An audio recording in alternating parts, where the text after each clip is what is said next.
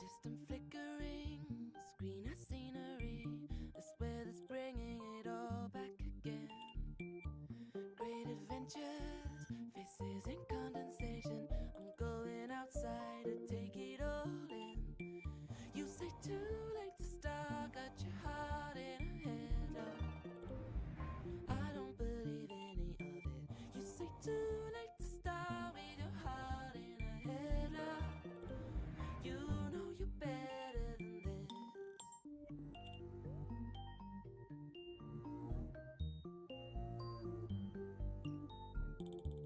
Wear a different pair, do something out of step. Throw a stranger an unexpected smile. With big intention, still posted at your station. Always on about the day it should have fly. You said too late to start, got your heart in a headlock. I don't believe any of it. You said too late to start with your heart in a headlock. You know you're better than this. Afraid to start, got your heart in a headlock. I don't believe any of it. You said too late to start with your heart in a headlock. You know you're better than this. No walking, you've been hiding, and you look half dead half the time.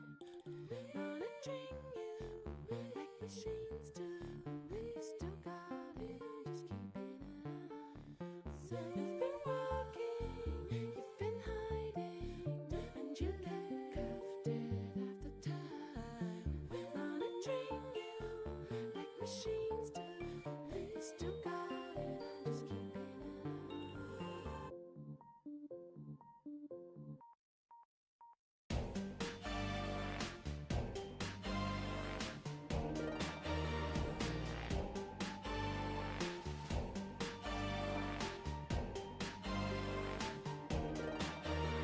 You know you're better than this. Come make a star, got your heart in a headlock.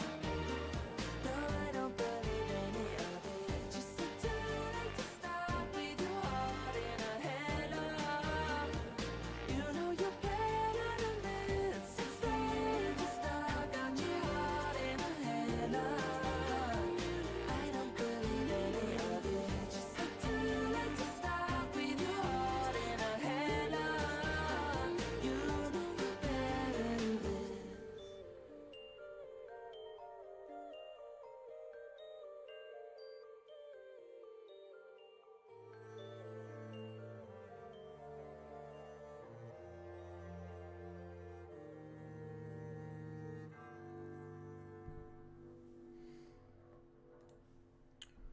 Hello, everybody. It is good to see you all. Hello, hello, hello. It is me, VodkaSunnyD. Hi, and a very big stream today. In fact, a very big stream today. In fact, I hope you are all excited for the final episode of Dungeons and Dragons. I'm not muted, am I? Hi, guys. It's me, Noko. Thank you for the Prime. As always, alerts are off during Dungeons and Dragons. So, do hope you're excited. Yeah. No, this is it. This is the end. This is actually the final episode.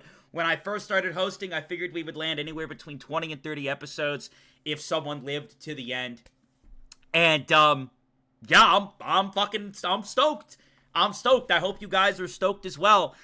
I'm kind of like disoriented out of sorts. I was having some stream issues, some PNG issues, some audio issues, just all the issues right before we went live. Of course, why wouldn't we?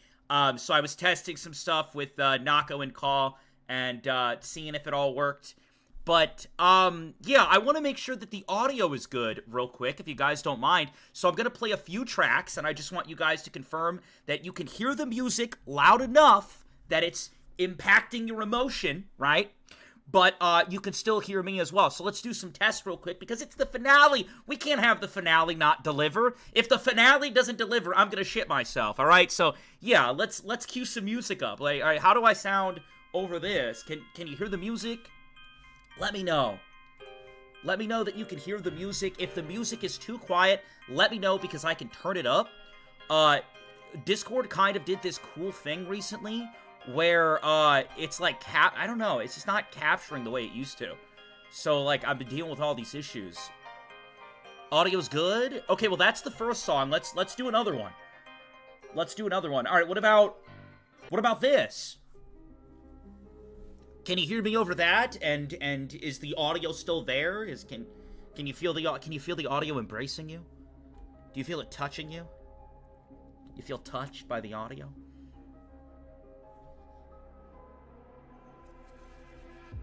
Yes? Good. Snails, thank you so much for the 3 gifted subs. That's insane. Latcha with the tier 1. Sub expired at the worst time. Truly, you don't want to get hit with something goofy mid-thing. I do not want the audio to touch me. I've never seen any bit of this before. The final is my first. Well, I hope you still find enjoyment in it. It is just Dungeons and Dragons. Okay, so you guys said we're 2 for 2 on audio. I'm going to do one more. Okay? One more. This is the last audio test. And then we're going to get right into it. I'm looking for a battle track. There we go. How's the battle track? Turn it up? Oh, it's not loud enough? Chat, if it's not loud enough, you gotta let me know. Are we too quiet out here? We could turn it up, yeah. What the fuck? Wait, what? You just said it was good! 2 for 2! You said it was good and now it's not good? Definitely turn it up. Is that better? Is that, like, can you hear it? Is that better? I don't know what's going on with the YouTube capture, bro. More? What about this? Is that better? Turn it up. Who said this was good? They've all been saying it's good. So that means all the audio is cooked. You're telling me everything, all the audio, that's good? Turn it up more? Well, now I want to test another one. Hold on a second. No, everything's going to be audio testing. What about this? How's that audio? Is this one good? It's good to know that that everything's been too quiet for the last, like, 40 sessions. And I'm glad that in the finale, we're figuring out that the music has always been too quiet. Thank you, chat. Thank you. Hey, if I had to thank anybody, I would thank you guys. I would thank you guys. So, hey, thank you. Ay. Fuck! We're already starting out like this, of all things. Anyways, guys. I gotta pee. I gotta pee. And listen, hey, subscribe real quick, alright? Because you don't want your stuff to be interrupted. Subscribe real quick. I gotta pee.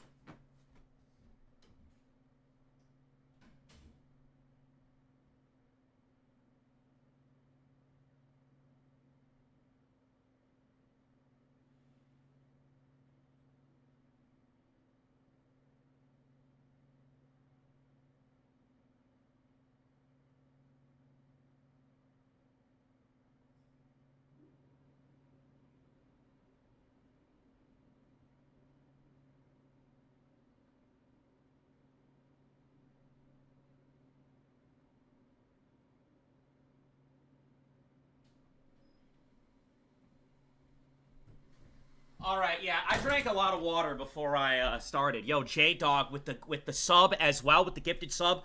Go on, praise me with the prime.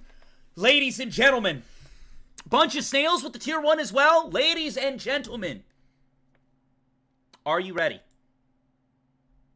Are you ready? I'm letting you guys know as well, there is a backup stream on YouTube.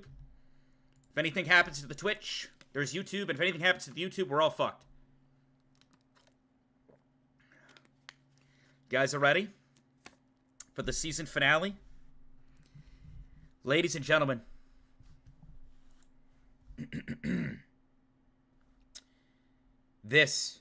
well, hold on, I should probably make sure one more setting looks good. Should make sure one more setting looks good. It does look good. Beautiful. Beautiful. Ladies and gentlemen, my name is VodkaSunnyD, and I would like to welcome you to the final episode of the D&D Death Game campaign. Episode 24, Desire. Let's begin. Can you hear me okay? Yeah, can you hear me? I can hear you just fine, bud. All right. Let's get right into it. Safe! Yes, sir. You hear knocking on the door. You were asleep, snoozing in your bed. Very comfortably, in fact. And your eyes open to this knocking. What time is it? Thankfully, it's not too unreasonable. We're looking at like an 8 p.m. knock.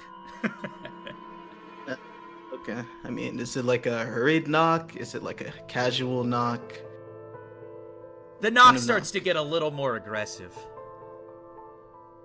Aggressive? I have a weapon near me, right? Of course. You always leave a katana out. You have one up on the wall. Katana boy. Alright. In that case, I'll grab my sword and I'll quietly head down the stairs. And check who's at my door.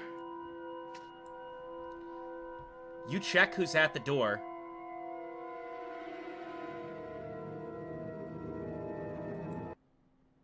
It's your brother, Sai Leptail.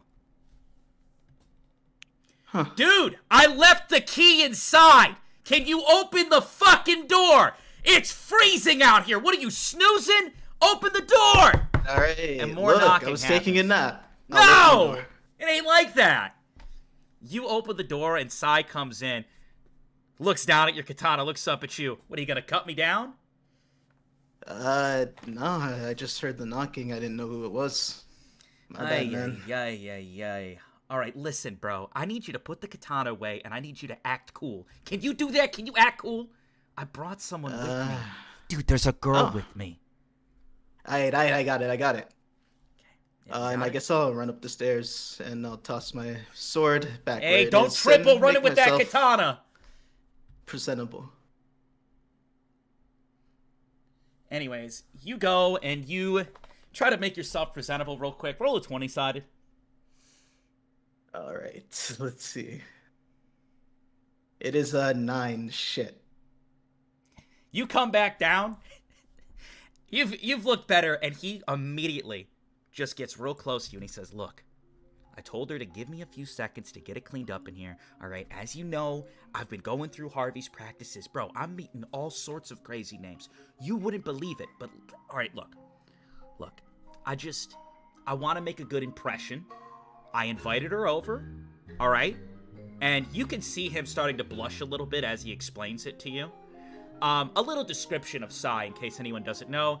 He's got white braided hair down the side and wears a mask on the side of his head. He has a katana on his back as well. Listen, just...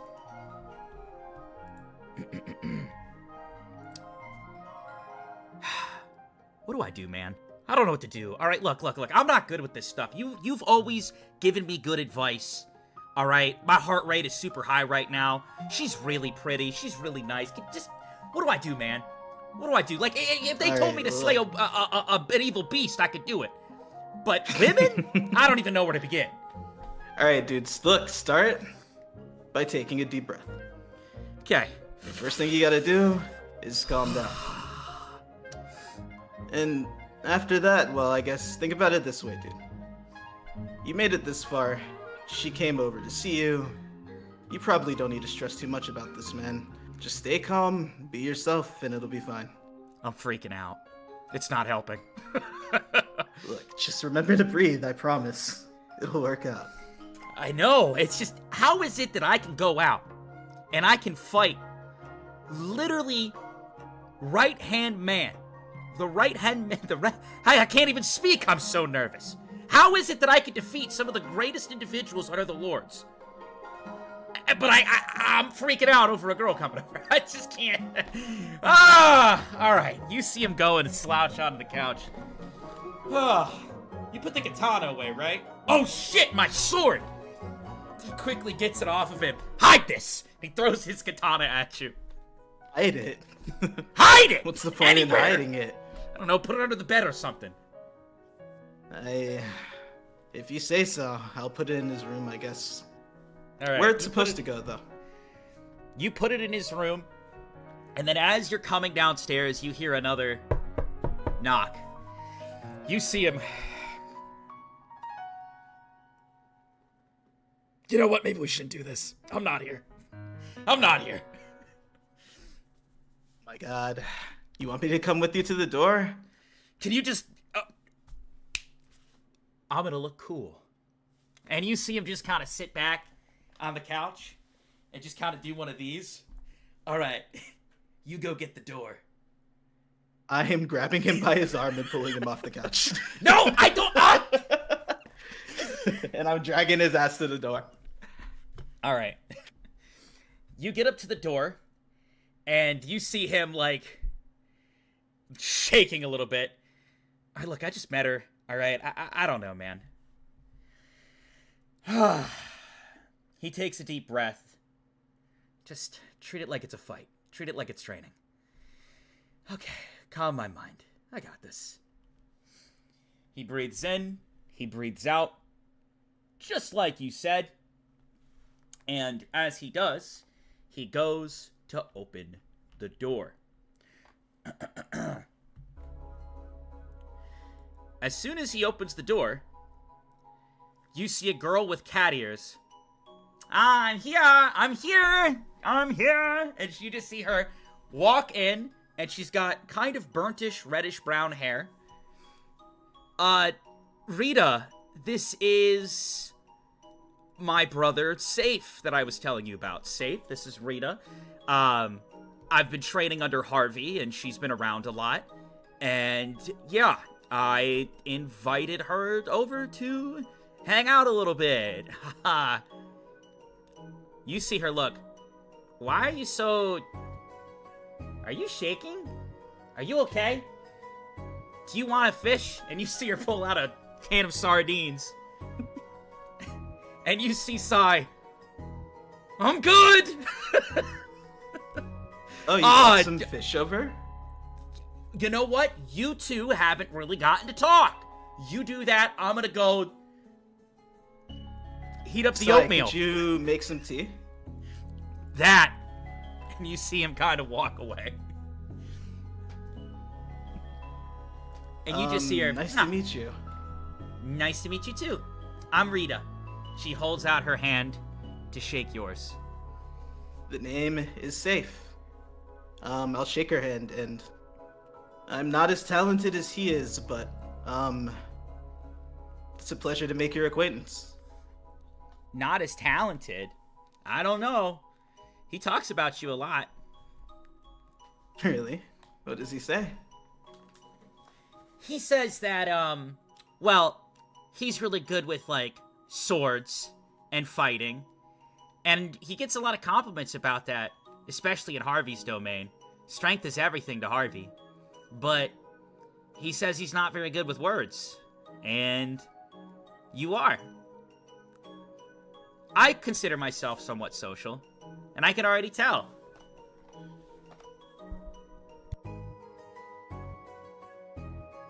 Well, I appreciate it, I guess. Thanks. Come in. You hear something shatter in the kitchen. You see Rita What the hell? look nervous. Should I go check on that? I got it. Take a seat here and make yourself comfortable. Okay. And you see her sit down. And you go into the kitchen and you see Sai. She's in my house. I don't know what to do. She's in my house. I don't know what to do. And you looked and you see in the Vaughn microwave that you guys have, the Vaughn wave as they call it, he tried to boil water in there and he put it in for too long and it bubbled and just exploded. And then he tried to pull the glass out that was holding the water and it was so hot that he dropped it. And now there's glass on the floor. There's water leaking out of the microwave. Or the Von wave. What the hell are you doing, man? All right, I was using the microvon. I mean the Von wave. All right. All right, look.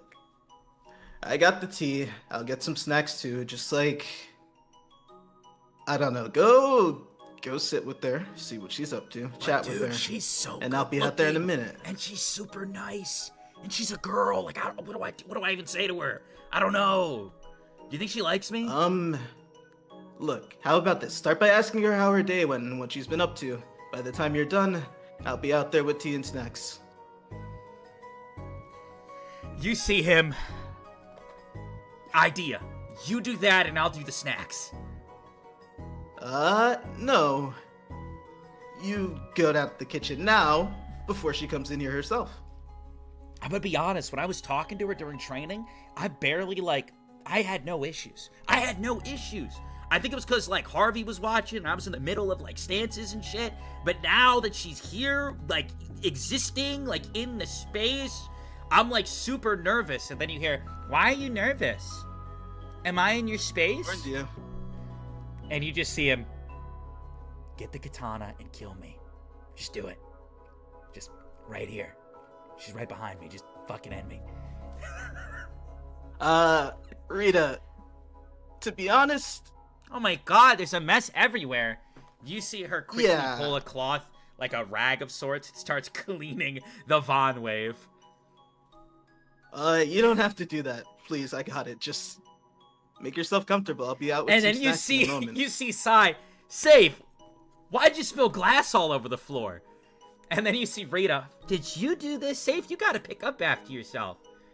And you see Sai, that's what I'm saying. He just be leaving stuff around. I don't even know why. You know what? Let's let him clean this up, Rita. Like we'll go to the couch. Let's let him clean this up. Yeah, my bad. As he walks out with Rita, he looks.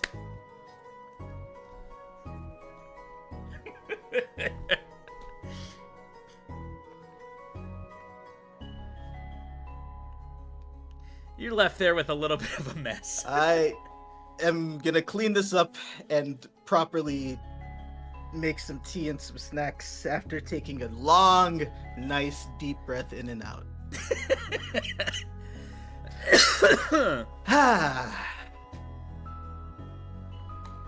Ay.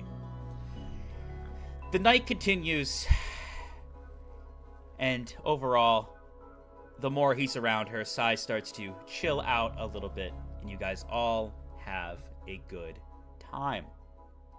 We're going to step away from you temporarily, Safe. Temporarily.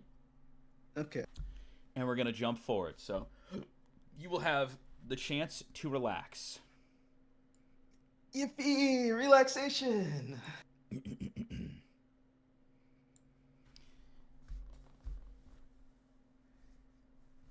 In this world, spirits run around, enjoying their time on the playground, on the swings, in the forest, whether it be looking for various fruits, sliding down slides, hanging with their siblings.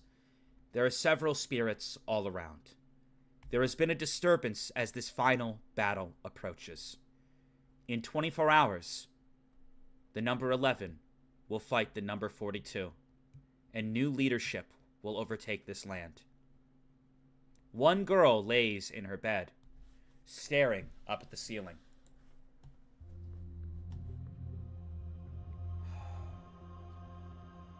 Just one more. Just one more. Just one more. You see her walk over to the mirror. Ravana, are you there? Ravana's voice echoes in her head. I'm here. We're going to have to fight Salus. Are you ready? Are you going to be able to kill him? We can't hold anything back. Not that we've come this far. Ready to kill him. I haven't been ready to hurt anybody. I haven't wanted to do anything up to this point.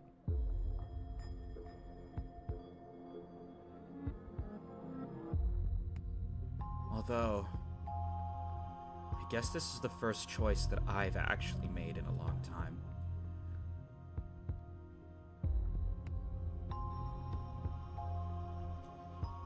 You see, Rivana, are you sure you're okay? We can't have any hesitation tomorrow. You've done well up to this point. If you need me to step in at all, I will. You piloting the vessel isn't as strong. Even if you manage to take down Kodal, Salus has proven himself time and time again. I can't hold anything back. You see her look down at her arm, and she shakes.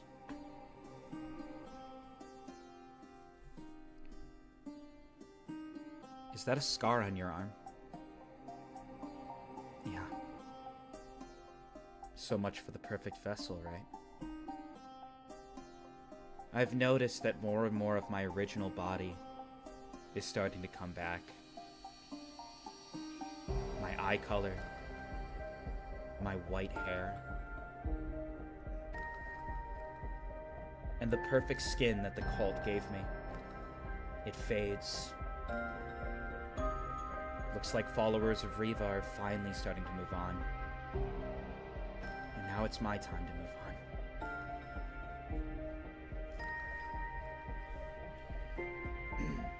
You see her continue to stare at the mirror, and a memory comes to Reva that I would like to share with all of you.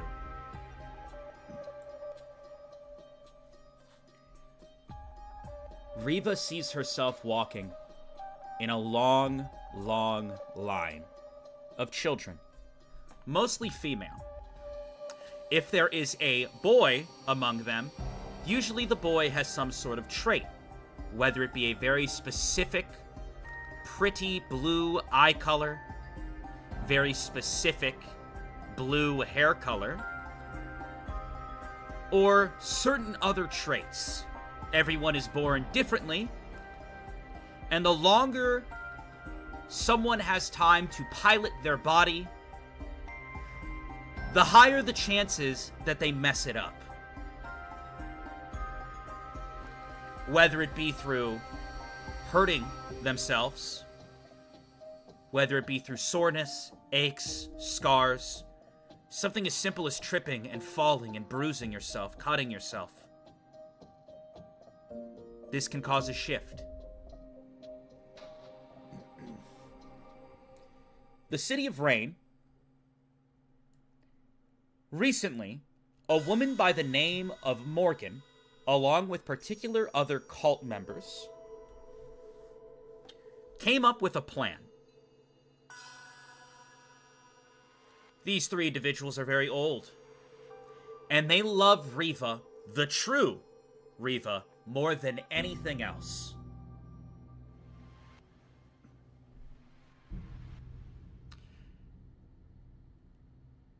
They have a plan.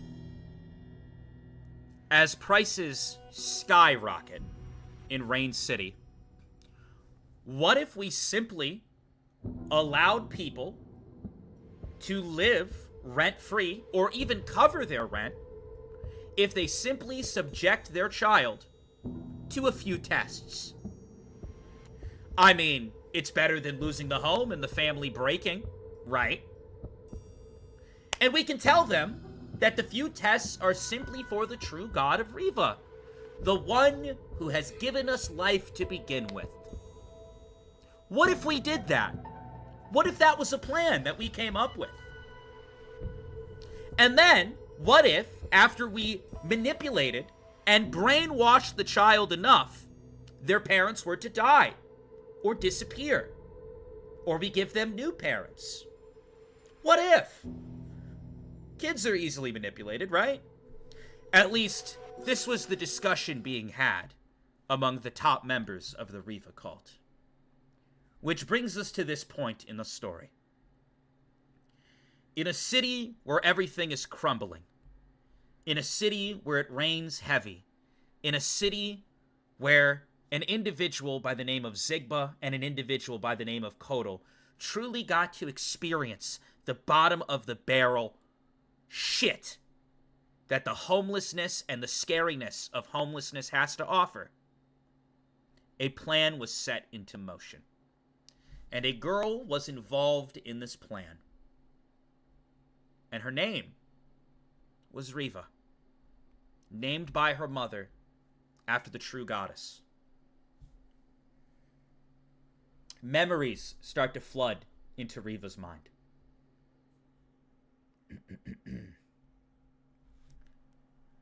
Various tests, scans of her arms, her hands, her hair, her eyes, how she speaks, everything.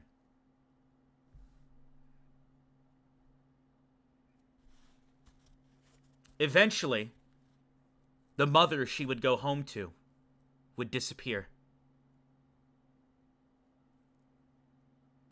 However, she was too young to know that this wasn't normal.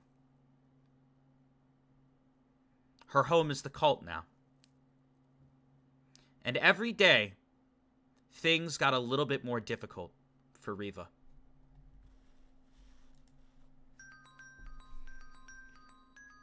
You see Reva sitting in the cafeteria. She's eating soup. The kids have a variety of different meals. Reva loves soup. The rain is so heavy, causes her to sniffle.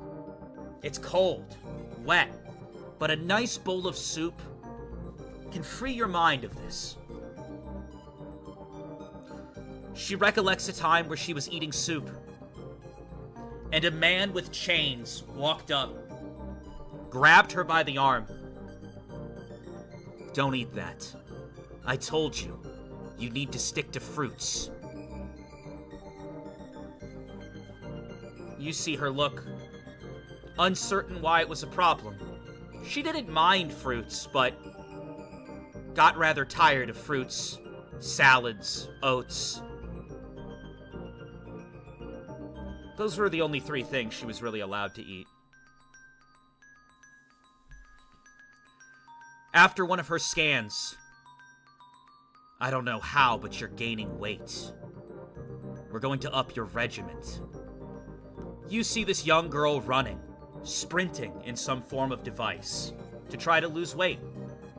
Every day, the same ritual to reach a body that is worthy of the people. By the time Reva reaches the age of 21, she needs to make sure that her body is the perfect vessel for Reva. They wanted her completely ready by age 18. The cycle continues. She no longer was seeing the mother she loved. And she noticed that she was getting, I don't want to say special treatment, but she did start to notice that certain kids around her were missing things. And I don't mean one kid's missing his hat or one kid is missing his glove. No. Fingers, toes, arms, aura, energy. One's aura is what makes someone special. When you are born into this world, your aura is everything. It's what makes you, you. One of the other cult members was heavily studying aura at the time, learning how to harvest, fracture, isolate, and potentially even transfer aura. Every day, Reva would live through the same cycle, but her regiment got harder and harder and harder. And one day, for the first time, she finally spoke out about it. Do I have to keep doing this? My friends keep disappearing. I just want to go back home. Reva, your mother abandoned you. You have no home to go back to. I took you under my wing because I can promise you a grand future. Listen. You see the man with chains kneel down next to her. I know right now it's hard. These exercises, these tests. Which one don't you like? I'll look into it. Maybe we can take some off the schedule if you're being overworked.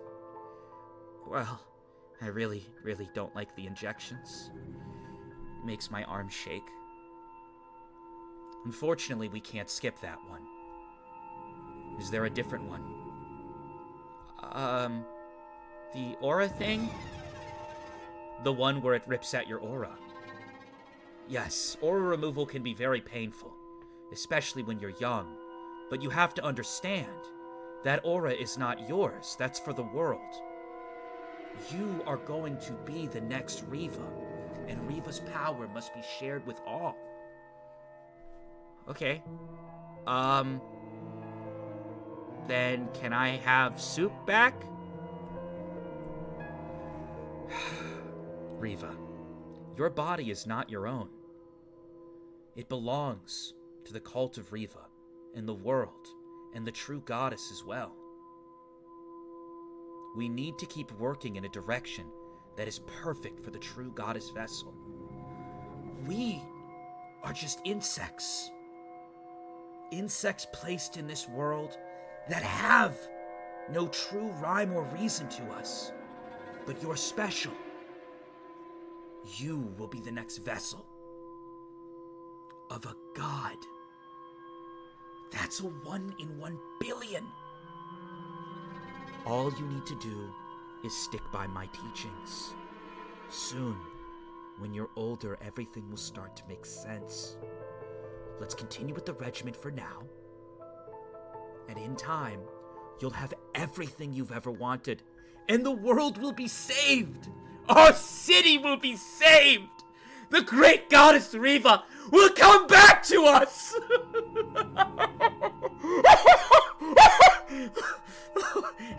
I'm shaking. We've never had a vessel that... We've never had a vessel of such high percentage. You will continue on the regiment for now, okay? Just trust me. At this point, the girl is now shaking. Okay. Good. And remember, if you need anything from me, let me know. Well, I've had some troubles recently.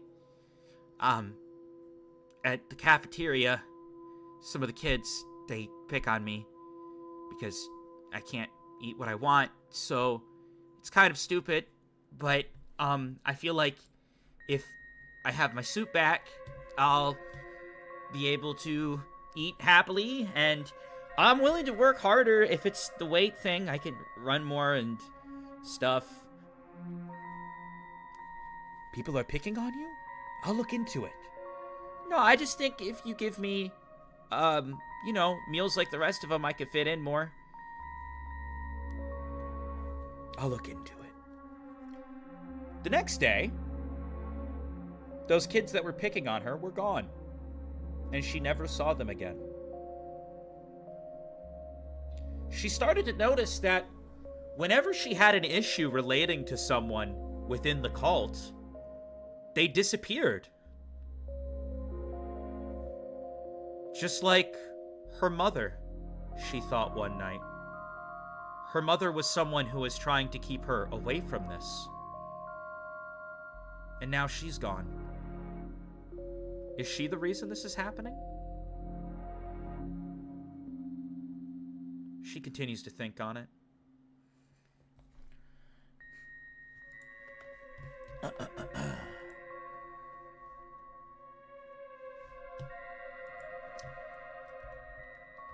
Some more time passes,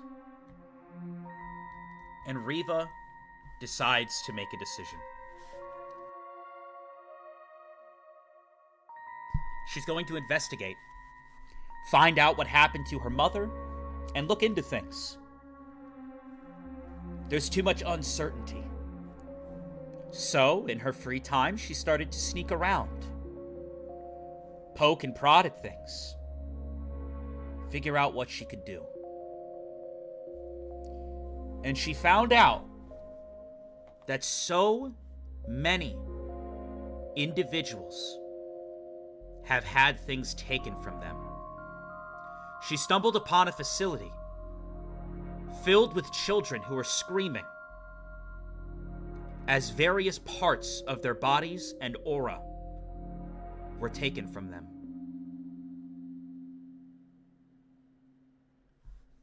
Reva ran back to her room,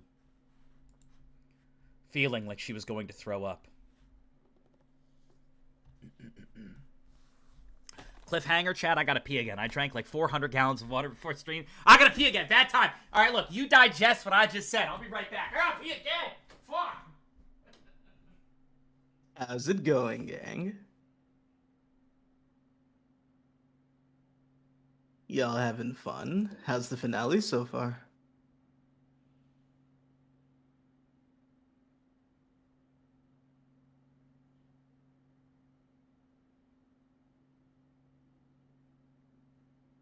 I'm chilling. You're my favorite Pokemon, says Dakota. What do you mean by that?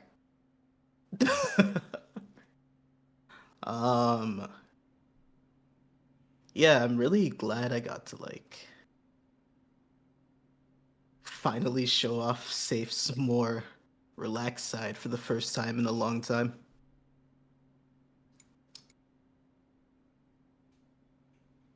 My hair looks delectable? What do you mean by that, bro? You get called a Pokemon. No, that's what I'm saying. Like, That means they would choose you. Of everybody else in the world, they would choose you. Ain't that sweet? I don't believe them. Anyways, this girl continues to cry in her room. And unfortunately, she experiences something. After witnessing so many children having things ripped away from her, she starts to question, is it my fault? Am I allowed to feel bad? Am I the cause of this?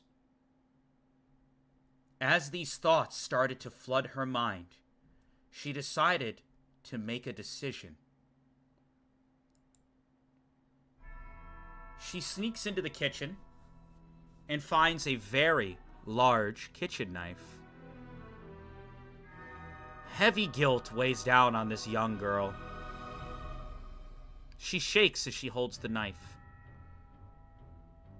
It's my body. It's because I'm, for some reason, better.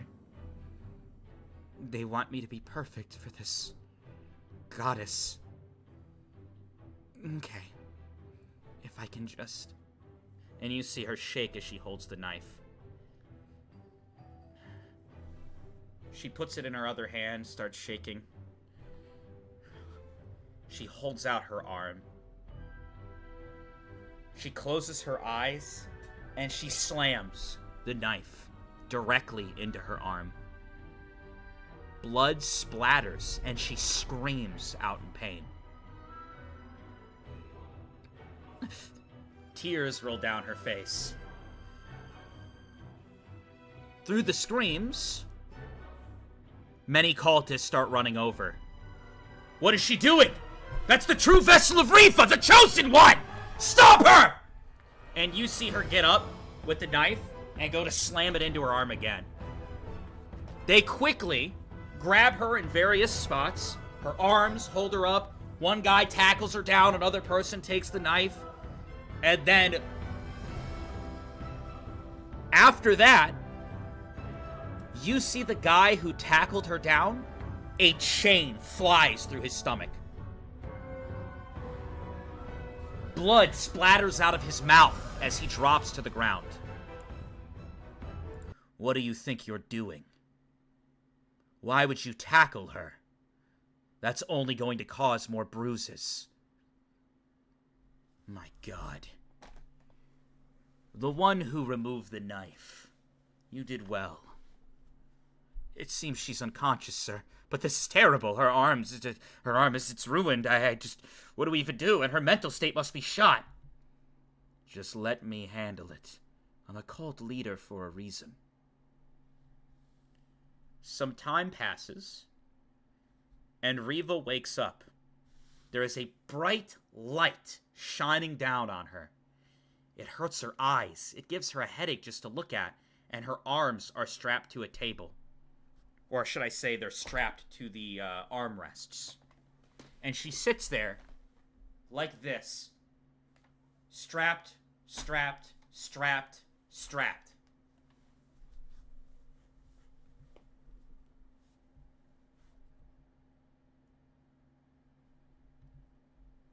How are you feeling? Are you okay? Let me go!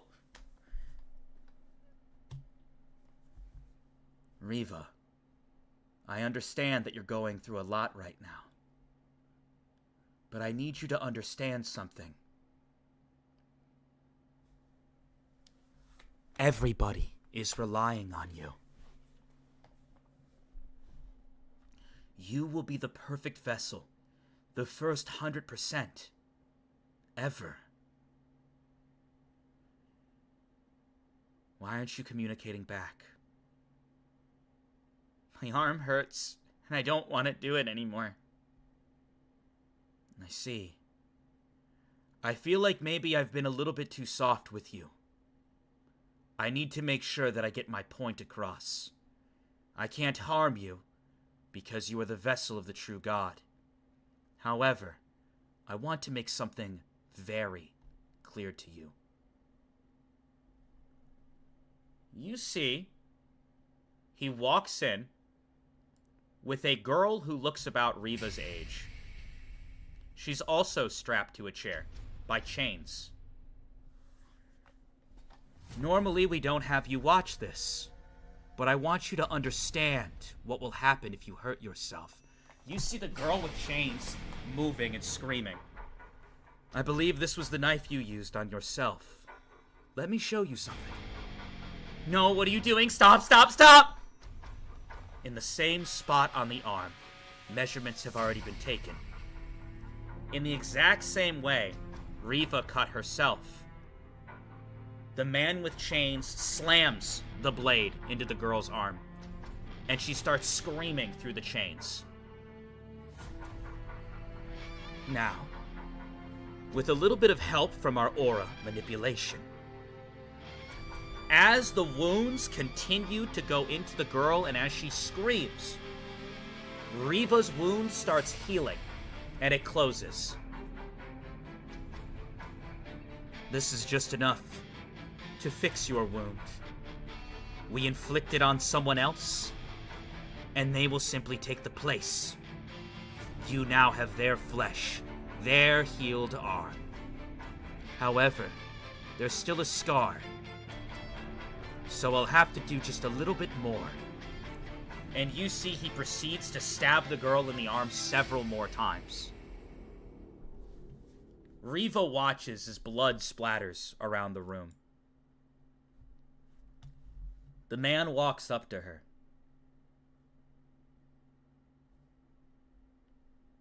Reva. This all could have been avoided.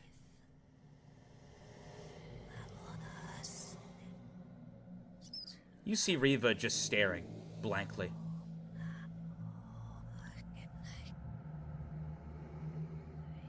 If you try to hurt yourself again, many others will be hurt in your place. Even if you kill yourself, I will make sure we have the resources to bring you back. We will kill as many children as we need to bring you back. I know you resent me, hate me even, but understand, one day you will thank me. One day, you will be imbued with the true goddess. And you will see me as a hero, a savior. Think on your actions, and tomorrow, the regiment will be doubled. Your arm is fixed, so you should be fine.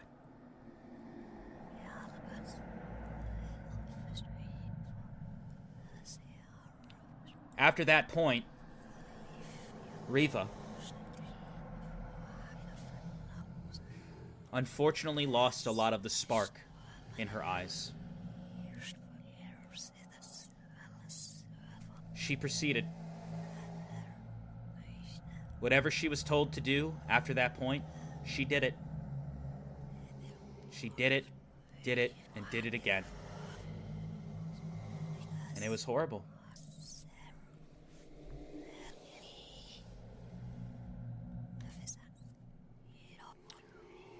Her life felt endless up to this point. But as she got older, she found it a little bit easier to fake it.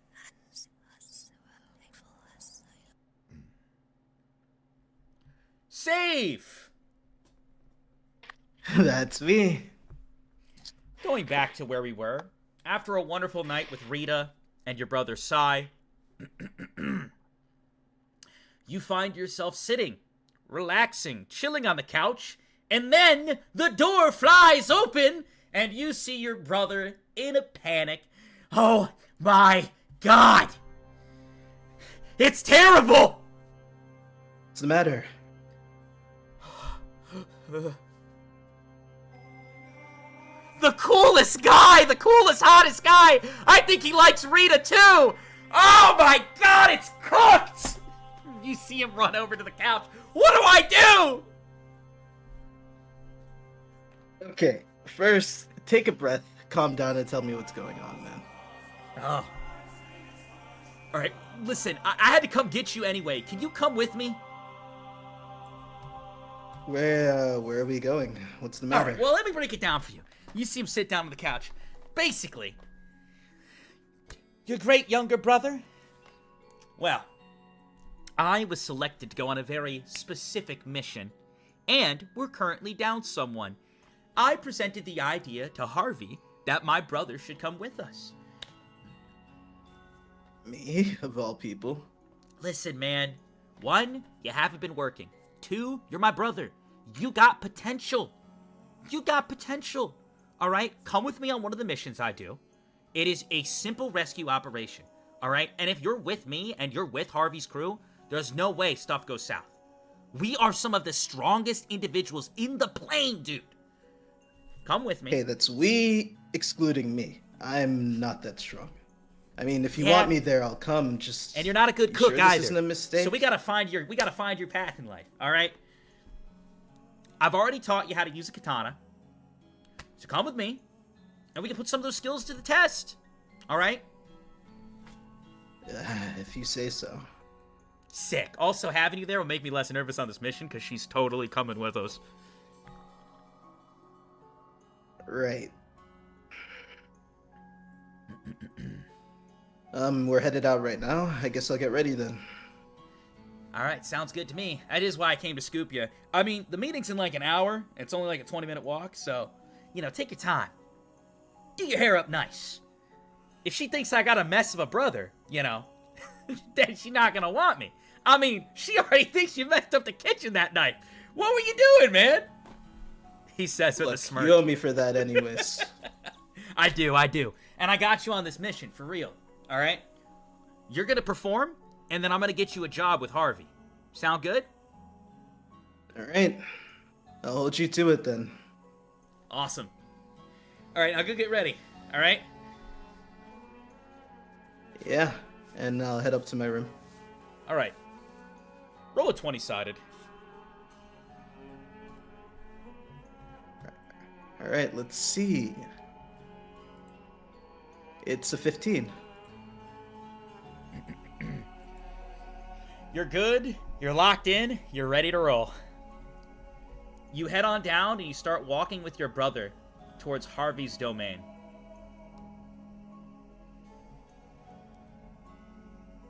Safe. Yep. I wanted to ask you a question. What's up? As you guys continue to walk on the dirt trail together, up the mountain towards Harvey's domain, he looks at you and says, "Do you ever miss Mom and Dad?"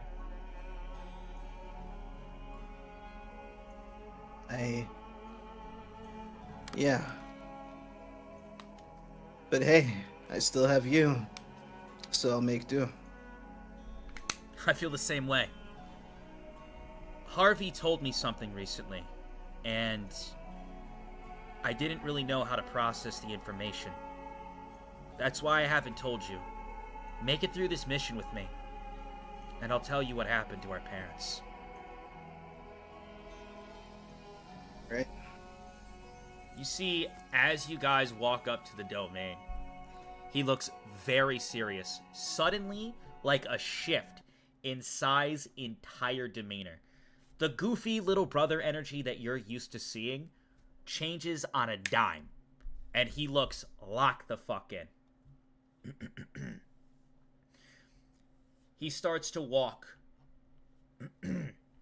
into the domain. Two beast-like guards stand out in the front. Who is this you have with you, Sai? You notice that Sai's very nonchalant, carefree little brother energy completely shifts. The name is Sai Leptail. Currently Harvey's left hand. This is my brother, Safe Leptail. Feel free to do any scans needed, but I assure you he's fine and he's with me. You see the beast people towering over you start to smell you. Fine. Proceed. You and Sai start to walk together. And as you do, you come to two grand doors. And they open. As they do, you are overcome by an insane wave of energy. Standing there are two individuals. One who has various tattoos on their body and is holding a book. He has, I would say, a very goth aesthetic to him as he looks over at you with tired eyes. Next to him is the girl, the cat girl that you met a few nights ago, and she waves. Hi. They're standing right next to each other. An individual with a wolf head sitting in a throne looks over at the two of you. Glad to see you're here on time. Enter, Sai. You see Sai's face, despite Rita being there and waving to him. You maybe notice a blush for a fraction of a second, but then he looks back at Harvey, and he's taking the situation 100% seriously. He gets down on one knee. Harvey, sir. Thank you for taking me, a human, in. Teaching me your ways and trusting me up to this point. Thank you for allowing my brother to join me on this mission. I know once he proves himself, I know that you too will have him by your side. You may rise, Sai Leptail. And your name is Safe. You feel nothing but energy that makes you want to kneel. I will kneel. You kneel down, and you feel the dominating presence of a life form that genuinely feels like if they snap their finger, you'll die. You think to yourself, holy shit, this is the guy that your little brother is directly training under? No wonder your little brother is strong as fuck. And you're hearing all these things around the town. Prodigy this, talent that. You may rise. As you sit back up. I'll stand back up. There's something I would like to discuss with the four of you. First and foremost, introductions. This is my right hand, Sin. You see the individual look over at you guys. You will be working alongside Sai. Bring your partners with you. We are doing a rescue mission, and I'm about to lay out the groundwork of what's going on. As of right now, or for a long time, I should say, our land and the beast people, we've been isolated. Recently, a wonderful man by the name of King Willow has asked to partner with us and to re-establish the connection between human and beast.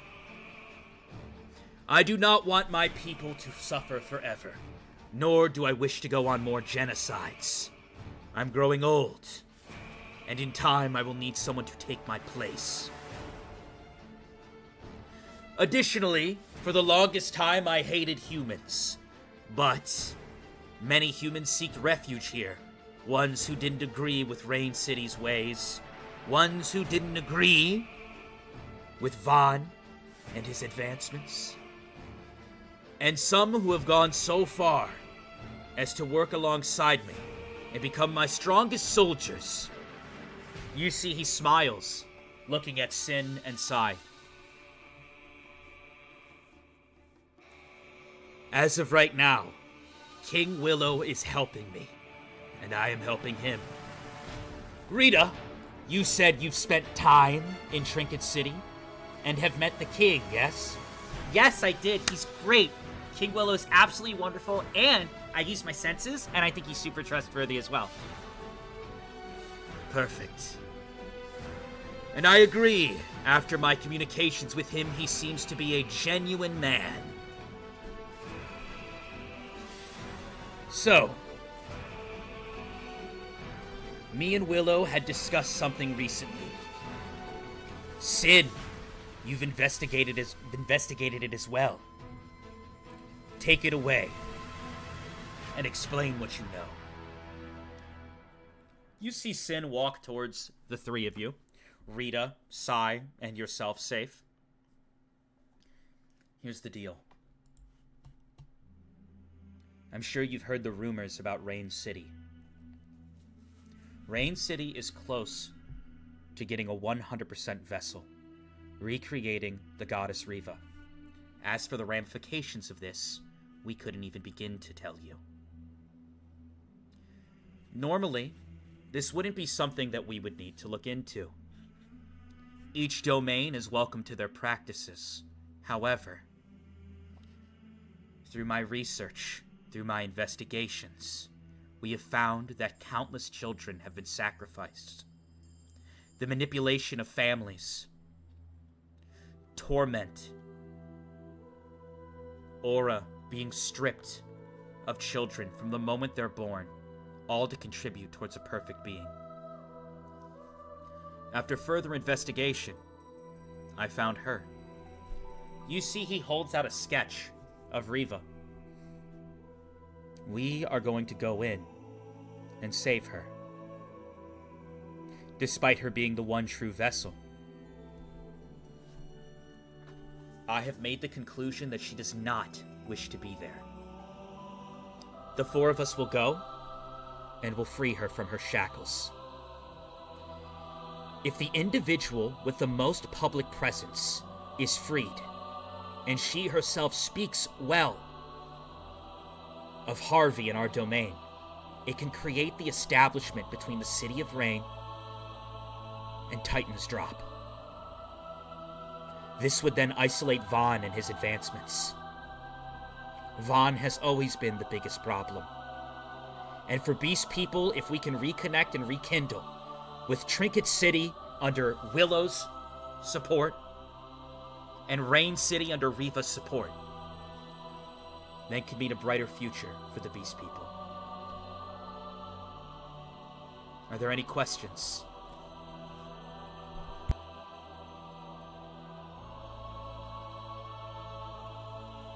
It seems that there are no questions. You see Sai look up at Harvey. I do have one question. Are those government entities going to be there? The last time I collided with one, I nearly got killed. Oh, yes. For those who don't know, Vaughn currently created an organization. They refer to themselves as Detox. They're packed with strong individuals. Though small in numbers, if you run into a detox member, prepare to fight for your life. Know this. I'd like you to refrain. In fact, I would go as far to prohibit any murder of a detox member. By murdering a detox member, you yourself would be making an enemy of the government. And I know what you might think. Well, don't all of the lords have position to hire a detox member? They do. But unfortunately, Vaughn has weaved his way too far into the detox members. I can't trust myself to hire one of them. Also, given how manipulative and secretive the City of Rain has been, I doubt Detox even has a general idea of how deep and twisted this trial goes. Try not to kill innocent individuals. Understand, I do hate humans, but I wish for a more peaceful future. The days of fighting are done. Rita. Yes? One day, when I die, you will overtake this throne. I want you to pay close attention to the interactions between humans and beast people. Form your own opinion, and try to be forgiving if you can. I don't want you to end up in the same boat as me. You see Rita. Yes, sir. All right. You guys will head out immediately. Do I make myself clear?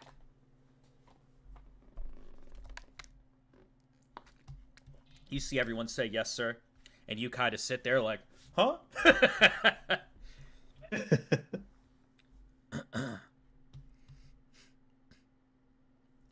As you guys start to walk, you head on down the trail.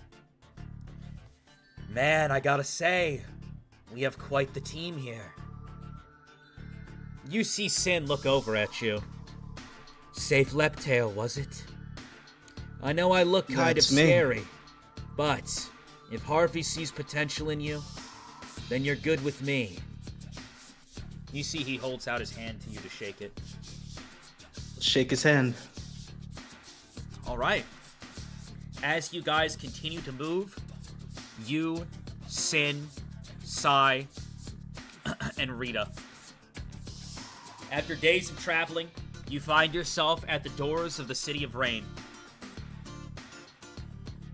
By following Sin, he guides you to a secret underground area which should guide you into the portions of the cult. Sin stops.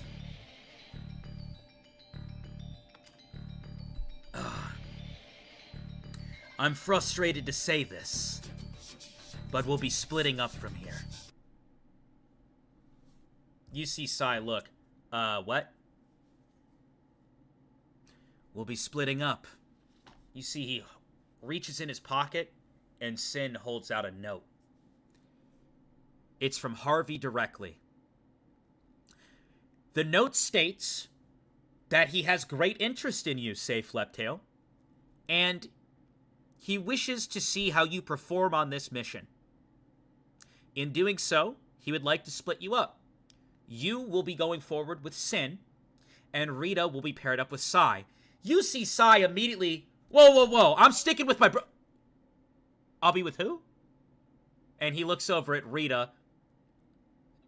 You got it, bud. And he just gives you a little nudge on your back. Gonna die. Safe in his head is thinking, I am going to fucking die. Today I'm going to fucking die. My brother is a dumbass. Why am I here? What the fuck? I'm gonna die. I'm gonna die, bro. It's so over. It's so fucking over. You see Sai look at you. Come on, man. You know I wouldn't completely abandon you. That's fine, but give me 1 second. You see Sai holds his hand out. As you know, I have the gift of sword summoning. But check out what I can do now. Don't shit yourself, Sin. I'm about to look super cool. You see Sin looking at him. Can you just hurry up?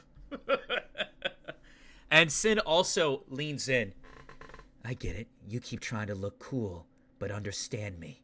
If anything happens to that girl, You are a dead man. You see Sai look at you. I could say the same thing to you, bud. If anything happens to my little brother, I'm gonna be pissed.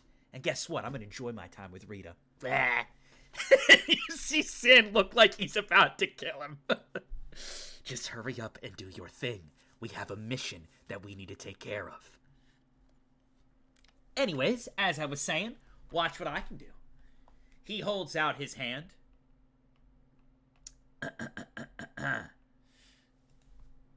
Energy, pure, authentic gift energy, starts flowing around Sai. Wind pressure starts whipping up all around you. Sword summoning, upgraded. Legendary sword summoning. And a literal crack appears in the earth. Electricity just flowing all over the sword. Sin's eyes actually open wider, like, what the fuck? Summoning the legendary sword of lightning. You see Rita. Oh my god, that was so cool! And then you just see him, wasn't that cool? And he almost cuts you in half with the legendary sword because he was just so caught up with Rita. He's like, it's not that cool. And the sword just, goes right by your head, safe. I will take a deep breath and not react. I'm just not reacting. You see Sai look at you. Here. And he shoves just casually a legendary sword right into you. And Sin just looks, did you just summon a legendary sword? What the fuck? I did! Anyways, he should be good with Rita now. We don't need to worry about a thing. Or wait, I'm gonna be with Rita. Not you! I gotcha! And you see him go, come on, Rita! And starts walking in the direction in the split tunnel.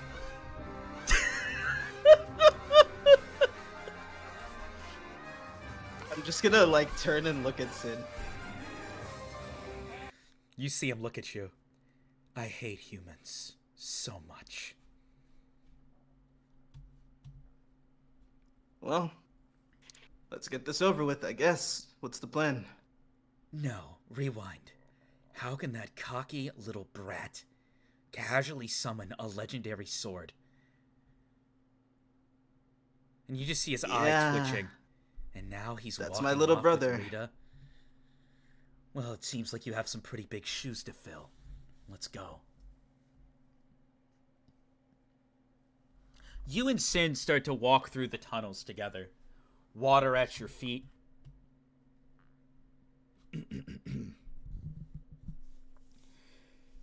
Sin looks over at you. Despite his goofiness, you and your brother have a very interesting dynamic. You seem a lot more normal than him. Yeah, I get that a lot.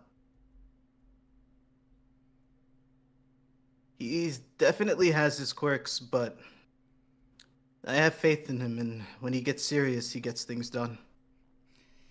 It's true. His marks up to this point have been unbelievable. When I initially found out that Harvey was bringing more humans in, I was shocked. But I think he's serious. If we can slow down Vaughn's advancements, or at the very least, slow down Vaughn's influence, we might really be able to make a shift.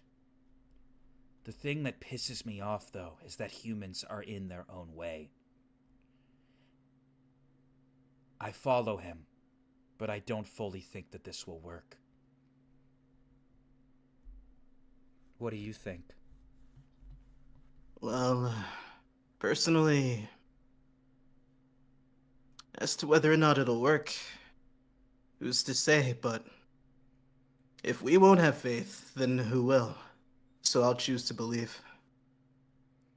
Follow-up question. Do you believe in God? Do I believe in God? Well, I wouldn't really call myself religious, but with shit like this around, I'll kind of wave around the legendary sword I'm carrying. Well, I guess it wouldn't surprise me if there was a god after all. I assure you, there's definitely gods. But when I say believe, I mean, do you believe that they're fulfilling a role that makes it worth doing horrible things to others for? If that's what you're asking me, then no. If gods created this messed up world we live in, sometimes I think, wouldn't we be better off without them? You understand it! You see Sin's eyes light up. It's not only that, but I don't know. My head's a mess. And I guess I kinda just wanted to talk to someone with a normal perspective. I'm surrounded by psychos constantly. So I appreciate you indulging me in this conversation. To be honest, in my opinion, humans are shit. Part of the reason I came to Titan's Drop is because when I was younger, I used to see myself as someone who would truly become the enemy of humans. My teacher was Vaughn, initially. That's where most of my talent came from. And your brother's teacher is Harvey. We're quite different.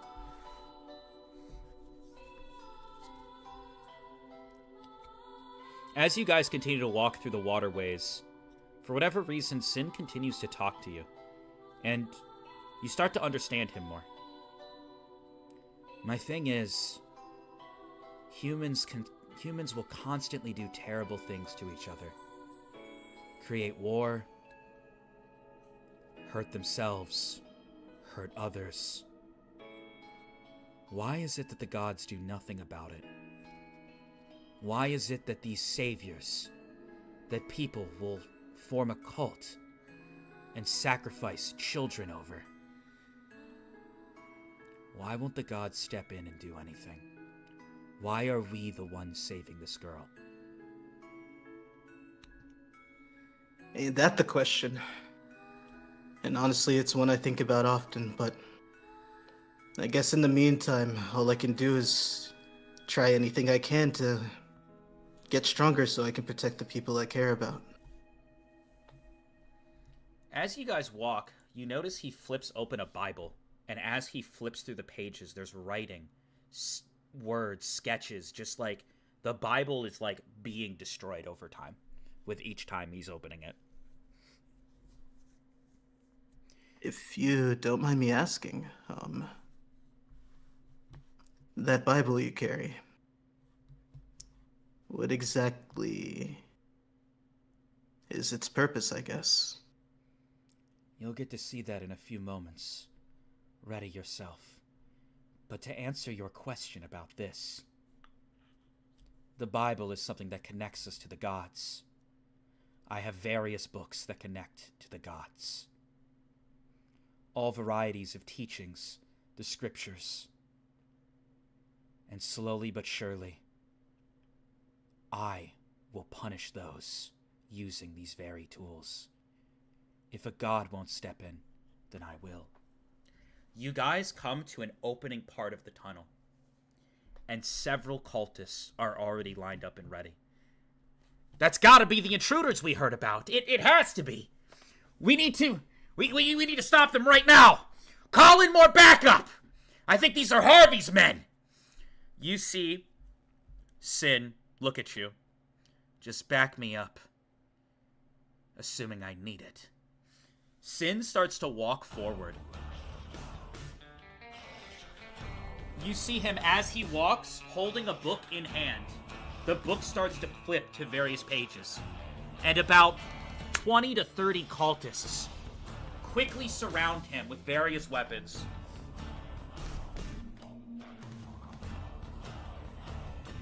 We'll give you a choice. Either we carve you up and harvest your aura, or you can come with us. Let me ask you a question. Is this really okay? Surely you understand the practices that you're involved in. Human shit! That is what you are.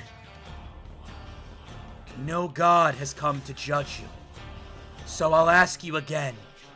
Do you think this is okay?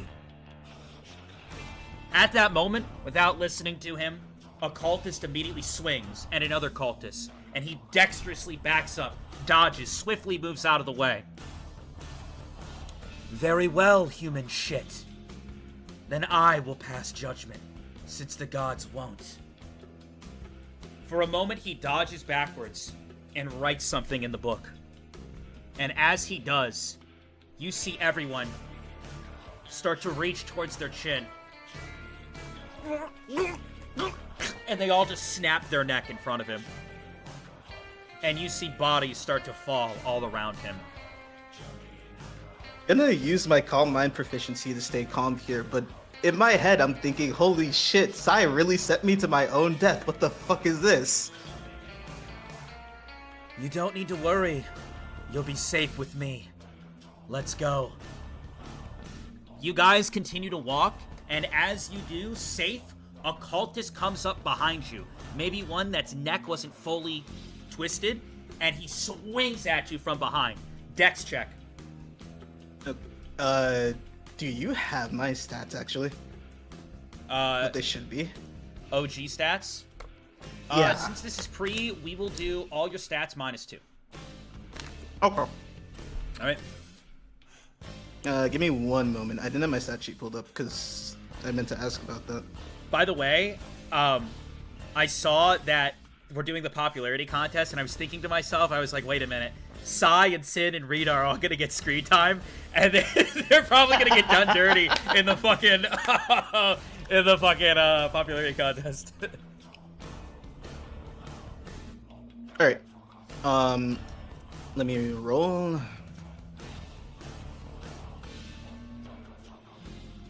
By the way, when holding this sword, you have the ability to put +5 in any stat every hour, and it like inverts to another stat. Okay? Okay. But you pass, and as you do, roll another 20-sided. A 17. You dodge backwards, and you swing right through him, and electricity follows your sword as you fucking dismember this guy in front of you. Sin looks over at you. Not bad. Let's continue. We're going to reach the surface temporarily. They keep this domain separate. So be ready. As you guys continue to walk and you head to the surface, you see a main door. She should be somewhere in this castle. You guys see a huge castle before you. Safe. 2 20-sideds. 2 20-sideds coming right up. A 20 and a 9. 2 cultists come at you from each side. Through your 20, you see one of them, and you slice right through him. The other cultist comes running towards you, about to stab you from the back, and you just see a bullet hole appear in his head. And you see Sin standing there. Judgment. And the guy just drops down next to you. You look at the palm of his hand, and his tattoo. There's a tattoo of a gun. Thanks for the help. Of course. Let's keep go. And as soon as he says that, he gets cut off. Wow, you guys are really strong. Now, surely you can't be individuals that are normal citizens. So what would you be doing in the City of Rain? You guys both look up, and you see a girl looking down at you from a higher part of the castle, and she has skull pupils in her eyes. Standing next to her is a faceless man, dressed nicely. What do you think, Graveborn? I wonder where they come from.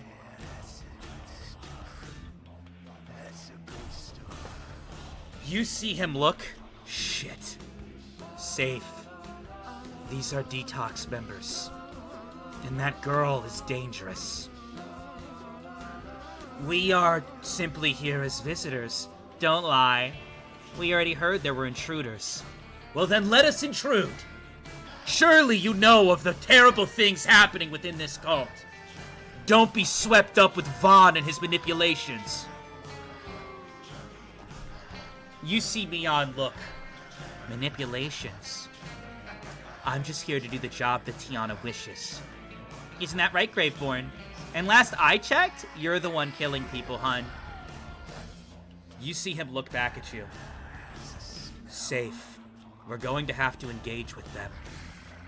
That girl with the black hair and skull eyes. There's something dangerous about her. Leave her to me. You handle the other one.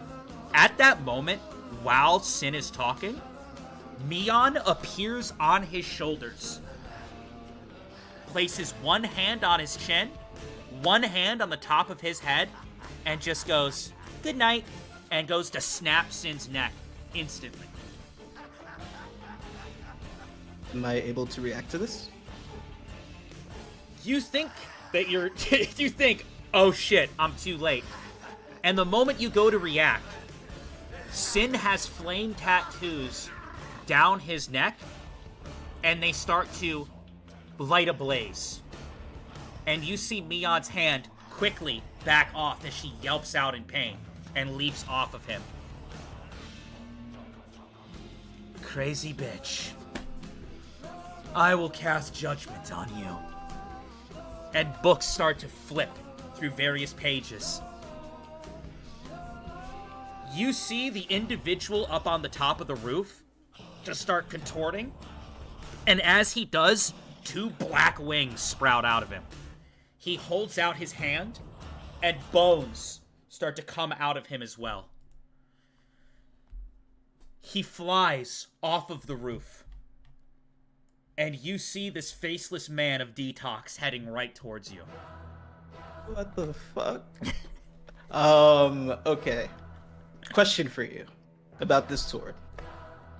Am I at all familiar? Am I at all familiar with what this sword is capable of? Familiarity comes with aside from the stat wielding. changes? You have 3 legendary actions at your disposal. You let me know when you wish to use one. In addition to that, you also have the stat shift ability, which allows you to embody yourself with electricity. And when you do, you can pick a stat to up by 5 for the next hour, or until you take a good amount of damage. Also, I have to pee again while you're thinking. I'm sorry, chat, that I'm pissing so much, bro. I drank so much fucking water. It gives him time to think. I'll be right back. I'll pee again. Chat, I have to cook it fast. I wasn't ready.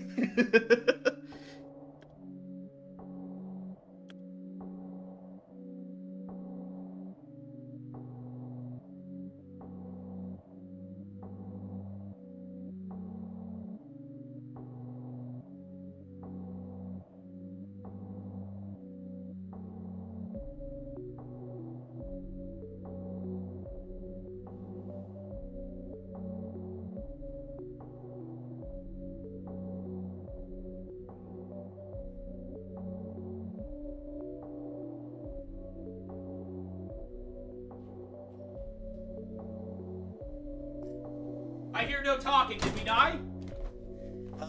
No, I'm just thinking. All right. Well, sorry, here he chat. I comes. kind of left you in silence there for a moment. Here he comes! He flies All right, directly towards you, and you see his bones have formulated in a way that looks like a weapon. He flies in, coming right down towards you, saying nothing. This guy looks terrifying. I'm going to activate that lightning imbuement. And we're gonna raise my dexterity by 5 here, cause like, bro. All right, well, he's about to swing at you, so do a dex check. You have the activation. All right. We passed those, a 7. He swings down to the ground, and you leap backwards. As you leap backwards, shrapnel and shards hit you. You're gonna take 3 damage. You can leave your health the way it was. I'm saying, like, cool. Whatever it was prior, okay? Okay. Shrapnels fly up in anyways. the air. Yeah, I know, that's why. And he just slowly pulls up his arm. You see he holds out his other arm, and black tendrils fly out of him. They look like tentacles of sorts. They come directly at you. What do? I'm gonna fire some lightning slashes at the tendrils. Just swing the sword and fire off some lightning at the tendrils. 20-sided twice.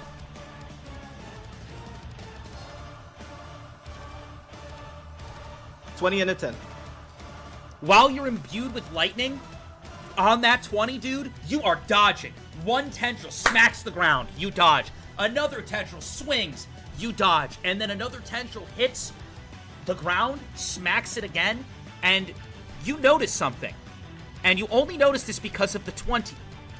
You dodge backwards and you see that he created a very small space leading to an underground area that wasn't originally on the map layout that Sin had showed you. You see him look over at you. He flies directly towards you, and your other roll, the 9, you parry him instantaneously, reactively, as his bone arm pushes into you. So he's like on top of you, bone arm coming towards you. You see the blades of the bones pushing towards your face as you hold the lightning sword. In the background, you can see Mion fucking jumping around like a spider monkey, and Sid just like holding out his hand, shooting bullets out of it, and she's dodging everything. It seems he has his hands full. Okay. If he has his hands full, I had something I wanted to shout out to him, but I won't for the time being. What I will do... So, I parried his attack and I'm being pushed back right now, correct? Mm-hmm. Alright.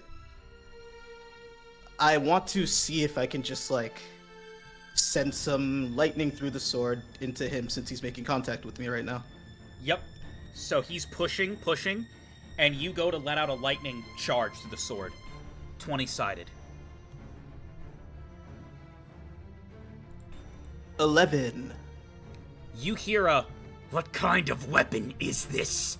And then suddenly electricity flows up his arm, and you see a massive zzz, and a spark ignites, and he explodes backwards, and he flies across the arena, or the battlefield that you're on. You see his arm start to sizzle, and you continue to stand there with electricity flowing around you. Your first thought, Sai wields this shit? You see him look at you. Where did you get that weapon? A massive black tendril comes flying from the sky directly towards you. What do you do? I'm gonna hold up the sword, and I'm gonna laugh and say, "Borrowed it from my bro."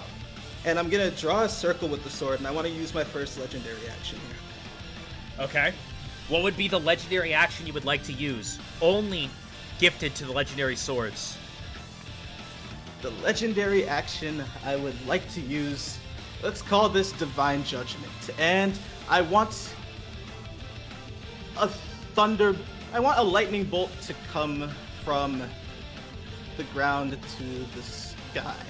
A very, very, very, very big one. And I want it to go... How close is Greyborn standing to the crack I noticed? It's behind you, the crack.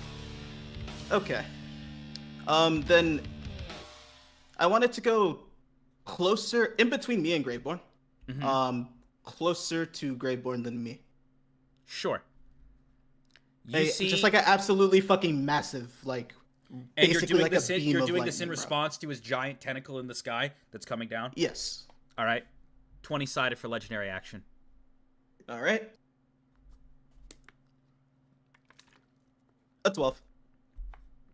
A 12. You don't know if it's you or if it's Sai's energy, but for some reason the sword listens. And you summon a divine lightning bolt. It catches on to the tentacle, and it comes down, and it just completely fries him, as well as creates an electrical field all around you. It zaps the ground as the earth starts to shatter underneath you. Everything goes fucking black. You have no idea what fucking power you just unleashed. But you open your eyes once again. It seems that you blacked out for a moment.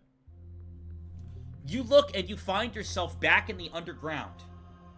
There's rubble everywhere. You also notice that Graveborn is there as well. He's unconscious. You're not near the other two. You can't even sense Sin's energy right now. You are alone. Do you wish to kill Graveborn? One hell of a sword. And no. I'm leaving him alone. Harvey told us not to kill anybody we didn't need to kill, especially not a detox member. You've only heard rumor of the legendary swords before, but apparently they were crafted by one of the legendary swordsmen. Made with the most refined and authentic energy the world has to offer.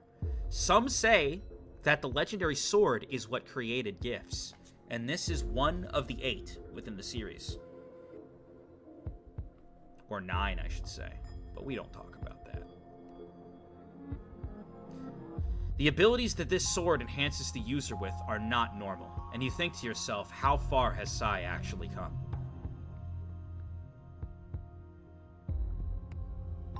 No, this is, definitely a lot to swallow, but I'm gonna take a deep breath, and I'm gonna investigate my surroundings. Being sure to, I guess, be cautious about Graveborn waking up. You check your surroundings, and you find yourself on what looks to be a secret passage that seems to have cracked from the earth above. And this passage, you're not sure where it leads, but you can tell it's not used very often, and if it was used, it's probably only used by, like, one person. Continuing your investigation away from the rubble and stuff, the only thing you do notice is that there are various chains along the walls. Do the chains lead to anything, or Would you like to follow them? Yeah, I'll investigate. You follow the chains which seem to connect to a secret passage within the cult area, and it leads you, after much walking, this underground passage that's maybe made for one person leads you directly to a trap door. It's right above you as you push.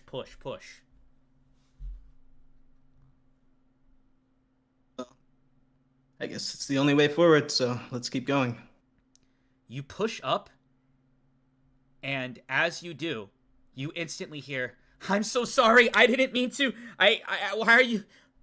And you look, and you see a girl with blue hair shaking as you come up through the trap door. Is this the girl from the sketch? You see her look up at you, and she looks so confused. You're not Magnus. Why are you using his trapdoor? Oh, I'm from Harvey's domain, actually. Here to pick you up. Pick me up? What are you talking about? Not like that. I mean, we're here to rescue you. You don't want to be here, do you? You see her skin goes pale white, and she backs up. No, you need to get out of here right now. Relax. I'm not by myself. I'm not that dumb. We have a whole crew here. You're just all for going you. to die. And if I disappear from here, you see her start to shake. Many people are going to die in my place. I need to stay here. Nah, don't worry about it. I promise. The people I'm with are some of the strongest people you could ever imagine. You don't understand. If I leave, do you know how many people of the cult will die just for the cause to bring me back? Even worse, they might pick a different girl to go through this. I'm already at the end game. It's a little bit late for a savior. Well, I'm sorry I'm late, but I guess I can't force you to come with me against my will, so I'll try to convince you at least. What would it take for you to believe me? Well, it's a bit funny, but my little brother's here, and, well, if he's here, there's no way anything could go wrong. Must be nice to have family.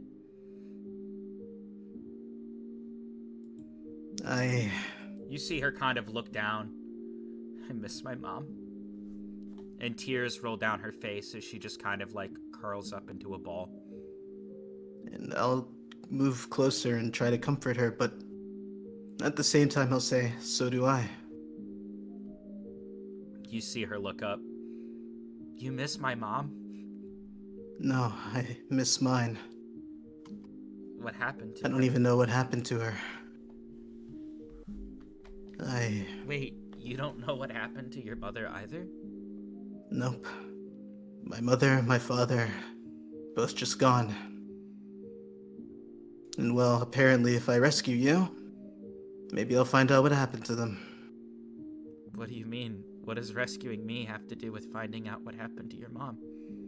No idea, but hey, I see a cute girl in trouble, and either way, I want to rescue her.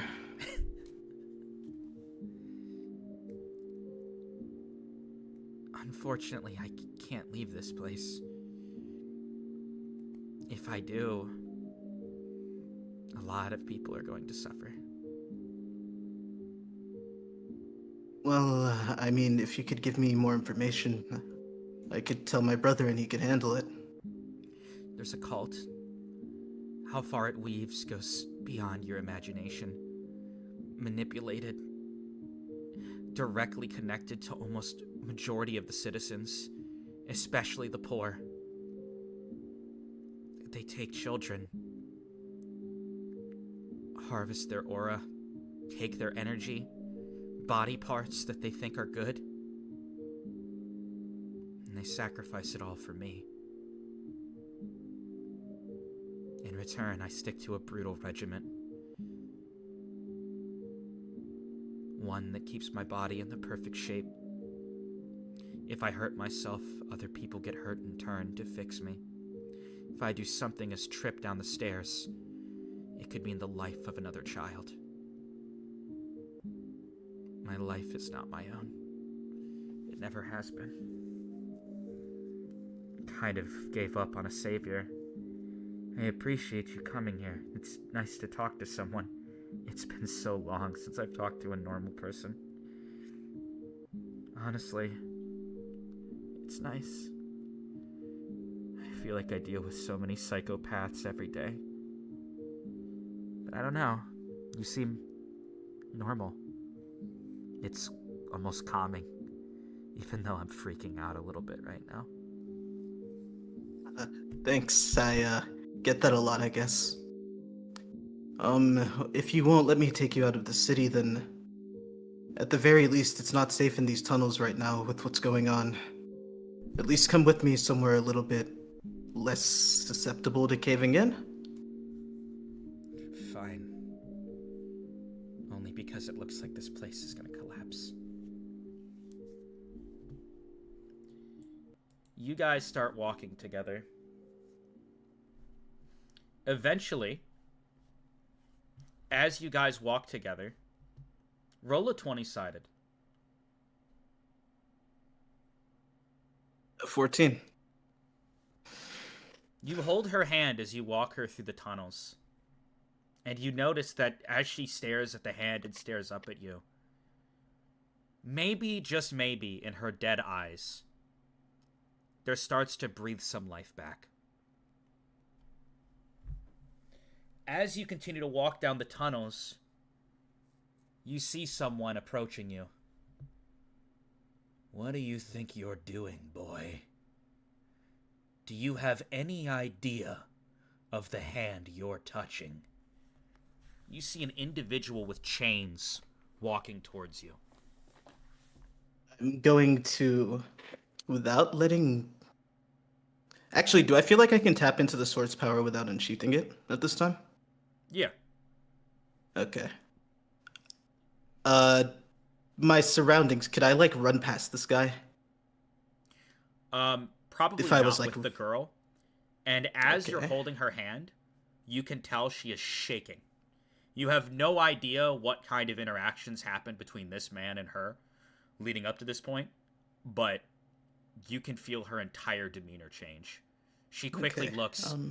Magnus, I'm sorry. It was caving in, and I thought he was one of your advisors. That's why I'm here. He's good to go. He helped me. Reva, I've known you long enough to know when you lie to me. This boy will die in front of you, and it will be your fault. You see him hold up his hands as chains start to build up around him. Get in position, Reva behind me, draw my sword, and get into a stance. You see him smirk. And take a deep breath. You have 0 gift energy. A giftless man is going to fight me. It's your funeral. And you see several chains fly out towards you. Is my dexterity still enhanced? Yeah. Okay. I'm gonna take a deep breath, and just like Sai taught me, I'm gonna parry these chains as I slowly close the distance. Alright, 3 dex checks.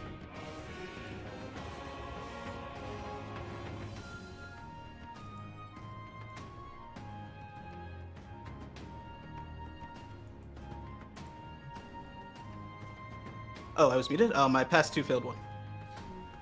You see one chain fly towards you. You think to yourself, if you get hit by that, you're dead. You dodge underneath it. Another chain swipes underneath at your feet. You dodge upwards. And then the dex check you failed, you go to parry. 20-sided. We rolled a 9. Well, he rolled a 1. You parry, and as you do, he looks at you. With a big smirk on his face, he has the chains wrap around your sword, wrap around your arm, and he just looks and starts to turn, and as he does, you can feel your hand twisting with the sword, almost as if he's going to contort it out of place. Smirk. And I'll start laughing too. And I'll send lightning through the chains. 20-sided, and you're going to get a +5 since you have elemental advantage here. That's how the sword works. It is a 16 with the +5 added. Somewhere far away, in a timeline which won't be answered at this moment,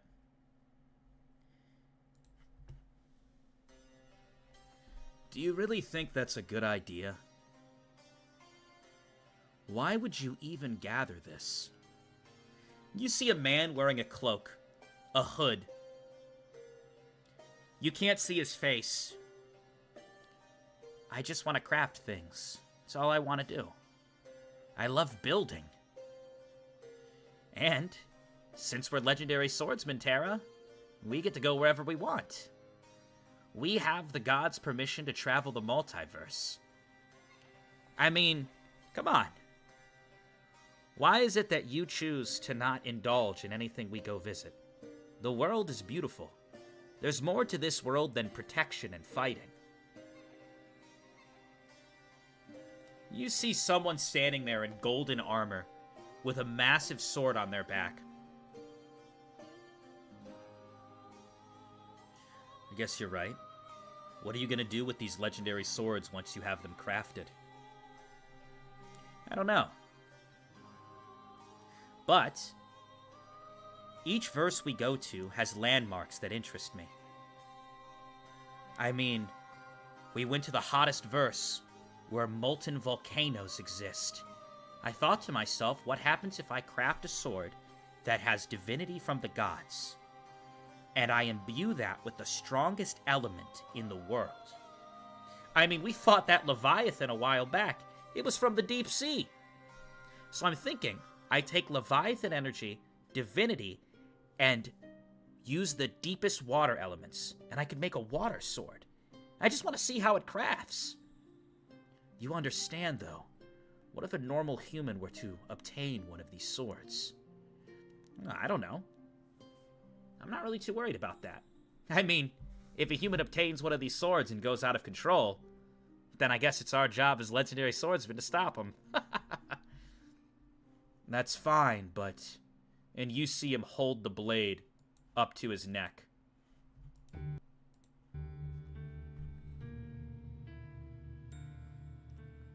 What are you going to do with the swords? Why are you crafting these things of such great menacing power? And you see, at that moment, with a smile that you can just see through the cloak, he takes one finger and pushes away the blade away from his neck. I'm not going to do anything with these swords. I just want to build stuff. Genuinely. I'll make you a deal. Every time I build one of these swords, I'll hide it somewhere. And we'll see what happens. What? You're so weird. You're not going to use your own creations? Just want to build. Anyways, where's the next place we're going to? The Mountain of Lightning? Holy lightning god we gotta take out? I can't wait to build a lightning sword. Should be fun. Yeah, I guess. Let's go meet up with the other two. And they start to walk off. In your hand, as you are wrapped in chains, you send out a pulse of lightning. And the lightning travels down the blades. As it does, this lightning energy, unlike anything you've seen, imbued with the power of the lightning god, divinity, and the most authentic electric energy in the multiverse. Crafted by the legendary swordsman, you scream out holding its power to save this girl in front of you, and a massive pulse wave of explosion bursts out of you. The guy had the chains connected to his arm. The holy pulse wave not only electrocutes him, but it sends his body backwards, ripping his arms off. He flies into the wall, blood leaking out of his arms. He passes out due to the shock, with foam coming out of his mouth. You look again. This is what your brother is wielding. You start to understand why he has such great success in everything he does. Hell, if there was a death game, he could probably win it. Probably.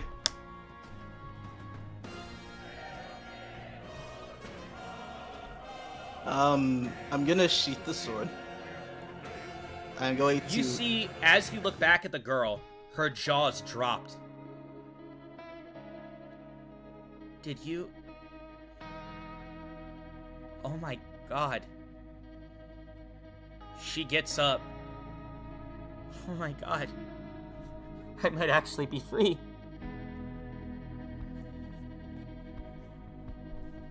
So, still don't want to leave the city? Or will you come with me now? You said if I come with you, you will be able to find out what happened to your mom? Hopefully. That's the plan, at least. You know, more than anything, I want to know what happened to mine, so... Sure, I'll go with you. Yeah, when we get out of here, we can search for answers together. As you guys start to walk together, she looks to you. You know, I thought you were kind of normal, but there was nothing normal about what I just saw. Oh, this sword? Yeah, that's not mine. It's my brother's. He lent it to me? Something like that? I see. Is your brother... I don't know. One of those strong individuals who acts like a nutcase? Yeah, he might be. Well, I'll try to be nice. I feel like I've been surrounded by insane people my whole life, so... I don't know. There's something calming about normalcy. I'm drawn to it. I'm kind of drawn to you. And you see her go back to holding your hand as you walk out of the cave together. Or should I say the caving-in tunnel. You meet up outside of Rain City. You see Sin looks like a fucking mess.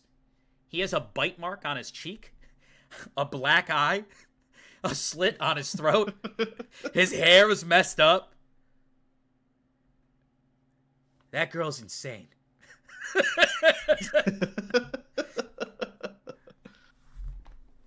Harvey told me not to kill her, so I had to fight in a different way. But my God, there's something wrong with her. She almost snapped my neck 6 different times. And she bit me. Well, I'm glad to see you made it through in mostly one piece. I see you got the girl. Hello, Yeah. Reva. You see her look.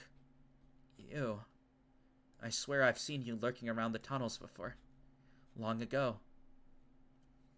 You see him look back at her. I was a spy. I'm glad we were able to get you out. You see her start to break down. Thank you, both of you, so much. There's still a lot of the cult, though. And they're gonna hurt so many other people. You see someone walking with a big smile. Ah, they ain't gonna kill anybody. You see Sai walk, and he sheathes 2 katanas on his back. I already took out the other 2 cult leaders. We're chilling. Huh? You took out Mayhem and Morgan? How? Just did. But what about Detox? They're super strong. Yeah, I took care of them too. Fought some guy, I think his name was Jiggleass. Took him out as well. It did get a little dicey when Tiana showed up, though. Second time fighting her now. Girl is scary. You see Rita look. Glad to see you got it done. Yeah. Anyways, I wouldn't go fighting Tiana anymore. Also, I think his name was Jiggle Butt. No, it was Jiggleass. You see her and you see him and Rita just standing there as they're going back and forth, and you see them going back laughing at each other's jokes. All right, we just got to get her back now. I don't want to be on Vaughn's radar, so I say we go right away. If Vaughn catches wind of this, he's the one person who I'm not confident in fighting. Yeah, I kind of made a mess with this sword, so we should definitely get the hell out of here. All of you guys start to walk together.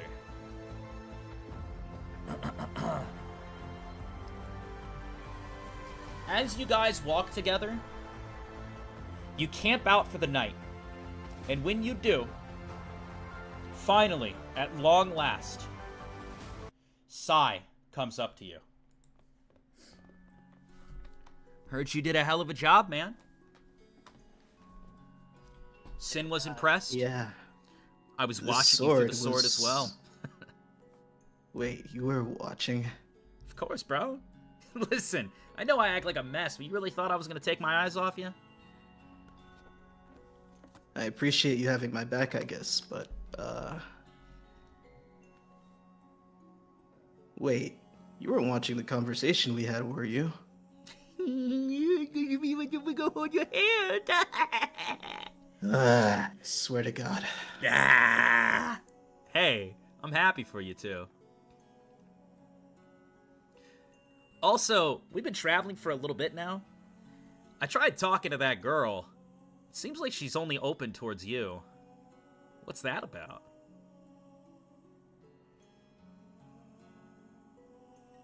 Don't know. Look, She likes that I'm normal, I guess. well, I don't mean to be cocky, but I'd say most girls usually be falling for me, but she thinks I'm just some psycho. Is that what I look like? Is that why Rita isn't receptive to me, man? Do I just come off like some sort of psycho guy? I'm strong, man. Look at these. Boom, boom. Look, just keep working at it. You know my will. You keep working at it too, man. I've seen you alone for a long time. I kind of like you two together. Although, you and a princess? I mean, that might as well be what she is. I don't make the rules around here, and I don't pick fate either. And you know what? Guess what? I may be teasing you about it, but I wouldn't expect anything less of my brother. And he pats you on the back. Real shit, dude. Good job down there. Well, I'll give him a fist bump, yeah. You guys fist bump each other. So, we gotta talk. What's up? You don't remember anything about Mom and Dad, do you? You just know that people Not have really. moms and dads, and we don't. That's right. How much do you know about Vaughn? About Vaughn, I mean, I've heard some rumors, but beyond that, not too much in specific. Vaughn created a program where he offered livelihood, extensive livelihood, within the new world, the city that he's created. What if I told you that you could live the rest of your life, have resources, have fun things to do around you, and you never had to work a day in your life again?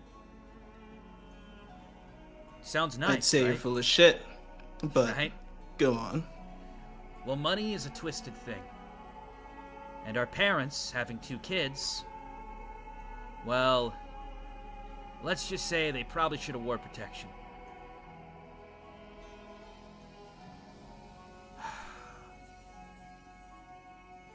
Harvey and the Campione were doing investigations, and they had found that Vaughn had set up a program that would let young men participate in experimentation. In doing so, if the parents subjected their child to this experimentation, they would be paid handsomely for it. Our parents were offered this deal and accepted.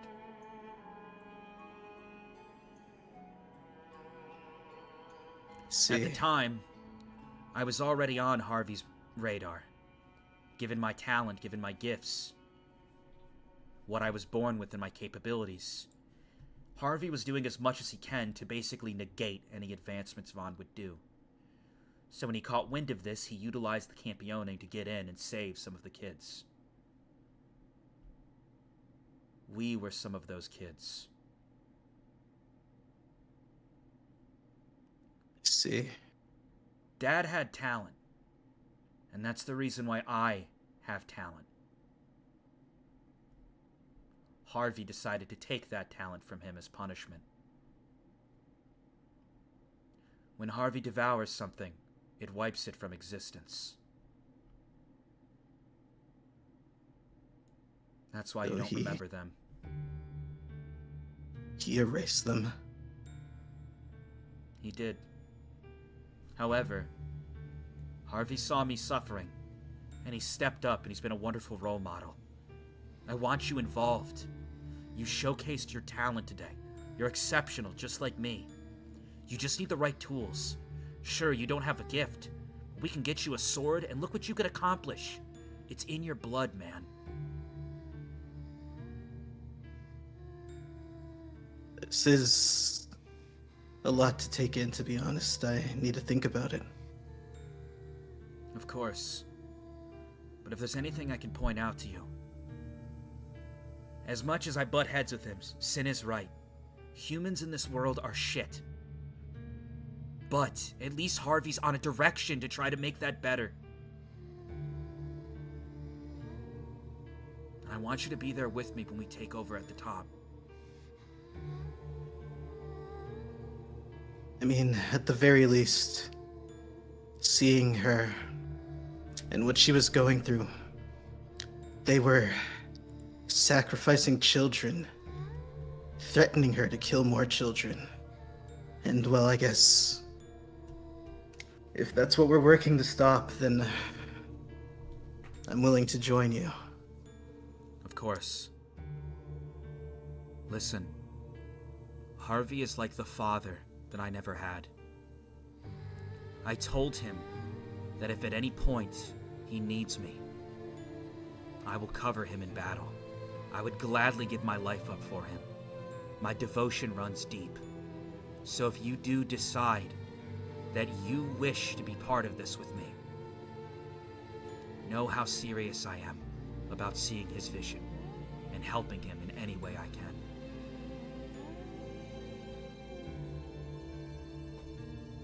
Like I said, I need to think on it, but I hear you.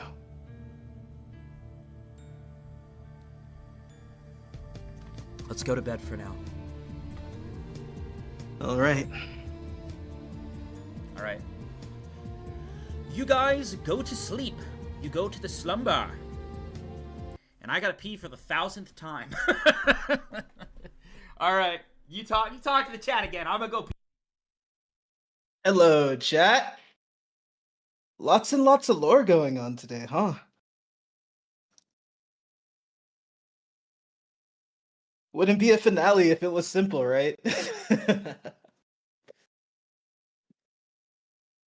This is all, like, news to me, by the way, so I'm eating good as well.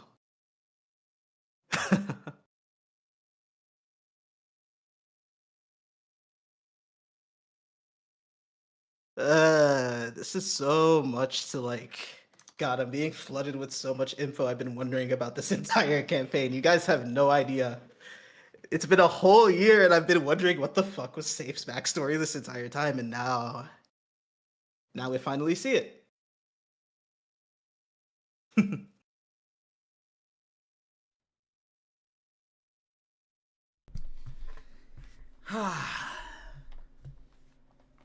Vodka X toilet. Thanks, Spark.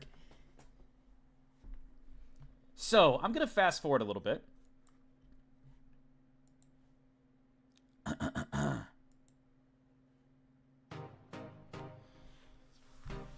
As we fast forward, Reva decides that she wishes to stay with you and Sai. They tried to offer her home at Big Harvey's quarters, staying under the protection of the Campione, under the protection of Sin. She refused. Harvey agreed to it, though, because Sai is quite capable.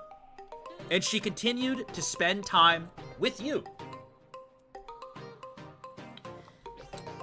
As you come down in the morning, you see Reva already has tea set up for you guys, and soup.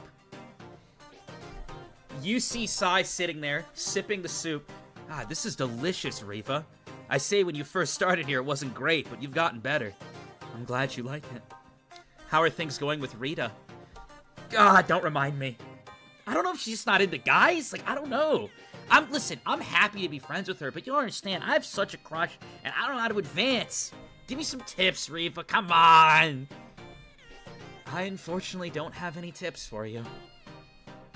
But maybe invite her over.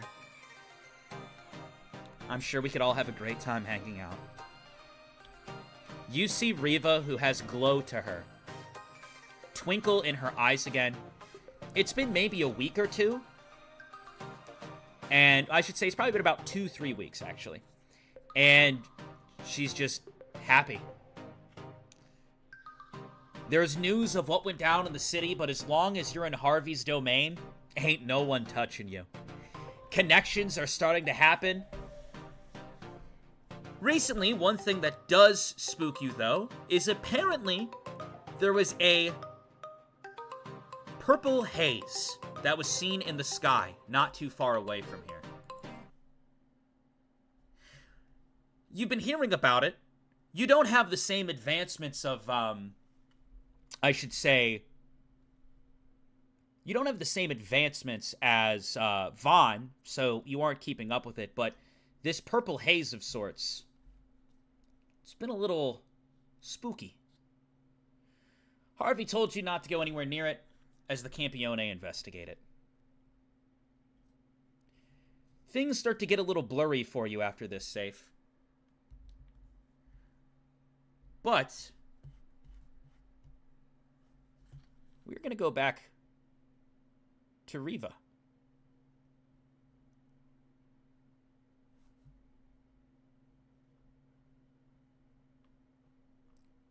Reva, who is enjoying her month with you, that she spent with Sai, Rita, and yourself.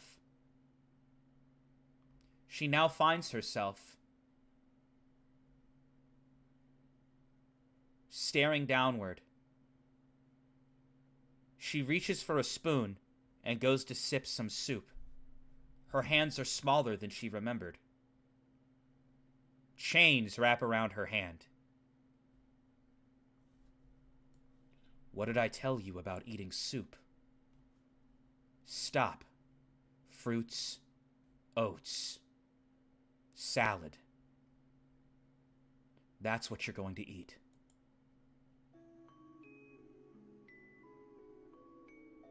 You see Reva just stare.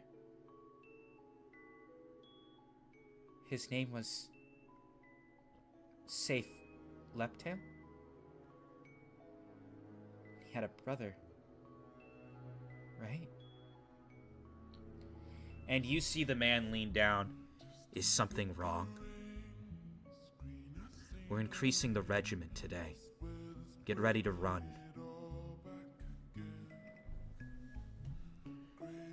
She starts to go through various exercises, experiencing everything again. But she remembers doing this before. But the individuals around her don't seem to remember. And she goes through it again.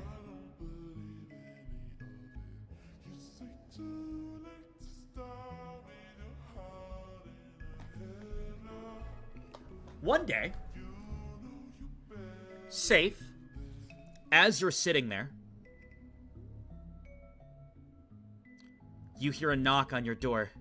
Safe? Are you there? Yeah. What's up? You go and open the door, and as you do, you see a cute girl that you don't recognize at all.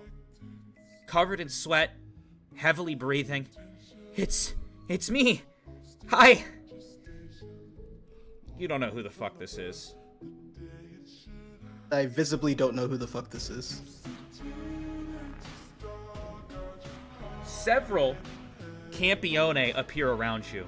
We found the intruder. Huh?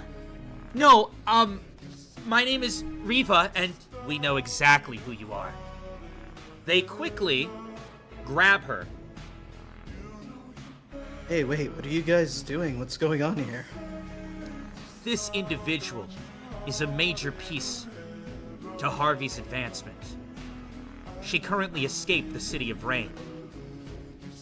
We could make connections with the City of Rain and become on good terms with them if we sell her back. We don't know why she's here, but we'll take care of it. You see her scream out, Safe! You remember me, right? I'm sorry, I don't recognize you. And then suddenly, it happens again. Reva stares down at her small hands as a child and goes to eat some soup, and a chain wraps around her arm. I said, no soup. Oats. Salad. Fruit. Also, we're increasing the training regiment today. Keep in mind, your body is not your own.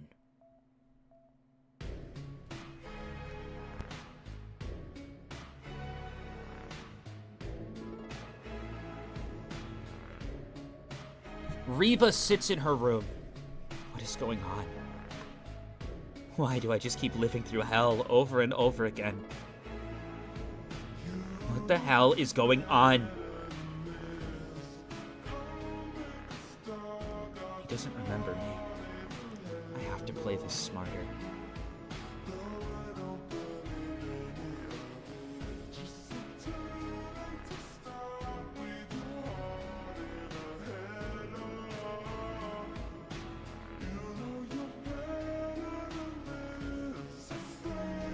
You see her start to sketch in her room, connecting dots, trying to figure everything out. Only a god could do this, right? It's time I figure this out. If I see Safe again, well, if we're meant to be together, surely we'll just reconnect the way we should. I miss him. Why can't I just, for once, have what I want? My whole life, I've been doing everything that everybody else wants. I had 1 month of fun, and then it was ripped from me. Do I deserve to be happy?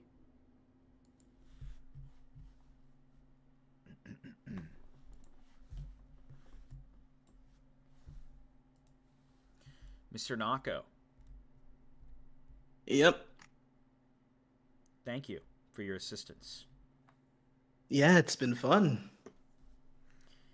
I am going to remove you from the call now. All right. See you later, chat. See you after the show.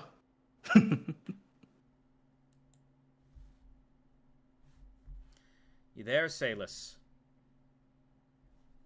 I am. Wonderful. We will go to you in 1 second. All right.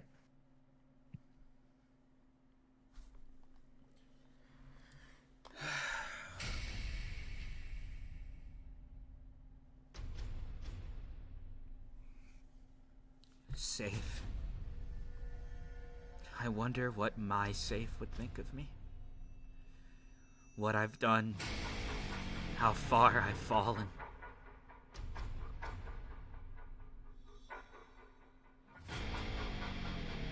This timeline was shit. But if I just win, I can for once have what I want. That month, Rita, Sai, safe. It was the most fun I've ever had. You see her walk up to the mirror. I'm sorry, Salus. But you're not gonna win this fight. Salus! You have 24 hours. Yes, sir. then you will Yes, fight. sir. Yes, sir. What will you do? Question. Are we still in the same place, or are we near the spirit playground by chance? You are back at your room, as Elda sent you to bed for the night after the Gristle incident and eating, but there wasn't any restrictions to you staying in it, so it's up to you. Okay, hell. So, I'm not nearby the spirit playground, correct? No. Okay, question. Are the 4 elders that aren't Elda, like, around by chance? No. Damn. Can I try using my rainbow dagger to find them by chance? 20-sided. Heard. A 14. It guides you to a path that's pretty far from here. It seems their resting quarters are a dip. Do you want to take the walk? It might take a lot of your time. Yeah, I will. Okay. You walk about 3 hours. Cut. You find a resting domain of the elders as they rest on what looks to be a cliffside. You see bubbling water. You can see that that's where the rainbow dagger guides you to. Alright, do I see any of them by chance? You don't. I guess I'm going to go investigate the bubbling water while keeping an eye out for my surroundings. You investigate it. You assume that they might be sleeping down there.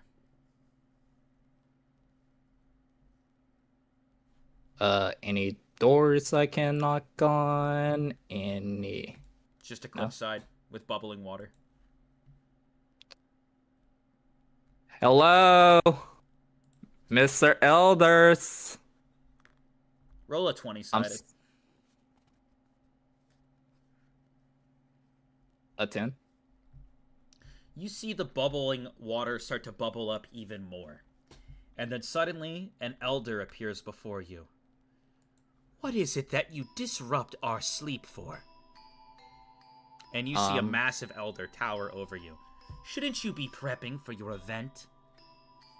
I am going to do that, but first I want to speak with y'all since y'all did say my wish did need reworking.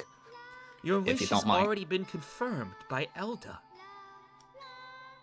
We do not have Yes. main association towards this game any longer. Yes, but y'all are still the elders, so won't y'all be able to at least talk to Elda as well? I'm not saying that y'all Talk to could. Elda? What? No. We will not be doing that on your behalf. No. You don't have to do it on my behalf. I just want to give you the option of what I want my wish to be, since you did say it needed reworking. If y'all find it acceptable, then if y'all think that Your wish has already Elda- been confirmed by Elda. We can't do anything further. He has the final say in all of this. Yes, the final say, but that doesn't mean y'all don't get the right to give your input of it, correct? You see, he looks horrified. I will not be giving my input on anything. As long as Elda's pleased, I'm pleased. What if he is pleased with my rewording of the wish, though? I'm gonna go I back to bel- slumber. Best of luck with I your I wish believe tomorrow. my wish. I believe my wish can restore peace and balance between all the verses. If y'all are so interested in that. We're not. Honestly, I can't wait for this game to come to an end, personally. You've talked to the wrong person. If you would like a reworking, you should speak to Elda, though I'm pretty sure you're already locked in. Surely you're not having regrets this late into the game, are you? No regrets, no. But You were there's given some multiple things. chances to express what you wanted. There were things I needed to tie up, and things I had to take care of. But nonetheless, I do wish to give my final wish. Well, if you'd like Well, my Anda? input, I do actually have some input I'd like to give you. I am willing to listen. Oh, good. Well, I'd like to say that I think you should forfeit the match tomorrow.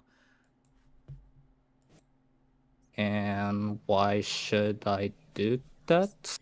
Anansi's an immature spirit.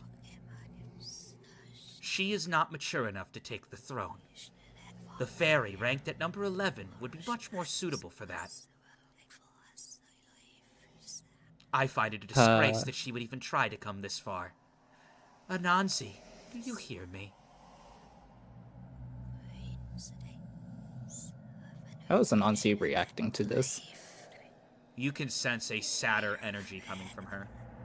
We do not accept you as the queen, even if you get declared as such. You're not worthy of the throne. Surely someone of the top 20 would be more suitable. 42? Should have studied harder.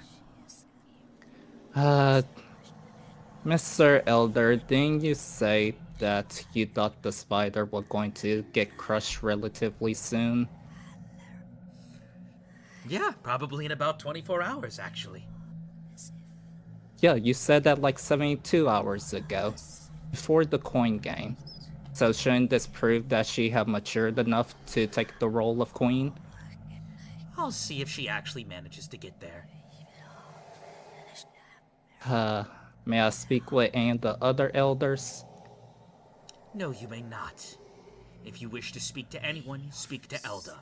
We will not get wrapped up in your charade to go against him.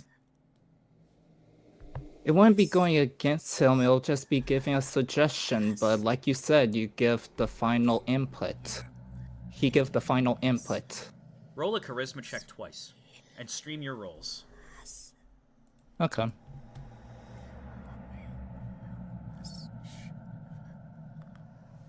Can you see, Vodka? Yep. Alright. What is my charisma?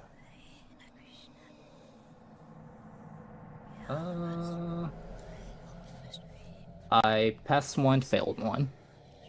Because you failed one, he looks to you. I will not be hearing you out.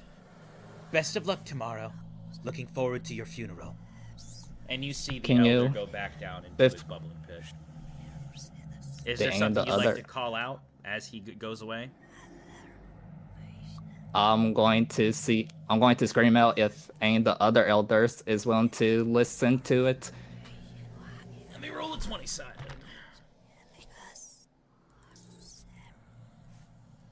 Because there are like 2 elders that were willing to compromise with Salis, like during the wish sequence. One elder comes forward. What? Make it quick.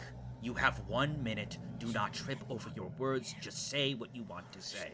If you go beyond 1 minute of talking, I'm leaving. Start. Alright, I will make it quick for you, Mr. Elder. I wish to freaking restore balance and peace to our verses. What exactly that entails? Vodka, if you will check your DMs. I am basically going to communicate all that. You don't have to make a decision. After all, you're the elder, and like the other elders said, Elder get the final say so. But if you think this wish will be acceptable and y'all willing to ask Elder about it, I will greatly much appreciate it. I am sorry for taking much of your time. So there's no way Salis would be able to finish saying all this in a minute to him. I know you want to like DM it to me. And to Phil chatted, I will read it to the chat so they have the information. Yo. The revival of all beings between the first spirit entering the realm and granting the wish with their minds, bodies, and souls free of insanity and their psyches fixed, with the exception of Numa specifically. Additionally, please do the fixing of the minds, bodies, and souls also applies to beings that were affected within the time frame that didn't die, specifically Dan, Donovan, and Salis. I acknowledge that Anansi, or the number 42 as you referred to her, would overtake the spiritual verse. As far as the warriors in arms, if they so desired, I would like the number 3, the demon, as well as the number 100, the calamity, to be her soldiers. The entirety of Rinko's wish, the entirety of Shade's wish, the entirety of Tiana's wish, the entirety of the city of Rain, Vaughn City, Titan's Drop, and Trinket City to be completely rebuilt. The City of Rain will not have a cult. The leaders will be Koto and Ravana. Ensure protection of both Rinko's and mine's bloodline. I want any evidence of spirit energy in the human verse to be removed. Basically, anything that ties to the spirit energy that was done after the game began, I would like that to be removed. The restoration of my mother's voice, the revival of Sai Leptail, as well as his sister, as well as my sister. Reva gets her wish of wanting to live in isolation, but I won't agree with the other people being forced to live with her in isolation. They get to choose. Permitted to live in the spirit verse. Absolutely fucking not. Hey, surely they're willing to listen a little bit more when I mention Sako. Absolutely fucking not. You're not getting 10 wishes. You get your 1, which is already wide scale enough.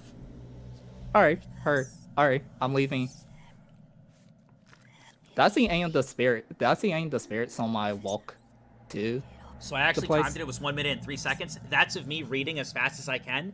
And in addition to that, he also said stuff at the beginning and the end of his segment.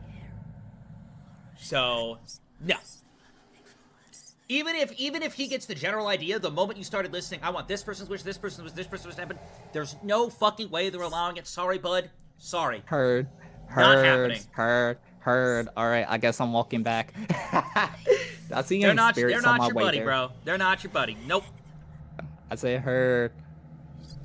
Had to try. Anyway, that's the end. No, you don't see any spiders. As you start walking. Say spiders. I said spirits. You're gonna say spiders. Don't lie to me. No, I got PTSD at this point, bud. Gotta shoot for the perfect ending. Let me go behind Elda's back and see if I can get these guys to do the undoable for me. Anywho, you get back. You don't see any spirits, as most of them are resting in their main quarters. And about 9 hours have passed at this point, and you're fucking exhausted from all that walking. Okay. I'm lay in my bed, and I'm going to check on Anansi to see if she's still sad. She's snoozing. Alright. What time is it at this point? So your fight is at midnight tomorrow, and 9 hours have passed. You're getting back to your room, so it's like 10 in the morning. You haven't slept? 10 in the morning? Alright, I want to take a nap until like 3 p.m. We'll see. Roll a 20-sided. 16. Roll another one. 16.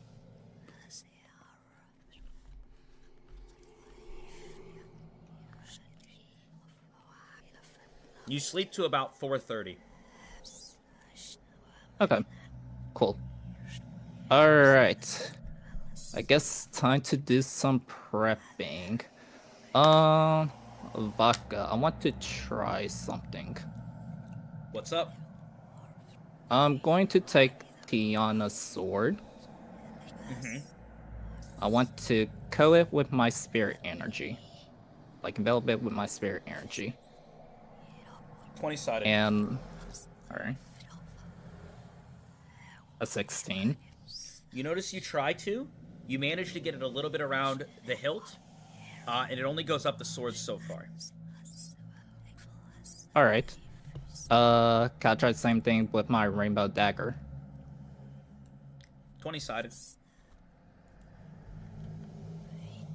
A 13. Man, you're really using a lot of good rolls right now. Hopefully Unfortunately. These stay strong. Hopefully these stay strong. Yeah. Yeah, it seems like, you know, these sacred weapons are just like a counteraction to spiritual energy in general. So you are struggling to do so. It's a lot of exertion. Let's see. Okay then. What do I want to do? What do I want to do to prep? What do I want to do to prep? Actually. We're Yeah, fucked. we are fucked. We We're are fucked. fucked. I'll make you say Yeah, that. we are We're fucked. Well, that plan's not going to work, chat. It'll be fine, chat. It'll be fine, chat. It'll be fine, chat.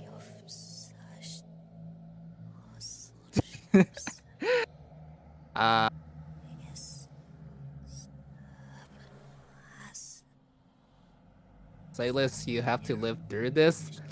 Oh no. Reva can't want to kill the nonchalant redhead. We're fucked, we're really fucked. I mean, this is Sailor, he got covered, lol. No! I do not. So, I'm gonna make an executive decision for you, Kaylee, to hop us into the fight. Okay.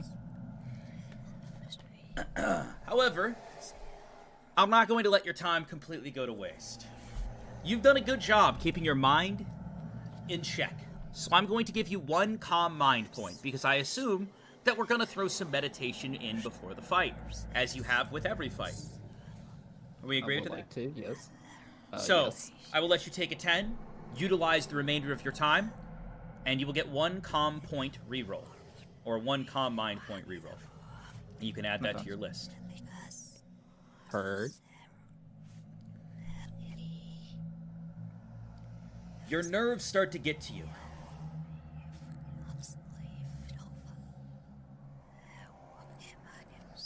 As you sit there, biting your nails due to nervousness, even shaking to some extent, you've never been this nervous for a fight in your entire life. Anansi comes out and checks up on you to see how you're doing, Salus.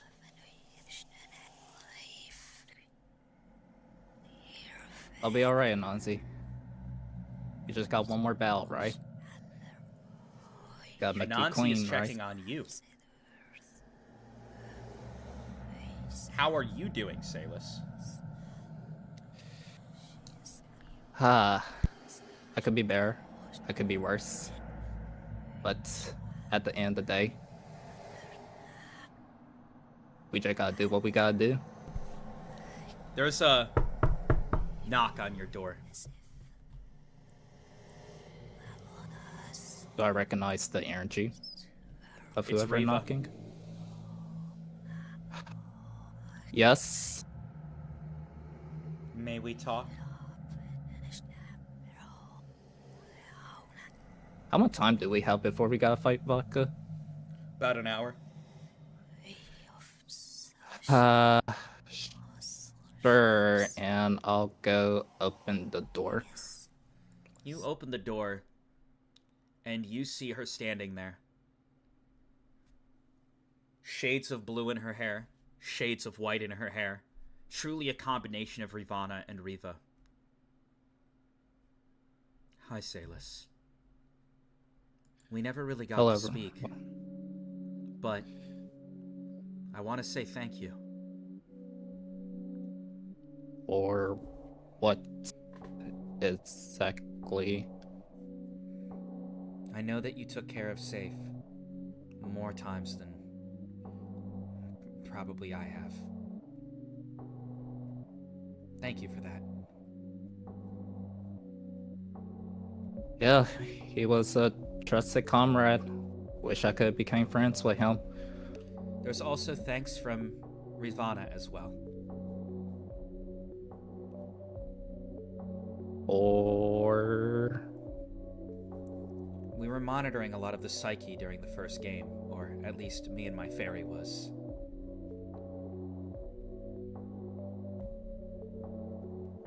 Kodo wasn't doing Let's well, see. and you tried to lift him up.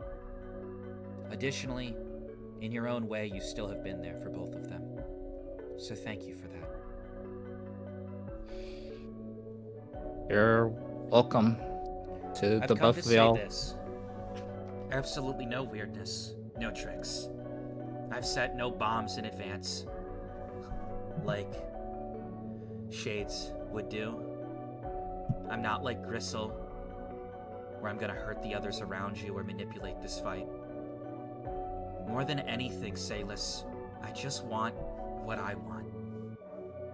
My whole life, I've done what everyone else wants. Now it's my turn. I'm going to get what I want. And that means that in exactly 1 hour, we will be enemies.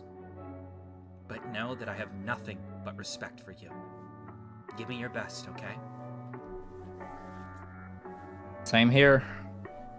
And look, She win or smiles. lose. And heads towards the arena.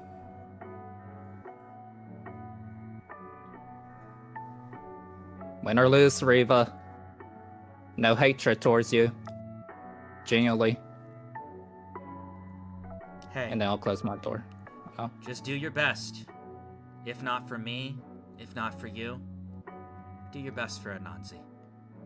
I truly do like the spirits, and I'd like to see them happy. You and me both. You and me both. Salis, Vodka. 23 and a half episodes. And it's time. Yeah, it is. You walk over, you look at your daggers, you look at the sword that Tiana left for you. You take a deep breath, and you start heading to the arena. Anansi seems ready to roll. Finally, you've come. You see Eldo look to you, and he looks to Reva. Go ahead, Salis, what were you going to say? Oh, while we were walking, I was going to look at Nancy and be like, win or lose, Nancy. These past 2 months have been some of the best months of my life. Thank you for choosing me as your vessel. You see Anansi cuddles up to you, holds out one of her little things for a fist bump. Yeah, I'm See, a she's fist learning bump her human back. lingo. I'm a fist bump her back. Let's do our best. On the left side, we have Reva, the number 11, the fairy. And on the right side, we have Salis, the number 42, the spider. Your wishes have been locked in. Between the two of you, whichever one of you wins, your wish will be granted. Your powers that you've gained over the last 2 months will remain. And your spiritual vessel, or your spirit, that controls your vessel will overtake the spiritual round as the new queen. Look around you. The souls of every other spirit are here and watching. You see Crimson sitting and watching in the stands as well. Salis, you better not lose. I don't know why the hell I would lose to you, but you better not lose if you're gonna beat me. I can only do my best.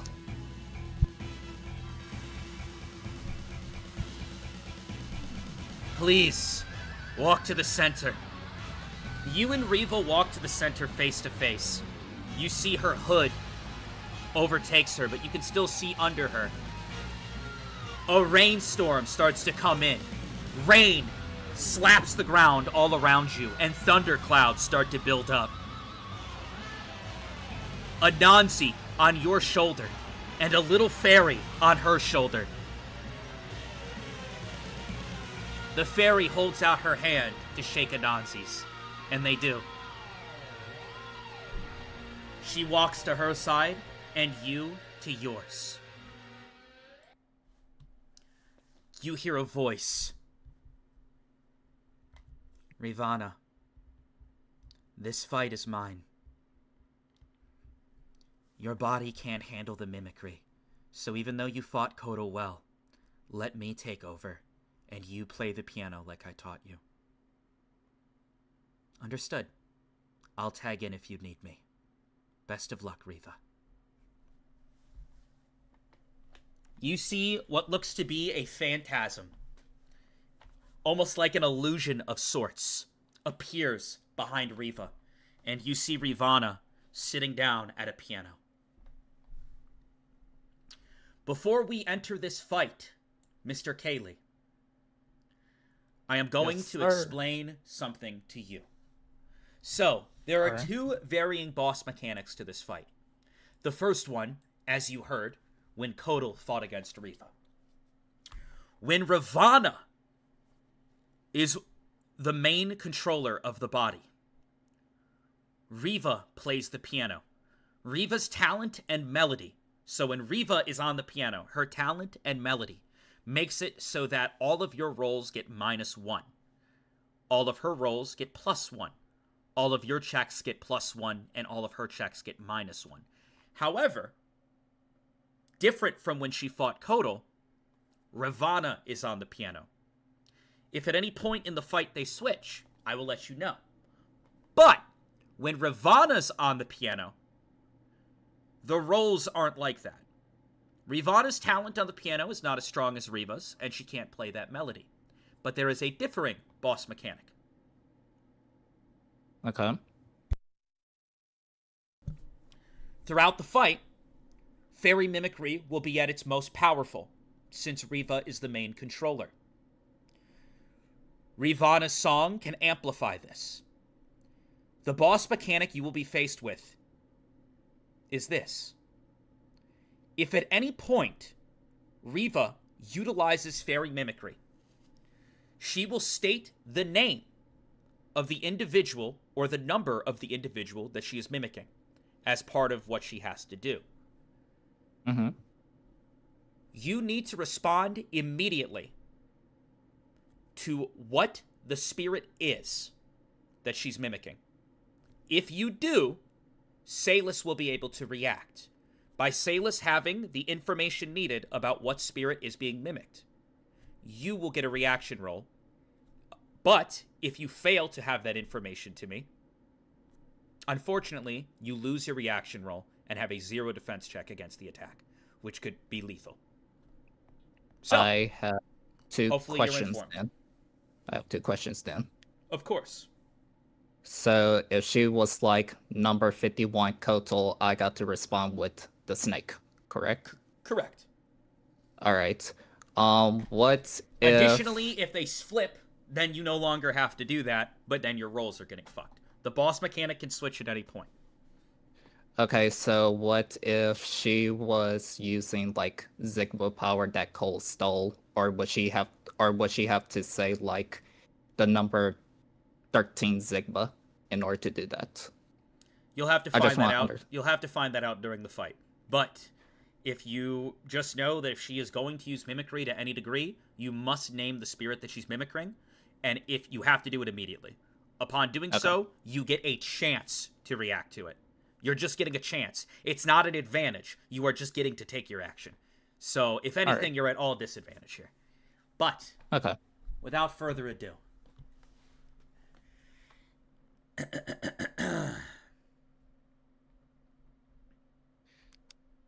Win or lose, chat. It's been fun.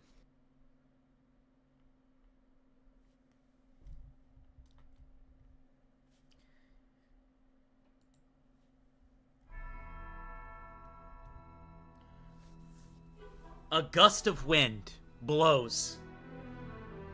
You stand there, staring. Three sacred weapons on your person. One spider, ready to clash. The storm builds in above you. Lightning strikes down in the distance. Thunder, heavy rain. 2 individuals, and only one winner. Rivana walks over and sits down on the piano. Queuing up. Melody of Mimicry. Enhancement. Reva.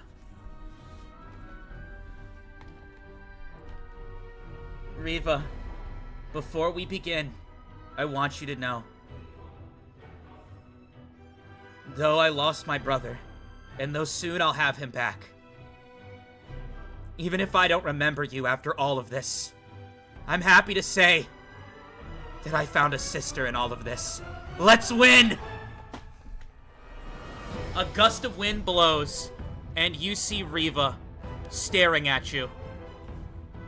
The fight will begin in 5, 4, 3, 2, 1.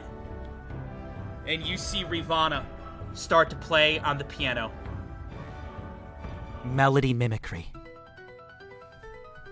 At that moment, you see Reva touch the ground. Begin! Fairy Mimicry. Dan Donovan.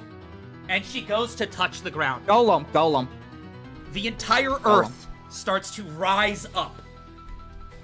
The closer we are to the sky, the more powerful I'll be. A massive eruption of the ground goes beneath you.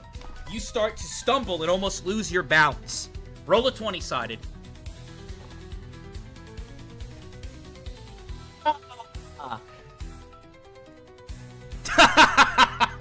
Good thing it's just a balance roll. right. Go ahead, tell him. I rolled a 1, chat. You stumble and fall on your ass. The ground rises up and gets real close. Much closer to the clouds than you were. She holds out her hand. Fairy Mimicry.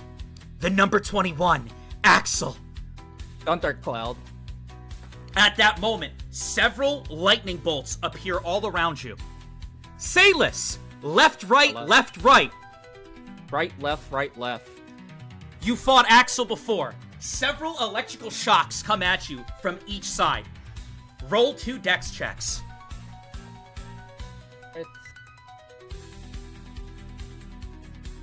We failed 1.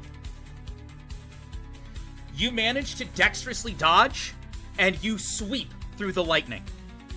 As she sees you running towards the lightning, what would you like to do? It is your action. This is what I want to do. Is the lightning about to hit me, or what's going on with that? You're not sure. She used her lightning hand to create several pulses around you. Alright, this is what I'm going to do. I'm going to take Tiana's sacred sword, and I'm going to swing it to try to eliminate any spirit energy that is in mine within a, 3-foot radius in order to dispel the lightning. 20-sided. Alright. That is a 4. You go to swing through the spirit energy, and you fail. An electrical charge hits you directly. You're going to take 11 damage. Alright. One of the electric charges hit you, and you notice something. Reva tags Rivana in. Reva on the piano. All of your rolls will get a minus now. At that moment, all of the rain around you stops, almost as if it's under control. Reva looks at you. Or Ravana looks at you. Goddess Reva energy! And she closes her hand. Similar to what she did to Kodal, all of the rain turns into bullets and starts coming down towards you. What do you do? I am going to try to dodge while swinging the sword to cut anything that I can't dodge. All right. Are you going to be dodging towards her, closing the distance, or backing up? Yes, I want to dodge towards her, closing the distance while swiping at the water bullets that may not can dodge. Sure. You're going to roll 3 dex checks and then 2 20-sideds. All right. Here come the dex checks. I passed all of them, and then you said 2 20-sideds. Yep. For my 2 20-sideds, I have an 8 and a 5. As you start running in, you see bullets of rain coming down like shrapnel. You sprint as fast as you can, and you see the ground and the earth getting torn up and shattered. If these rain bullets hit you, she's gonna take you out just like she did Kodal. You see her just hold out her hand, moving her hand around, and the rain following. You sprint, and you dodge one trail of the bullets. Another dex check passed. You dodge another trail of the bullets. Like a machine gun coming towards you, you leap through the air and dodge the bullets. However, you see her switch again. Reva is back in place, and as you're mid-air, she looks at you. She holds out her hand. Your heart rate. Fairy mimicry. Number 2. That's the Plant King. You see several vines come from the ground to go to grab you by your legs. What do you do? I want to come with Tiana's sword and any of the root part basically of it. I want to run down on it to close the distance. 20-sided. Alright. A 15. You manage to swing downwards, and as you do, the sword lets out an immense cut that cuts through all of the spirit energy from the ground. She stares at you. That sword is kind of cheating, isn't it? How close am I to her at this point? You're still like 3 actions away from her. I still want to try to close the distance. Roll 3 6-sideds. Alright. Just me putting them on the board. Let's roll a 14. Alright. As you're sprinting, you start to get close to her, and then she looks at you. Now that you're close enough. She holds out her hand. Fairy mimicry. The number 32. The number 32 is the lion. Forced contract! Several chains start to appear around you. This is what I want to do. I'm summoning the golden dagger and the rainbow dagger and touching those chains to counteract them. 20-sided. Alright. Let's see. A 13. So, as the chains are about to ensnare you, she looks to you, and she basically says, Forced contract activate. When ensnare him, force him to concede. The chains start to wrap around you. If they ensnare you, you will be forced to concede. You swing both your daggers and you hit them. The golden dagger explodes one of the chains out of the way, and the other one deflects it as well. Alright. I'm assuming I'm still like a few actions away from her. Yep, you've moved in again. You have 2 more actions, or you have 1 more action away from her because of your high roll. So you hit both of the chains. She sees you coming, and as Rivana continues to play the piano, do you want me to tag in? He's getting closer! I have it. It's fine. While she is distracted by that, I want to take Tiana's sword and think to myself, put the aura around her voice box and try to send the air slash to basically make it to where she can't speak. Take away the 20-sided. aura. A 10. You swing upwards, and it starts flying directly towards her. She looks at you. Fairy mimicry. The number 1. The number 1 was the angel. You see a golden barrier appear before her, and it hits the golden barrier.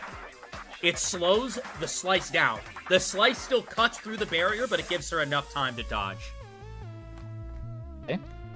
Fairy mimicry. The number 1. You see number an one is the angel appear angel. behind her, and it pulls out basically a bow and arrow of divinity. Alright. I'm gonna close in, and then when the arrow is about to... I want to take Tiana's sword and basically use it to protect myself from the arrow.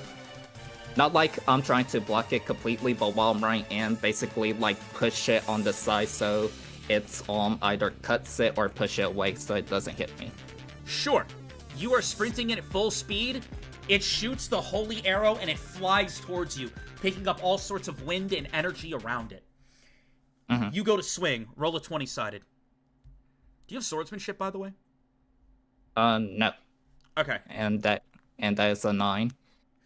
As you go to swing the sword, you notice that the golden arrow that's coming towards you, you swing the blade, and the arrow slightly goes over your blade, and it goes to hit your chest directly. Anansi quickly webs the arrow and sends it to the ground. Thank you, Anansi. And I'm going to keep closing in. You see her continue to look at you. I see. Very well, then. Rivana, take over. And while she is in the middle of that, I want to see if I can send 2 air slices that cut the wrists so she doesn't have hands. 20-sided. Or something like that. Can I use my reroll? The calm mind? Yeah. Erase your calm mind point. Go for it. Okay. A 19. After the reroll. You swing the blade, and as you do, it flies up, and it looks like the blade it looks like the swing that goes through air bypasses Reva, and it goes directly towards Ravana. And you see Ravana's hands just slice off of her body. The phantasm. She looks. You son of a bitch.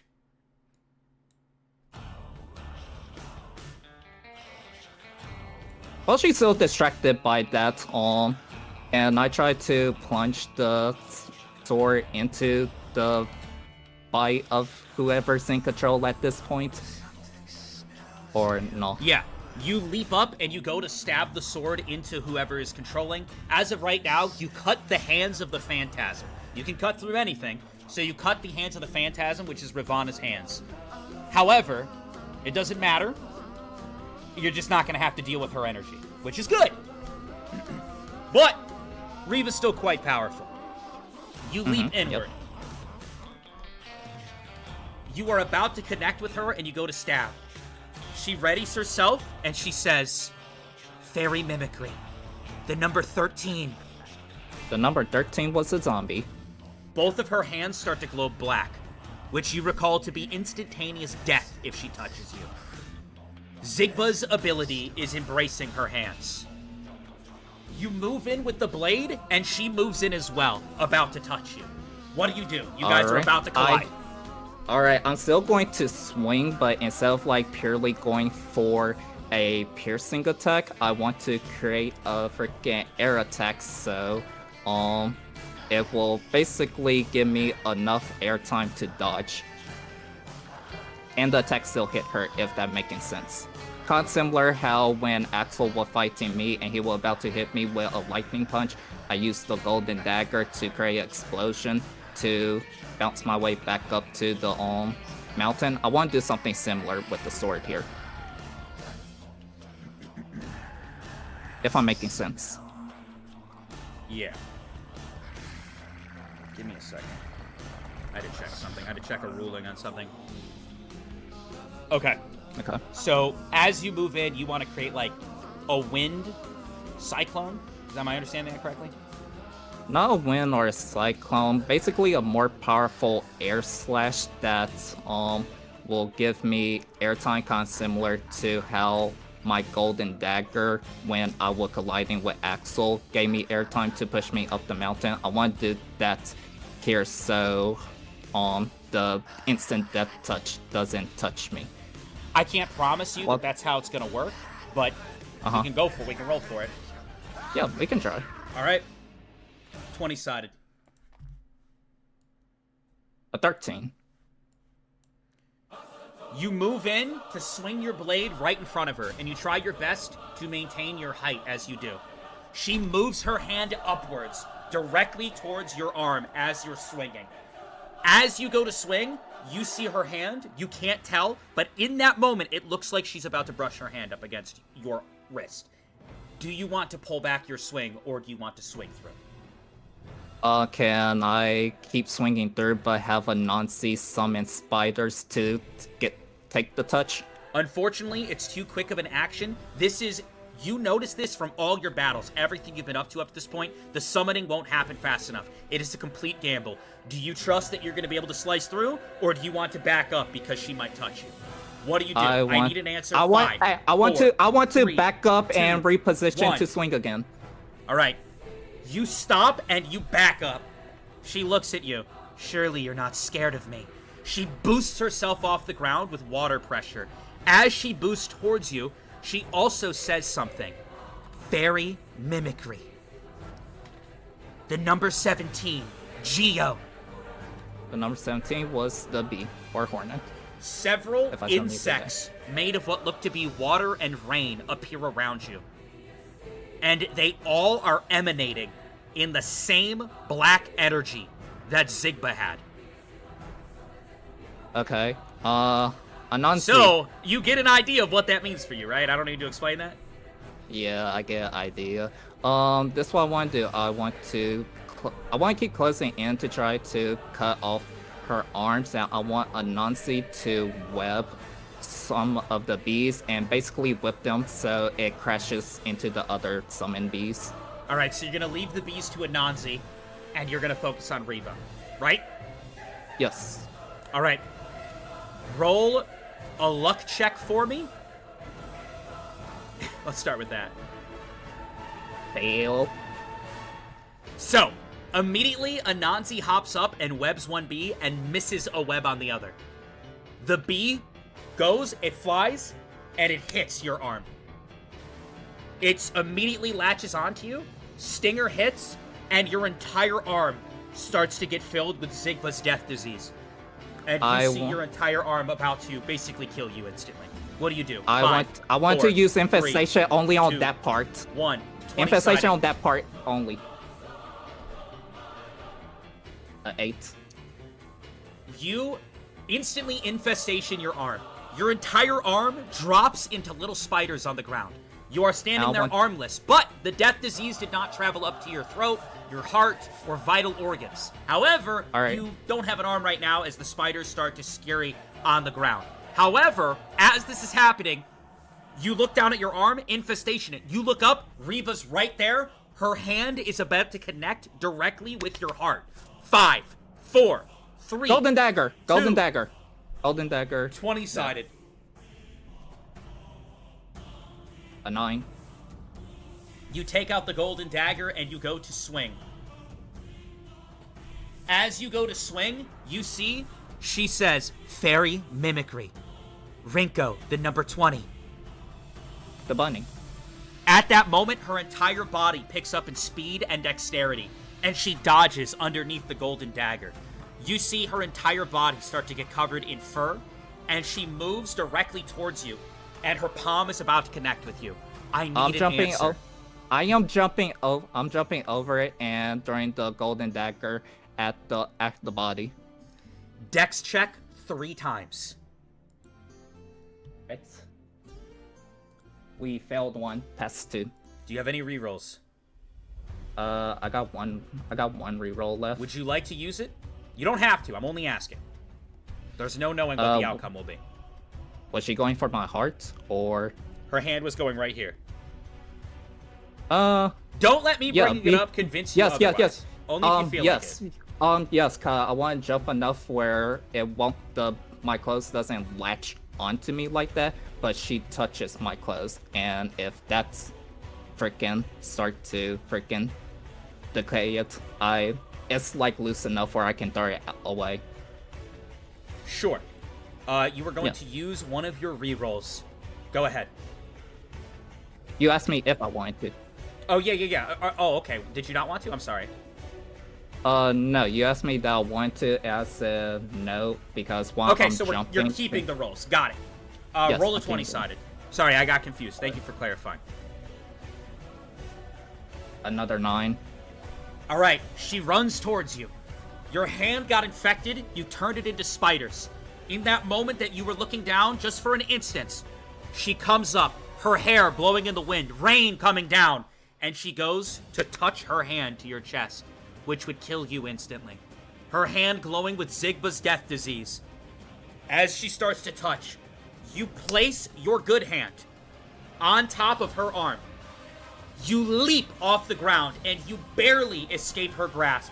You jump up above her, golden dagger in hand. So she reached up, you used her hand as a push point, you leap upwards, and you are now above her. Her back is facing you. What do you do? Throwing the golden dagger. And actually, I got a question. So those spiders are still around her, right? Yes, they're on the ground around her. Are they infused with Zigba's energy? 20-sided. 8.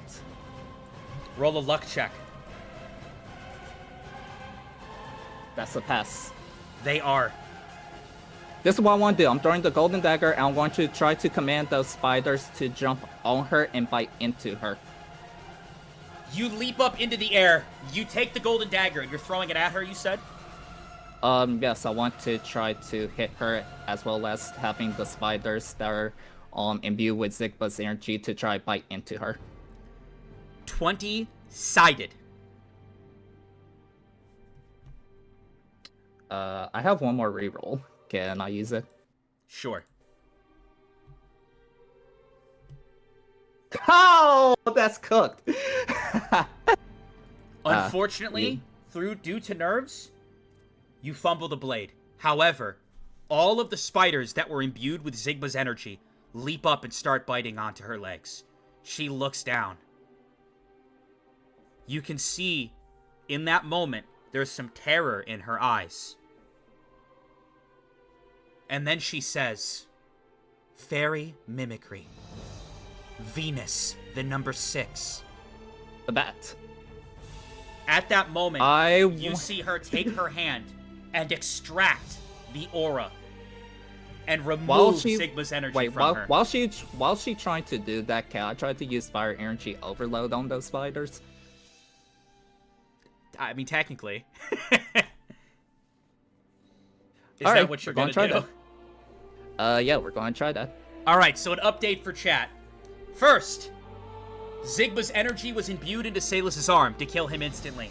He turned that arm into spiders. The spiders manifested that aura, bit onto Reva's legs. Reva mimicked Venus, who can extract aura and energy, and went to go remove it. And while she's removing it, Salus is using his power to ignite spiders and have them explode with energy. Roll a 20-sided, Salus. A 14. A massive explosion, unexpected to Reva, goes off on top of the mountain. You see... Is she blowing towards me? Smoke, you don't know where she is. Smoke fills the air, and you fall and land on the ground. Take 8 fall damage. Okay. You look up and you see the smoke start to clear. She says to you, you can hear her words. As the smoke clears, and you're a good distance away from her now after that, you hit her good. Unexpected, defenses down, and you can see you damaged this goddess. Blood leaks from her mouth. Blood leaks from her head. I see. Where's Anansi in all of this? She's back on your shoulder. She webbed onto you. Okay. It doesn't look like your arm is coming back, though. Okay. She says to you, "You're very dangerous. Do you know that my power actually works in a way that if an energy ever ran through a spirit, and that spirit is close to me, I can use that energy and that power?"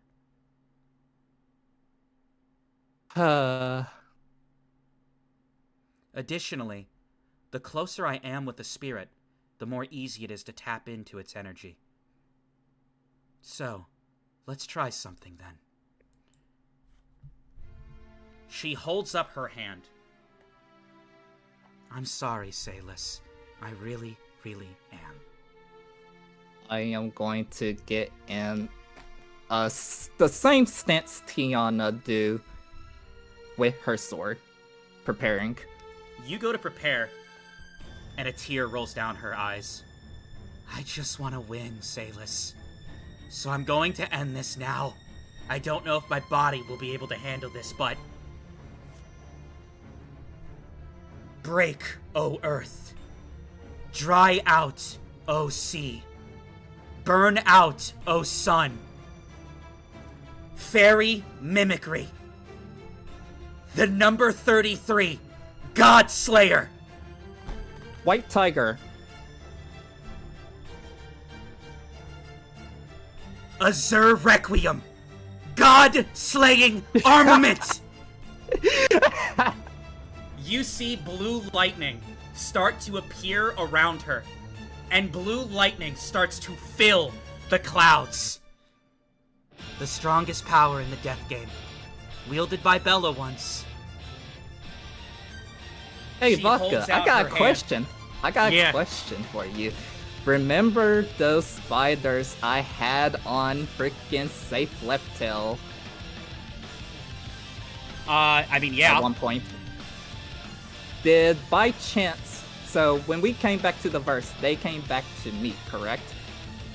Yeah. Did were any of them imbued with his aura? Luck check twice.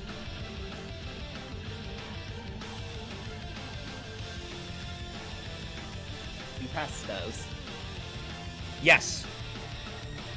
I want the spiders with Safe's aura to bite into me, so basically they think that I am safe and his aura kind of is a shield for me, and I'm going to get ready to swing a air slash like Tiana did when she tried to kill me back during the coin game.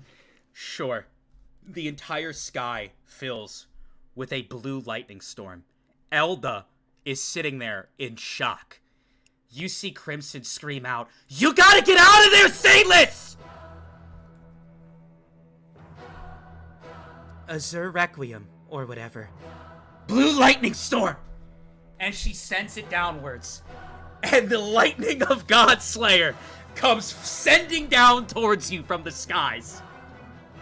This is what I'm going to do. So this sword just slices through anything, right?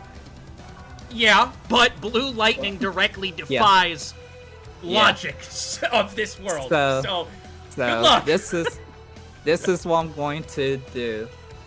After getting Safe's aura envelop around me, I am going to use hyper jump to go towards her, and when I have reached peak momentum, I'm doing the slice technique. Okay. Are you, how are you getting to her? You're hyper jumping? Yes, I'm hyper jumping to her like a long jump like I Okay. did. Let's towards start Axel. with that. The spiders are currently injecting you with God Slayer's aura to maybe give you some amount of defense to blue lightning. Because his body could handle it due to being a left tail. Yours? Probably not. You also notice probably that not. as Reva's holding her hand up, her body's also having a hard time managing it. And various cuts and wounds are appearing on her arm. The blue lightning is coming down towards you. Roll a 20-sided for your hyper jump. 10. You hyper jump upwards. While you are jumping through the air, roll 5 dex checks. We passed those. Unfucking believable. You passed all 5? Hold on. Oh my god, you did. Unfucking believable. As you fly through the air, strikes of blue lightning come down, and you see Anansi leap off of you and send a web towards you. So Anansi was on you, leaps off of you, webs you out of the way of a lightning bolt. A lightning bolt comes down, webbed out of the way. Another lightning bolt comes towards you, 20-sided for swinging through it. 15. You swing through the lightning bolt, it starts to imbue the sword, and you swing through it. You manage to cut through the lightning bolt in the sky, however, it still does damage you. Okay. The lightning bolt in the sky tears into your arm a little bit. You are going to take 11 more damage. Alright. But you said the sword started to imbue it, right? Yes. Okay, so it's imbued with a little bit of blue lightning, right? Correct. Additionally, All right. you would have taken more damage, but since you chose to imbue Godslayer's aura into you, it is negating some of the blue lightning energy. Alright. You are flying towards her. As you do, you see her hold out her hand. And as she does, she swings it towards the ground. And she says, "Power Mimicry. The number 29. The number 29 was freaking... Oh, Time's I up. don't You actually have no know. reaction." Yeah. Her hand turns into a monkey fist, and she punches the earth. As she does, earth chunks fly from the ground, and then she holds out her hand again. Fairy Mimicry. The number 39. 5. The number 4, 39 was 3, the bull. 2. The bull. You will have The a bull. reaction check to this. She uses the monkey arm to smash all the shrapnel. And the monkey arm turns into what looks to be a metallic bowl arm, similar to the bowl on that day. And she hits all the shrapnel. The shrapnel flies towards you in air. You have lightning from above and shrapnel coming towards you mid-air. What is your action? I am going to try to hyper jump from boulder to boulder like I did with the trees against the number 3. 20-sided. A 19. You leap from one, and you leap to another rock, and lightning strikes come down. Roll a luck check twice and a dex check twice. Luck checks first. Yo! Oh. You want to tell him what you got? That's a double fail, chat. That is a double fail. That is a Holy. double fail. Let's Holy. hope you double pass the dex checks. It was a double crit Alright. fail, we should add. Yeah. That's a double pass on my dex. Okay, so you won't be getting lucky at all. You start to leap from rock to rock in the sky with blue lightning coming down. Due to your bad luck check, you actually slip on one of the rocks and you start to fall. Blue lightning strike immediately comes down and goes to strike into you. Roll a defense check for how much Godslayer's aura was preventing it. 18. Okay, pretty good defense check, pretty good. The blue lightning strike is going to deal 29 damage to you. You would have taken 60 damage had you not had the aura. Alright. Alright, blue lightning strikes you, and it starts to make you foam at the mouth. You start to fall. What's your game plan?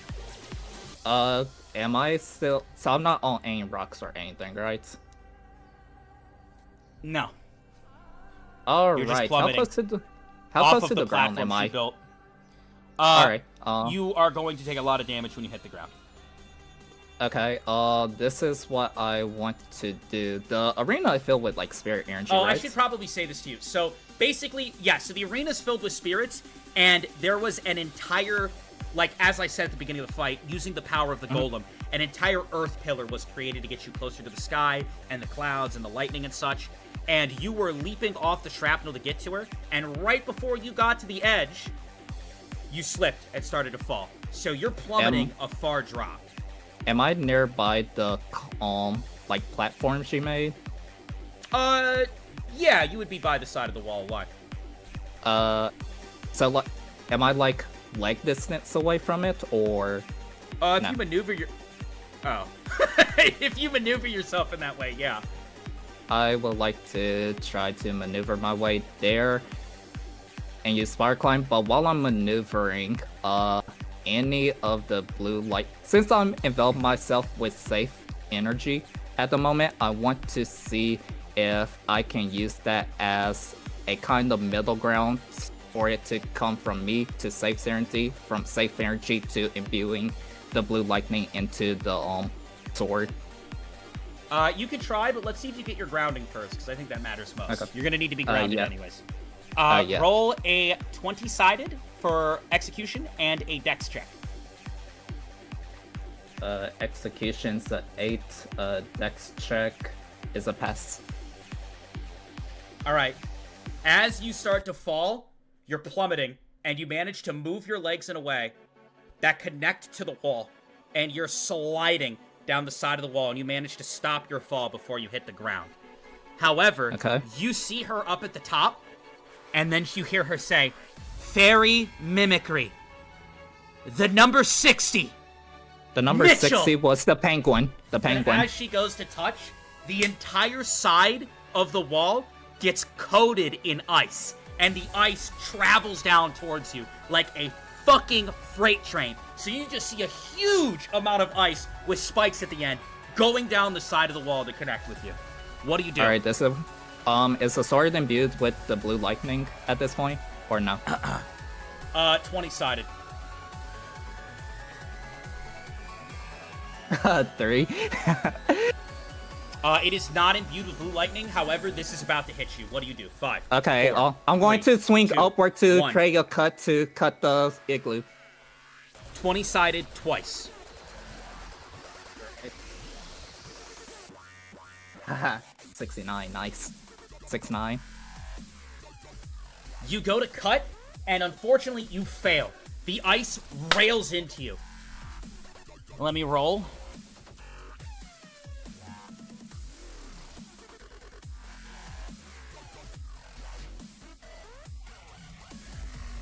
The hit is pretty bad. How much health are you at? Let me do math real quick. You have to keep track. I mean, I know I'm not dead yet, but that's 60 health at the 60 moment. health. Okay, well, I'm glad I had Yeah. you do that. Oh, yeah, you're not dead. From the ice, you're going to take 27 damage. Make sure you keep track of it from here.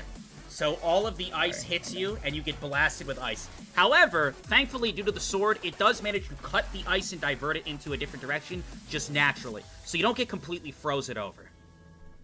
Okay. You see her up at the top, and as she sees you at the bottom, you hear her say again, "Fairy mimicry. The number 25, Rex." The number 25 was the shark. A pool of water appears underneath you that the ice melts into, and a massive shark comes from the ground to bite you. What do you do? 5, 4. Is the shark like directly under me? 2, yes, Directly under 1. me? I am just pointing my sword down. 20-sided.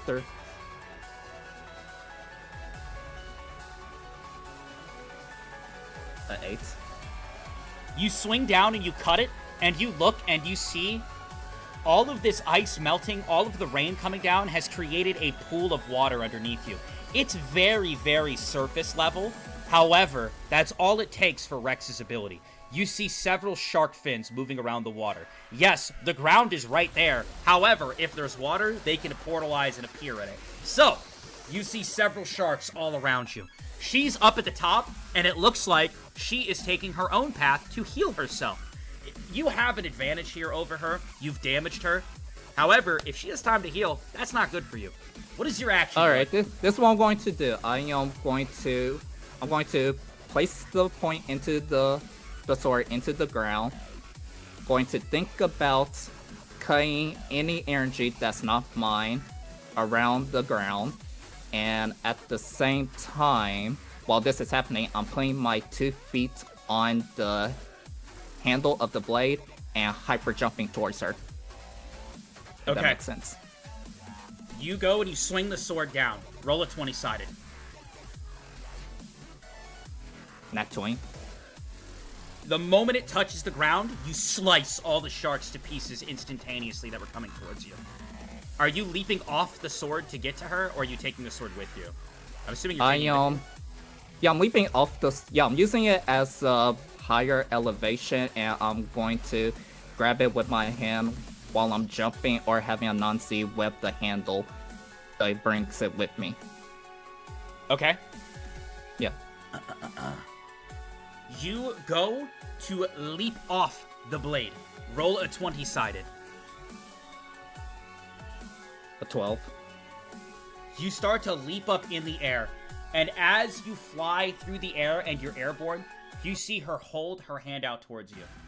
Fairy mimicry. The number 3, Riften. The demon. At that moment, you see what looks to be a demonic entity of pure darkness fly out of her arm. And you see a massive demon come directly towards you. What do you do? 5. I'm taking 4, the rainbow 3, dagger as well as 2, Tiana's sword to cut through it while still flying through the air. 20-sided. 5. You go to cut through the demon. You said you rolled a 5. Will Nancy take the golden dagger, try hit me as well? Funny enough, Not me. the demon rolled like shit too. It doesn't know why it's here. So, you guys collide into each other, and as you do, you parry off of his weapon, and you fumble into her. As you do, you both fall, and you land on the ground. The demon kind of looks confused, and desummons itself. You appear right on the ground next to Reva. You see Reva standing there looking at you. You're on the ground. It's raining heavily. Ravana can't play the piano, and she is right there in front of you. However, she is not letting up. At that moment, she instantly starts sprinting towards you, and she says, the number 51, Kodal. That is the snake. At that moment, you see a weapon mimicry, and she copies Tiana's sword in your hand, and she goes to swing it directly towards you. I am taking Tiana's sword and going to try to cut through her copy of Tiana's sword. And while this is happening, I want I'm assuming a Nancy is on my shoulder. Yes, and just so and I want to make sure I make this clear. The way that this mimicry works is that her fairy turns into the sword, just as like Coco would turn into the sword. So I want to make that clear. It is a living weapon, because it might come up. Okay. She runs towards you at full speed. I'm taking Tiana's sword. And she goes to swing the sword. I'm taking Tiana's sword. I'm going to cut her sword, and at the same time, whichever part of her body looks the most vulnerable, I want Anansi to web the golden dagger and try to hit that body part. Okay, that's fine. However, since this is such a climactic moment, I am going to share my screen. Where's my face? Give me a second, chat. Where is my face? Where's my face? Where's my face? Am I here? There I am. All right. You and the demon both rolled a 5, so you collided into each other. Higher roll here will be more successful swing. I will roll first. Can you beat a 10 as Reva comes in with the sword that cuts through anything? Roll a 20-sided. Right. Mr. Salis. Please. A 17. Fucking way. You sprint in at full speed. She goes to swing down. You swing the blade. Where are you aiming? Are you aiming at her sword or her? 5, 4. I'm aiming 3, for the sword 2, to cut through the sword, then her. Cut through the sword, then her. She goes to swing down the blade, but you have been in countless fights in your life. In that moment, a flashback comes to your mind. You recall your father sitting there, training you with a dagger in hand, swinging an actual dagger at you and telling you to move. And in that same instance, you see your father swinging towards you. Just like you did so long ago. You dodge to the side, and as you do, from the back, so she swings her blade, you dodge, you turn and you swing your sword down and you hit the back of her blade. At that moment, you slice down, and her fairy goes back into normal form, and you cut sending the fairy across the battlefield with a sliced off arm and bleeding out. I'm going. You see well, her look. No! And she quickly starts sprinting over to the fairy. No, with the same momentum before she can get up, I'm going to try cut her. And did Anansi actually try to attack her while this all was happening? She can. That's what I want to do. Like while we're cutting, like while we're going for the cut, I want Anansi to look for the most open area and web the golden dagger and hit. Anansi webs a dagger and swings it around. She goes to swing it directly at Reva. Reva ducks under it, another swing of the dagger, and Reva jumps over it. She's about to reconnect with the fairy. You see her hold out her hand. It looks like she's going to mimic someone again. No, what are you going to do? How close am I to her? I'll try to keep up with her. Roll 3 6-sideds to see if you do. 12. You're keeping up with her. You're right next to her. She's sprinting to the fairy, and you hear her say, "The number 1, the angel. Full restoration." Yeah. No, while this is happening, this is what I'm going to do. When she point out her arm, I am going to try to slice that arm off. And since Anansi can web the dagger, I want her to try to freaking hit Reva in the back. All right, you're sprinting right next to her. She holds out her arm, and you see holy energy start to embrace her fairy. Anansi and you go to make a movement. You said you're swinging for her arm. Anansi's doing an independent action as well, right? Yes, that's what I would like to do, yes. Roll, streaming it to me, and to all of the chat as well. All right. Roll a 20-sided for swinging for her arm. Please. A 19! Ain't no fucking way. A 19! Ain't no fucking a 19, way. Vodka! As she holds out her hand and says full restoration, you take the blade sprinting next to her and you swing upwards. You see Reva's hand cut right off of her body and it flies off of her. At that moment, she swings, she holds out with her other hand. Full restoration! No, Numa! The number 1! Fairy mimicry! The angel, come on, Nanzi! Anansi swings her weapon.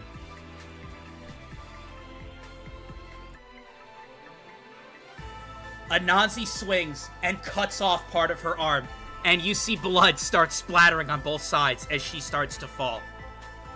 With that same momentum on my first swing, I try to cut Reva. Either if I'm closer to like her neck, I try to cut her neck, or if I'm closer to the arm, I try to finish cutting off the arm. 20-sided. A 6. You go to swing, and you miss. She stumbles to the ground, and you hear, "I know I don't have arms, but I can still control the weather. Let me take over, Reva." Before At that she can moment, take over, you see there goes to be a body switch, and Ravana tries to take over the body.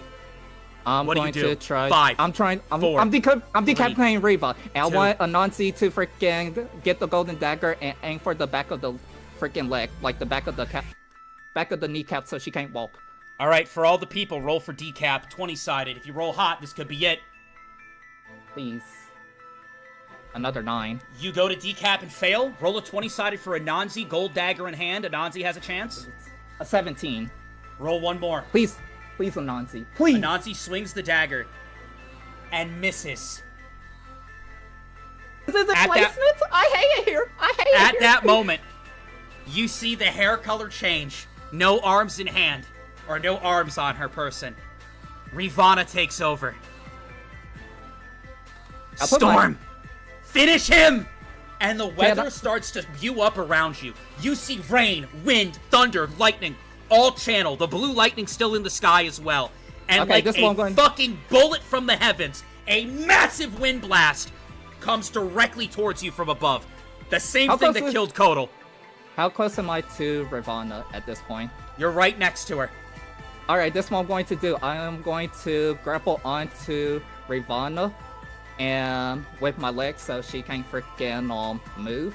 Well, either she's going to be forced to move, and with my free hand, I'm doing the Mitchell technique and shoving it in her throat and trying to summon the golden dagger when my hand is inside.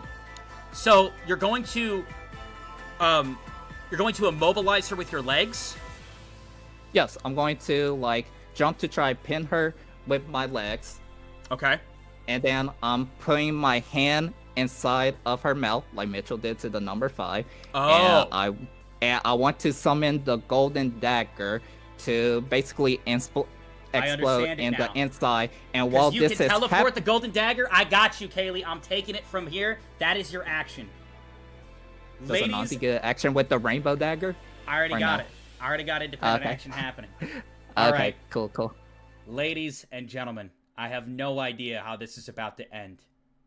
But there is wind and lightning and rain solidified like high PSI water bullets that is coming down from the heavens, directly targeting Salus. Salus, you're about to get hit, and this attack will likely wipe you out. Additionally, it's going to put Rivana out of commission for the most part, but she should still be awake. Rivana has no arms, so she has no way to defend this. You pin her down with your legs. You get on top of her. She looks at you. What do you think you're doing? And you take your hand and you shove it directly in her mouth. The windstorm is about to connect. This could be your final roll of the campaign. Salus, you shove your hand directly in her mouth. Roll a 20-sided.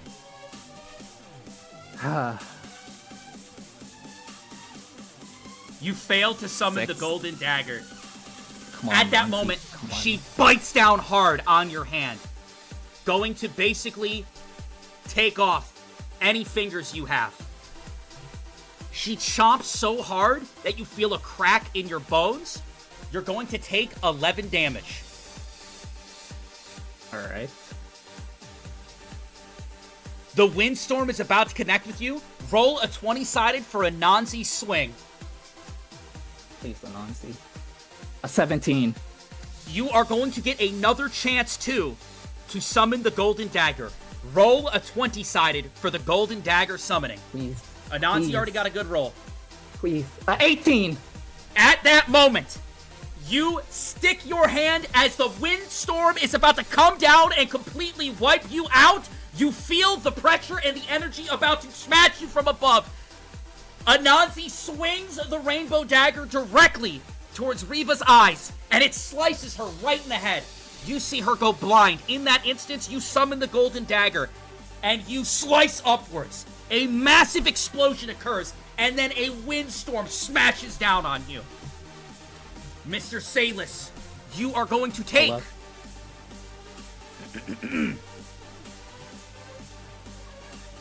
You are going to roll 2 20-sideds, and you're going to take the higher damage of the 2.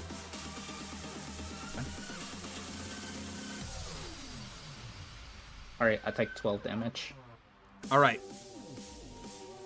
You notice, at that moment, the windstorm is about to hit you from above, and Anansi shoots off of you, grows into her evolved form, and smashes you right in the chest. You cough up blood as Anansi smacks into your stomach and sends you flying off of her. And the windstorm hits Anansi, Reva, and the Angel all in one blast. You fly across the ground. You are going to take 8 damage from Anansi's hit. Damn, she's strong as fuck. Okay. The windstorm hits.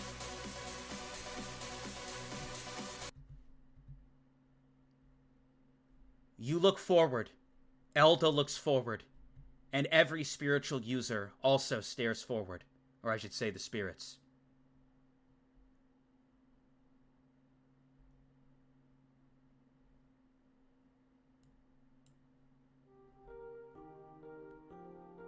The angel sits there on the ground, decapitated. Reva, decapitated. And Anansi. Where's Anansi? You look to your left and you look to your right. Roll a 20-sided. A 6. What's your luck? 13.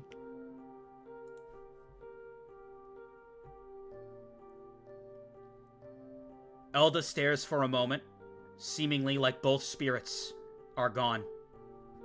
And then, little spiders scurrying around your leg start to reform into a little purple spider, injured as fuck, but standing there in front of you.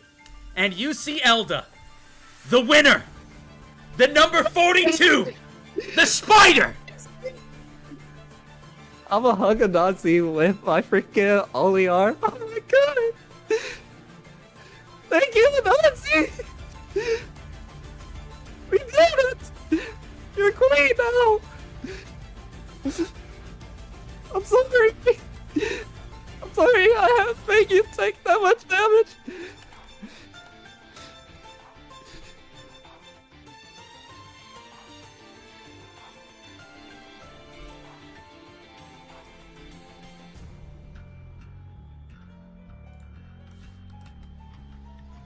All right.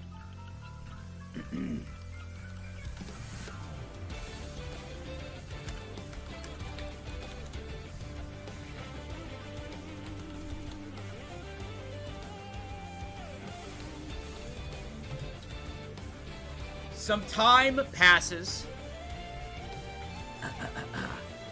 Cleaning up of the arena, your time to heal, and all of your energy exhausted.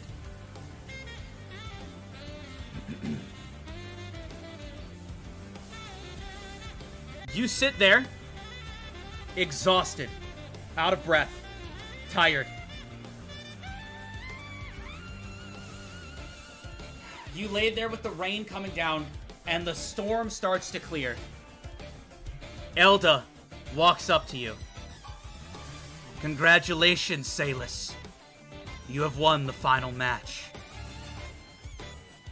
I could have done it well, Nancy. She Well. did it, not just me. That she did. I look forward to seeing what you can accomplish as the new queen of the spiritual domain, Anansi. You see the little spider jump onto you and give you a hug of thanks. I'm a hug her Salis, I'm gonna give Yes. you some time to rest. When you awaken, your wish will talk. You see he goes like this and snaps his finger, and you just go unconscious.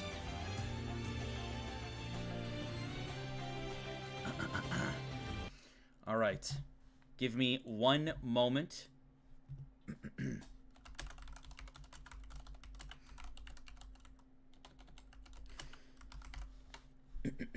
So, chat, we're still going. Stick with us. I am going to use the bathroom real quick. And Salis, you are free to talk to chat in the meantime. And then we will get into the wish. All right? PP time for Mimi. Yo, chat. How Reva gonna hit Salis with that sword is cheating, and I was fighting 100v1. Like the fuck?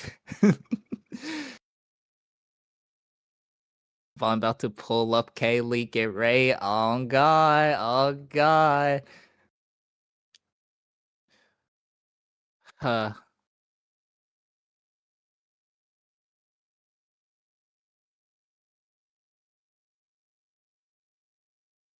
Sailor's clean sweep. Oh, what you mean? She was about to own my ass. Like the fuck?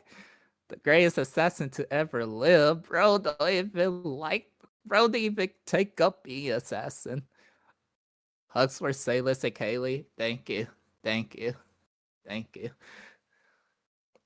Clean sweeps always easy? Hell no. That was anything but easy. How much health were you at, by the way, at the end of the fight? I'm curious. 2? You're at 2 health? Yo! You're at 2 HP? Yo, look at my sheet! What the fuck? Bro, he was at 2 health. Good thing you pulled it out when you did. But we have a little bit more to do. We have a wee bit more to do. Yeah, that we do. That we do.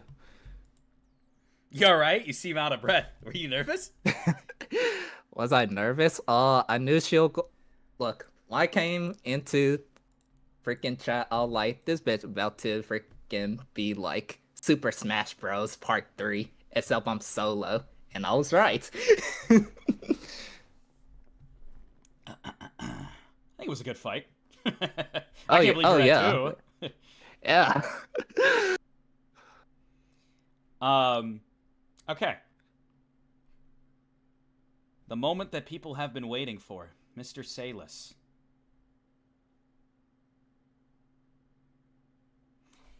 Where is it? Where is it?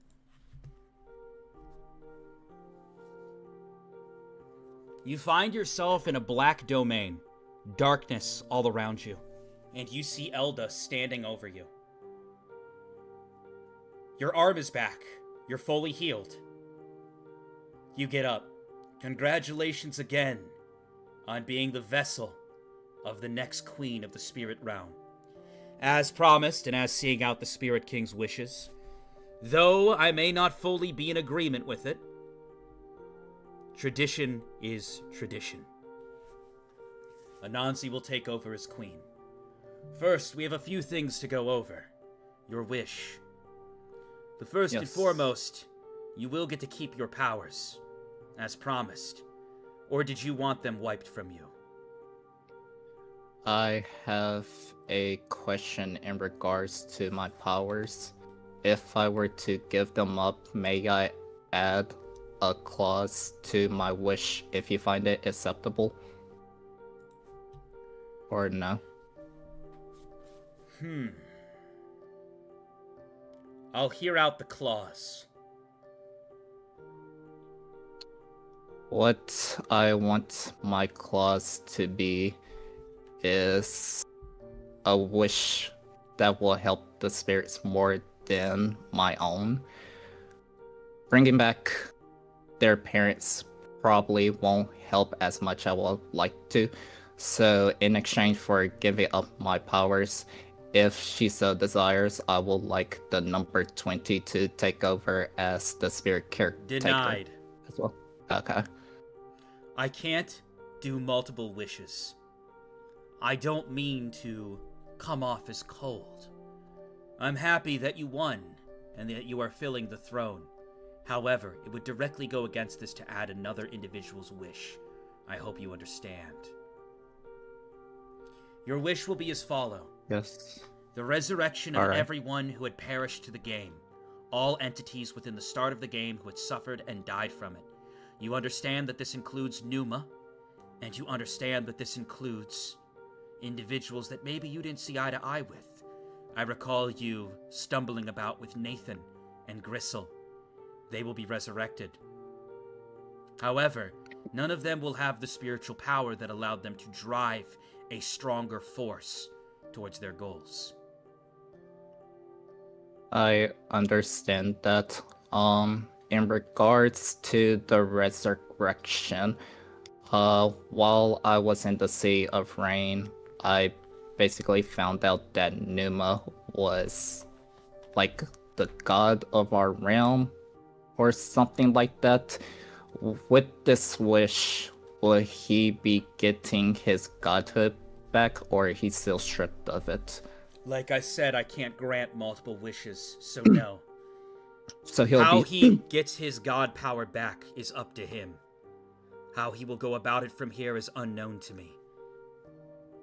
But as far as my wish goes, he is still stripped of his god power. Correct. I also want to make this clear. Right. We are not going back in time. In fact, a lot of time will have passed. As you know, time in the spirit world shifts at a different rate. By the time you get back to your land, I assume several months will have passed. I see. I'd like to express something to you. It will be like everybody had spawned in. People will be back with their loved ones. Connections will be kindled immediately. Or rekindled, I should say. But there is one thing you need to understand. Yes. I'm doing this for the will of the Queen. Okay. This is partially Anansi's decision. But your memory, well, at least the memory of you, will be wiped. We do this for several reasons. The first, if memories of you exist, individuals will seek you out, and your powers will try to be understood, taken, and studied. Second, Vaughn is a problem. I do not wish to fight with Vaughn, and I do not wish for our ideals to collide. We are separate entities who have high rankings in our verse. By utilizing this method, and everyone forgetting about you, it will keep Vaughn away from Anansi, and it will keep Vaughn away from you. If Vaughn doesn't remember who won, he can't really pursue them. Does that make sense? That does make sense, but may I ask a question that kinda go in line of why the memories of me will be wiped, if I may ask? You may. So, even if the memory of me is wiped, wouldn't any research that was done on spirit energy during the duration of the game still exist? If that's the case, is there a way to erase any evidence of the spirit energy that came about during the duration of the game? Whether it's research, inventions, etc. I mean, real quick, that's a good question. I'm going to answer it for you.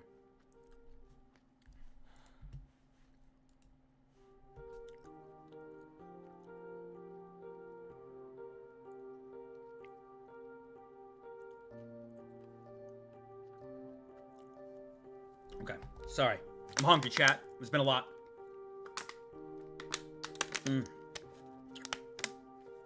Someone said that this is a Spider-Man thing. I've never seen Spider-Man, but I find it funny that you're the spider, and if this relates to Spider-Man at all, I find that to be very, very funny.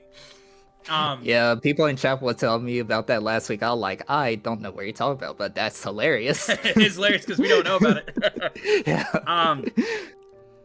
So I see what you're getting at. The answer is yes.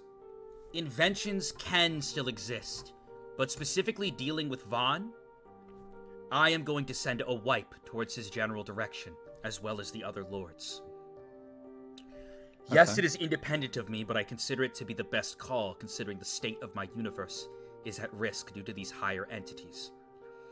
However, I'm not saying that this is 100% guaranteed, but I'm going to say that anything involving spiritual energy will be a distant memory, one that will seem out of reach and ungraspable. And this will be to the average person. Alright.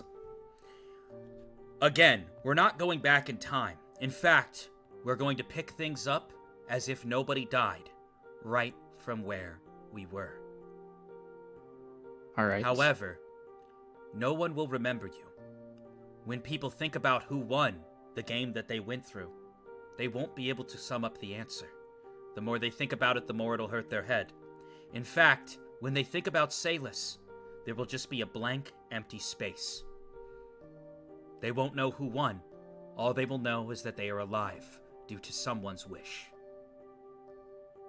As for people who weren't directly involved in the game, they'll know that spirit energy did exist at one point, but it seems gone for now. Additionally, Anansi was worried about your loneliness, so she made an agreement with me in advance while you were sleeping. I am bestowing with you the power. Every 6 months, you can visit this verse for 24 hours. Alright. Now that is completely up to you, though. You don't have to come if you'd like. However, that was the best I could offer. I don't know if this loneliness will break you. I don't know if you'll be able to reestablish connections or how you'll be impacted based on seeing everyone else move forward without you. However, I'm giving you the ability of portal jump. Once every 6 months. Use it wisely. And don't do it in front of someone. I see. Thank you. Now, to be clear, the Spirit King, the Spirit Queen, all spirits that died in this game, all users that died in this game, and all individuals that died directly caused by the game in the past month and a half to 2 months will be revived. No one will have spiritual energy except for you. I would try to lay low since Vaughn exists. Are you ready? Yes, but one thing before this happens. Is it possible to give someone a note before the memory of me is wiped? They won't know who the note is from. I'll keep it vague as possible so they don't know it's me, but there is one message I would like. Unfortunately, I can't allow it. I see. Understand. I believe I've done enough compromise up to this point. That's true. Thank you again. He holds up his hand. Best of luck to you. You see Anansi give you a big hug before you go. I'll hug her back.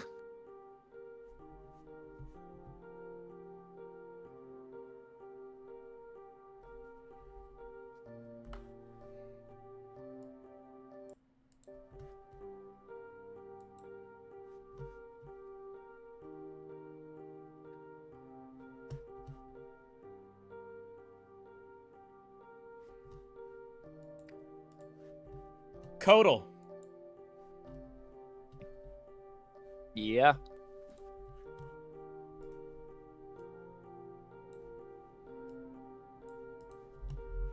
You hear a voice.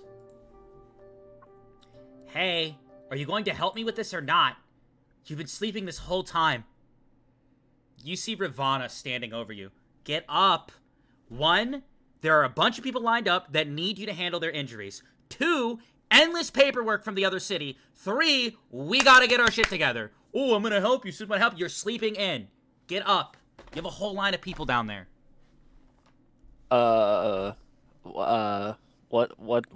What's happening? Oh my god! Go be a doctor! And she throws you your medical supplies. Sorry! Oh god, I'm sorry, I just had a really weird dream. Alright, yeah. I got it. Kodal is gonna he's gonna put on his uniform and he's gonna go down to the medical tent. You head on down to the medical tent and a line of people are standing there waiting. Mitchell! Yep.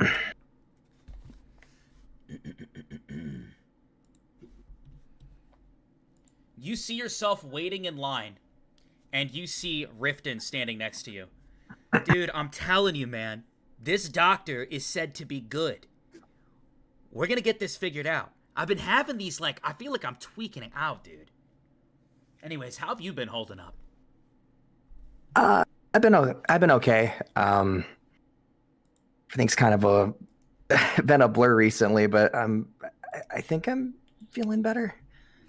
I want to let you know, I talked to Mom and Dad. They're not going to be bothering us anymore. I gotta know, after what they did, how did you not, You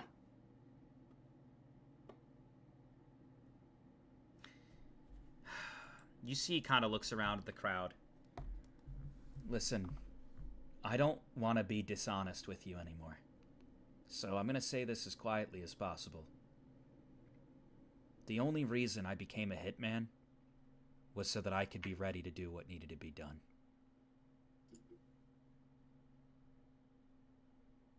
I had always intended to get you out of there. I just didn't want you to lose your spark. Well, I appreciate that, Riften. Hey. Thank you. These last few weeks have been super fuzzy. I'm glad you and me are together. But we can assume that something happened with that game we were wrapped up in. Do you have any idea?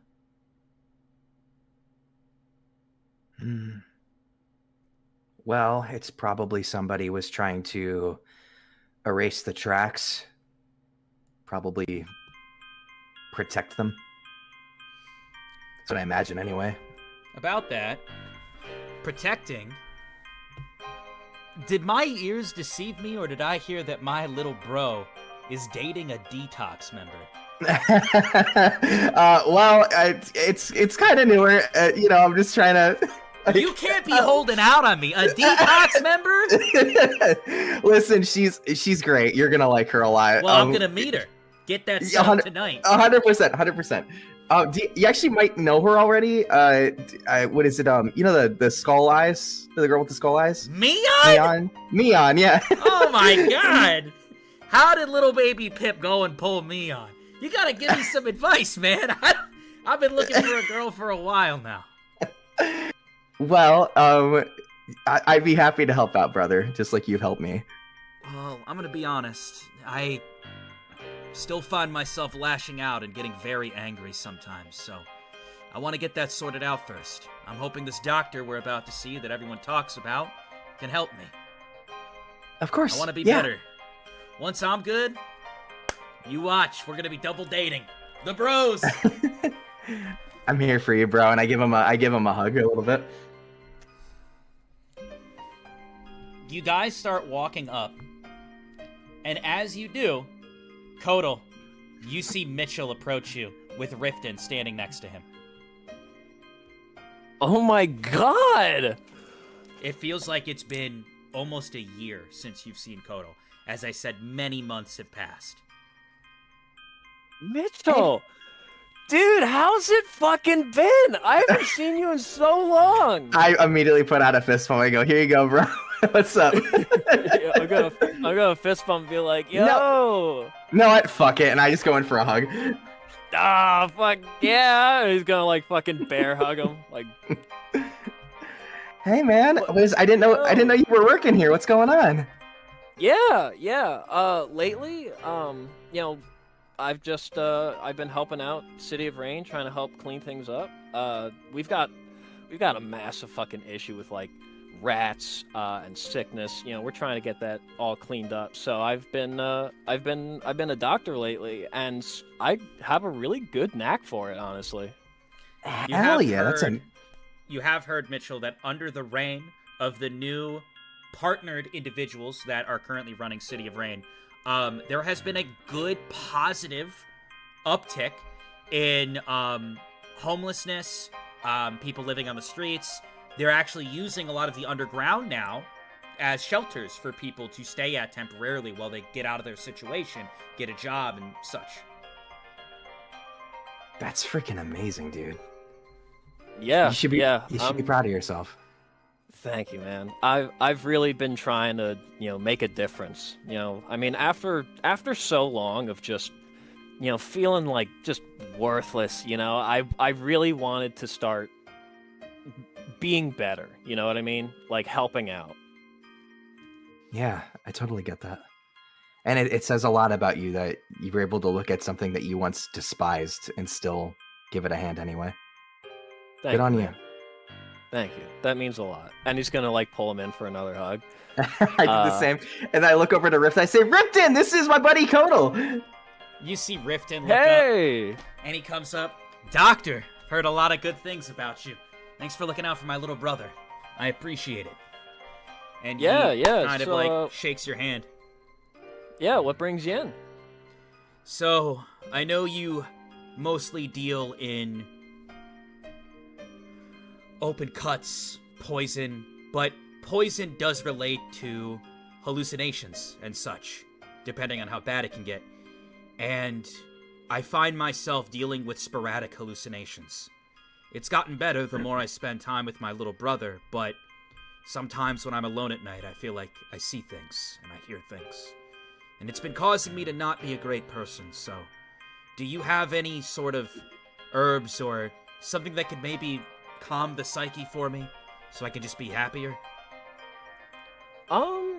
Yeah, let me there's a few herbs and a few different herbs and things. I think I might be able to cook up something. I don't know how great it's gonna work since I don't mess with psyche I'm ready too to pay often. whatever But price you need, sir. I want to be better. I want to be put on track to be better. yeah, let me go do some stuff. And he's gonna like, Hey, Kodal. yeah, what's up? I quickly whisper and I go, I love you. Please don't give him weed. All right. Give me. He's gonna turn back around and be like, you know what? A lot of the herbs that I was looking for are missing. Let me give me a second. And he's gonna quickly stash the joint that he was pulling out of his pocket, and he's gonna put it back, and he's gonna pull out some different herbs and kind of like mash up something, and be like, here, this should kind of make you feel a little bit calmer. So before that, you would need to go to the back. Yeah. As you head Okay. to the back and you leave Riften and Mitchell, you see Ravana currently doing someone's hair. It looks fine. I don't think it does. You need to have more confidence, okay? You see Ravana and Reva. You don't really know where this came from, but it's like they have a mutual understanding of each other. They used to hate each other, and for some reason, it's like they went through some sort of trial, and they just have a better mutual understanding. Acting like a couple of sisters, you see Ravana doing Reva's hair. It looks okay, I'm telling you. No, it's all dried out and white. You just need to relax. Hey. When is he supposed to get here? Can you not bother us? How much money did you get? Sorry. You're gonna make me crash out. I was just asking if you seen my fucking herbs. Girl talk God. is happening over here. Yes, the herbs are over there. Okay, First thank he you. sleeps in all Go. day, and now he's All right. interrupting our girl Oh talk. my What God! can I do All with this guy? right, all right, fine. He is Go a back good, to he your is a girl good doctor, talk. though. I'll give him that. He is a good doctor. I am a good doctor. And he's gonna go. He's gonna walk past and grab the shit he was looking for.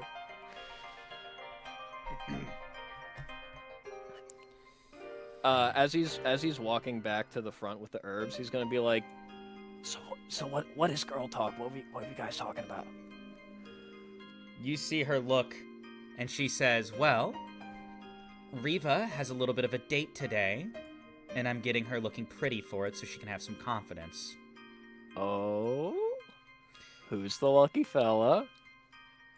I feel like you know him. You know a safe Leptail? Yeah. Wow. Safe. Man, that's a name I haven't heard in a while either. Yeah, I do know Safe. Safe! That's a crazy coincidence. Yes, Speaking sir. of the devil, you start to approach. You were told to meet Reva here. She said she was going to be with Ravana. And you guys are supposed to spend some time together. Okay. I do have to ask though 2 questions real quick.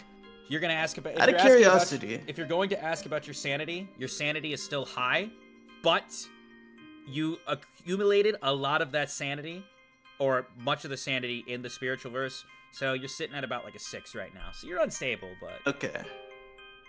The questions I had are, 1, do I still have blue lightning? Do I feel that energy? You do not. Okay. Well, I guess that answers the second question too. Alright. There was specific things that were going to be wiped, as per what Elda said, so...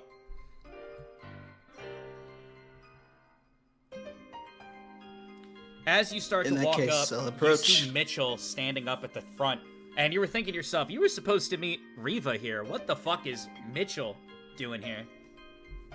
You haven't seen Hey, him Mitchell. in what feels like ages.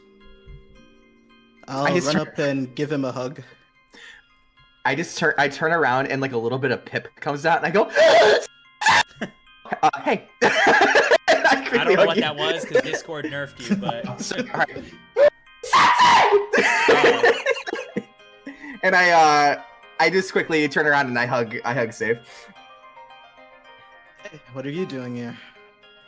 Well, Riften was having some trouble with some, I guess headaches are like the best way to put it, but like something else. But anyway, we wanted to come here to see if he could get that treated. I see. How's it going? It's good.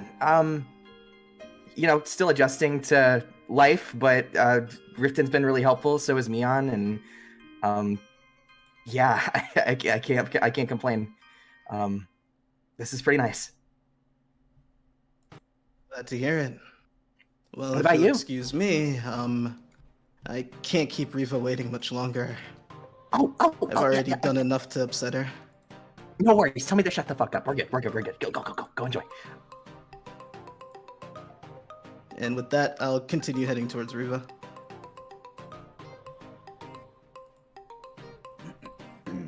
Okay. You head in towards Reva, and as you start to walk in, Ravana stops you. Listen, you better be good towards her today, okay? None of your goofy shit. Try my best, I guess. No goofy shit. Not I'll try my best.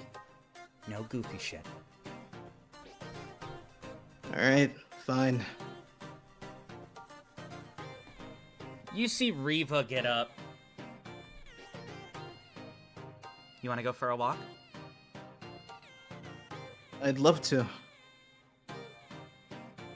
She goes to hold your hand, and almost as if she was ready to get electrocuted, as if she was anticipating the will of Reva to not let her. Nothing happens, and Ravana smiles. You don't have to worry about that anymore. Go have fun. Reva grabs your hand, and you guys go for a walk. As you guys are walking together, is there anything you'd like to say to her?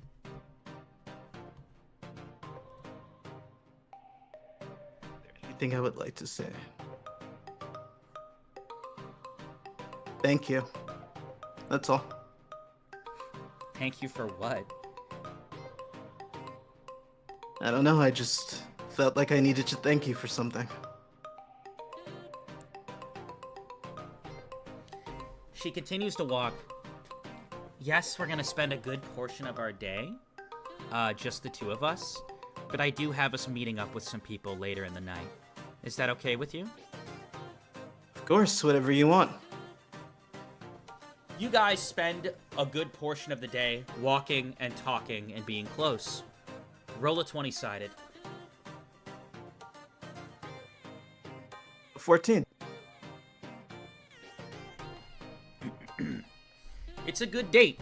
And up above, you hear an announcement in the sky. It seems that the restoration of the major cities, both Trinket City and Rain City, have made a larger comeback than ever. With the two siblings working together, it seems that Rain City has made a complete turnaround in these past several months, being a place that is actually attracting people from Vaughn City. It seems like many citizens of Vaughn City are getting tired of the barriers and what holds them in place, and are currently moving to seek refuge at Trinket City under the welcoming reign of Willow, who is also partnering recently, from what we hear, with Ravana, who is currently running Rain City.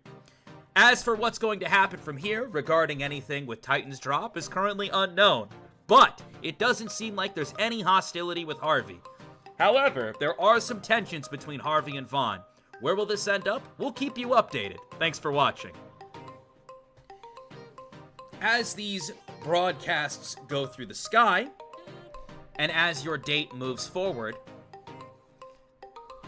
you head to Titan's Drop with Reva, into the same house that you used to spend with Sai. You can remember him, and you remember what happened. Unfortunately, your little brother is not with you. Can I go into his room? You do.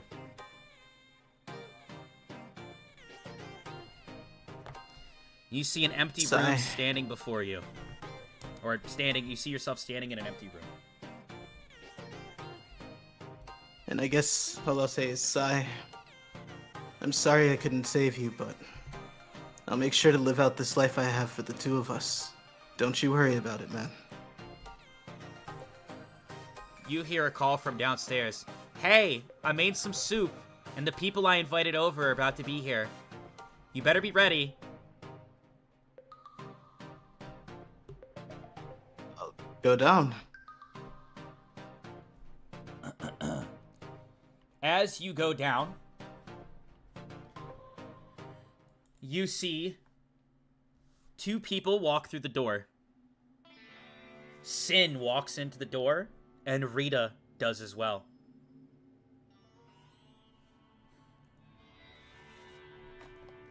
You see Sin look over at you. Hey, man. It's been a while. Yeah. You see Rita. Soup! Oh my god, Reva, you weren't lying. It looks so good. What's in it? Did you put fish in it? I did, actually. I'm trying something new just for you, Rita. It's a seafood bisque.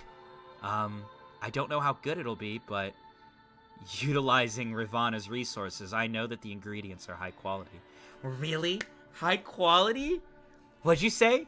You said it's called seafood bitch? Rita, no, seafood bisque. I'm sorry, I didn't hear what you said. Anyways, I'm excited to try it. Sin, come on, come on, come on, come on. You see Sin with a slight blush walk over to her. This better be safe to eat. And why would I invite you over to poison you? Come on, let's sit down and hang out. Like we used to. You don't fully understand what she says by this, and you're not certain. But you guys all get some seafood bisque and sit down. Rita tries it, and you see her face glow up. She fucking loves it! This is amazing.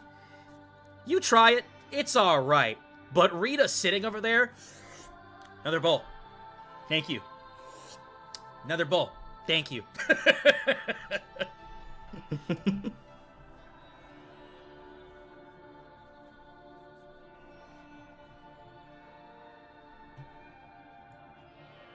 You see Sin. Yeah. So what have you been up to? Me? You know, training, trying to get stronger, enjoying some peace, and, well, spending time with Reva, I guess. I wanted to ask you a question. What's up? Reva, please don't get mad. Safe Leptail, would you be willing to join the Campione and work under me? You see Reva look. No. He's gonna be a full-time mom with me. Huh? The Campione, I mean... If you think I have the talent for it, I'd love to. Well, there was some rumors going around that you were a furry, so figured you'd fit right in. Don't know where those came from, but... I'd be willing to help out in any way I can, I guess. To make this world a better place. See Reva look. No dangerous shit. Is the pay at least good? The pay will be great. And Harvey will offer both of you shelter. Reva, I know you want to get out of the rain. And I know you want to leave that life behind you. He'll be good with me. Also, I've done my fair share of research, Safe Leptail. You're not entirely safe from Vaughn. He holds interest in you. I don't know what sort of mess you caught yourself up with, but being with us protected under Harvey is likely the best bet for you, and your skills can be put to good use.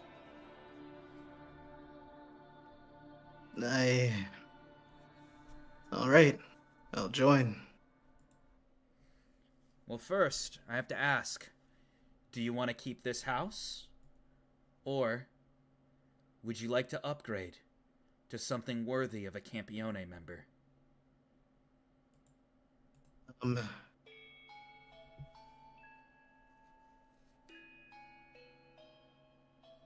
be honest, I want to keep this house. It has some special memories for me. I understand. We can make that happen. And of course, I don't want to upset the lady. You see Reva looking at him, just kind of glaring. Yeah, don't upset the lady. She got good soup. Another bowl. She just starts sipping more. So how about this? I'll give you 2 weeks. And then after that, we're going to hit the training hard. At the very least, I'll have some people sent down to help refurbish this house. You see Reva, I hope you do realize I'm staying here with you, safe. If you plan to do some dangerous stuff, I at least want to be close to you. We can talk about it when the time comes. Or we can talk about it now.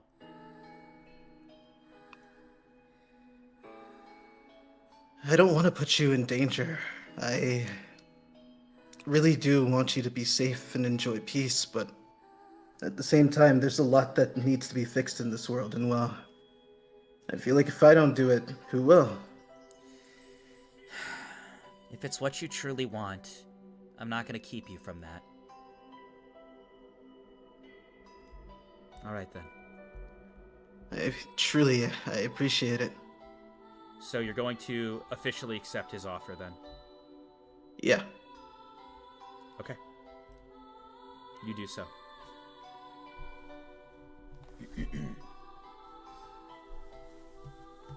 Back to you, Kodal. You head back out, and you hand Riften the medicine.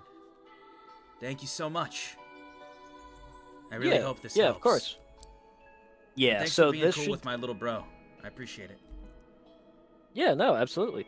So this stuff here, it should help kind of, keep you calm, kind of take the edge off. What I would recommend is doing more so like therapy to kind of like walk through that stuff. I would be more than happy to start, working one-on-one with you to start, working through these. I mean, if you would do that from me, that'd be awesome, man. Absolutely. Yeah, I can, what, do you want me to write you down for, what, Tuesday next week? Sounds good to me. Hell yeah. And then he's gonna like lean in, whisper, and be like, and your brother told me that I shouldn't give you weed, but it's really fucking good. It'll really help, dude. It'll just send you out. roll a 20-sided. Hold on. Oh no, wait, I didn't have my dice prepared.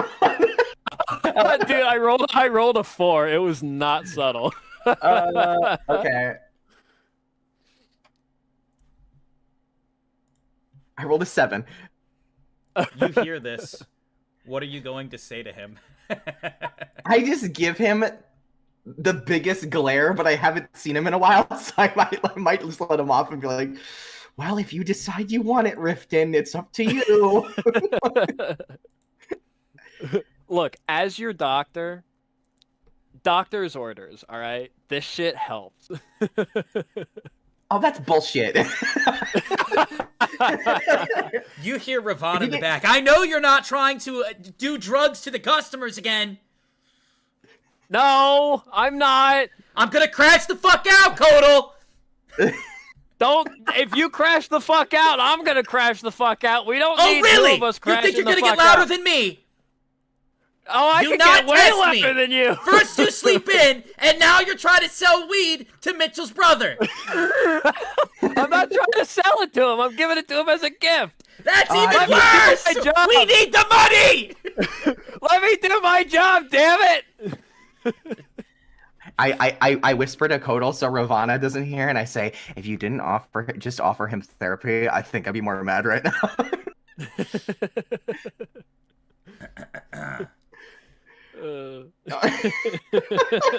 That's wild. All right, but seriously, Riften, this Tuesday, you available? Yeah, I'll be there. Nice. Yeah, we'll get you sorted out. Right as rain. Thanks, man. Get it? Right as rain? I'm sorry. Also, Mitchell, as you're about to walk away, you see someone walking And she stops and almost drops her things and just stares at you. Mitchell? It's been so long since I've seen you. You see a girl with grayish hair look over at you, and she's walking with someone else. You see Nina, very small, very petite, run over to you. I haven't seen you in so long. I quickly bring her in for a hug. The moment you go to hug her, someone immediately puts their hand on you. Whoa. Don't touch my sister. And you see a girl, a much more, looks very mature, probably like 25, immediately steps in. And you see Riften stop her and say, whoa, don't touch my little brother. Whoa, hold on, let me explain. And they both just kind of stare at each other. Mina's older sister and Riften just kind of stare for a moment. Mina and... fight. I don't need more work right now. I'm already overloaded. Total! Get back here now! I need your help sorting this. All right, God. All right, guys, I gotta go. No, hey, no worries, man. I give him one more hug and I just say, hey, thank you for everything. Yeah. I turn back to Mina and her sister, I imagine, and I'm just like, hey, let me explain. So Mina and I found each other when we were both very lost, and we became friends, and we kind of like filled in for each other as like just role models, I guess. Friends, close friends, best friends, yeah. You see her look. Mina, is this true? Yeah, he's the friend that I told you about. The one that I lost. I gonna be honest, I didn't even know if you were real. I find myself struggling to figure out what's real and what's not recently. It's part of the reason why I'm here. Gotta fix the old head. But you're here in front of me. And you see her go to hug you. I hug her back. Can we get lunch sometime soon? Oh, absolutely. And you see her sister look. You know, I'm not letting you get lunch with a boy on your own. And you see Riften step up. Well, I'm not gonna let my brother get lunch alone with this girl because he has a girlfriend. Okay, and I don't know what's going on here. And you see Mina's sister step up and get Riften's face and go, I don't like the attitude you're putting towards me and my little sister. Yeah, well, that's probably fair. I have therapy this Tuesday, so, you know, I'm getting a check. I'm getting it in order. I kind of like look at both of them and how they're acting, and I'm starting to make a connection, and I just look at Riften. Our friend. You see him look, and Riften, you can tell he kind of, I mean, she's not ugly at all. She's very pretty. Riften kind of looks, let me roll a 20-sided for him, see if he locks in. See if he takes.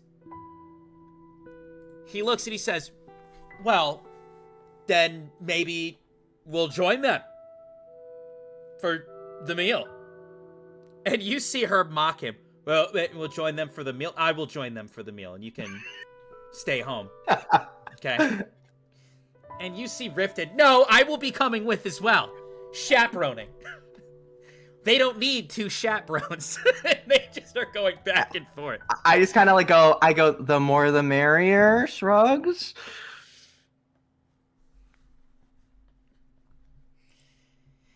You see Mina walk over. Mimi, just... why don't you come with?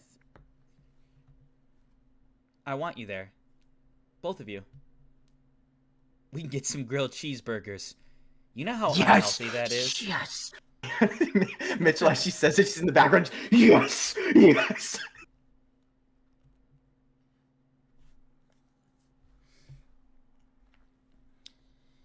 You guys set up a time to go get some food. But, Mitchell, you have another summoning. On your device, you're being summoned in Trinket City. You gonna go? I look at them and I say, hey, let's link up. Like sometime next week. Let's go ahead and get lunch. I really got to take this. You start to head over to Trinket City. It's a bit of a dip, but their time frame, you can make it. Riften also bids you farewell. He's going to head back to Titan's Drop. He wants to visit Safe. So, you going to head there?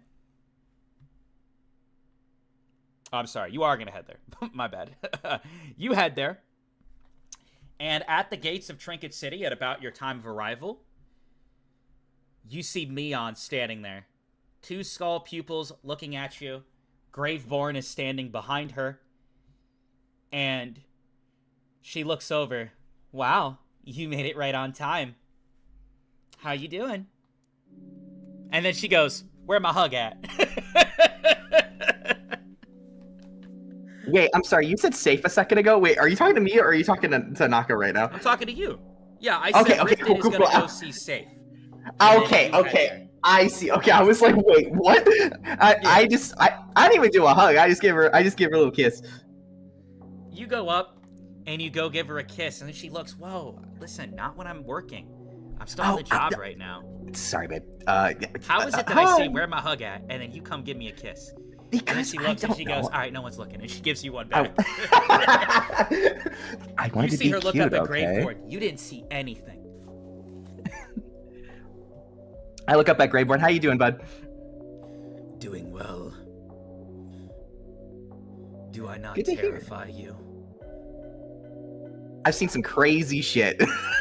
You are far Fair from enough. the scariest. Most don't talk to me. Well, You're not let's sure change how that he's to- talking to you, but you just hear his voice emanating around you. I say, well, you want to change that sometime? Perhaps. However, first I think you should come with us. There is a reason you're here after all. Oh, yeah, of course. And I looked at Neon like, please lead the way, and I extend my hand to take hers.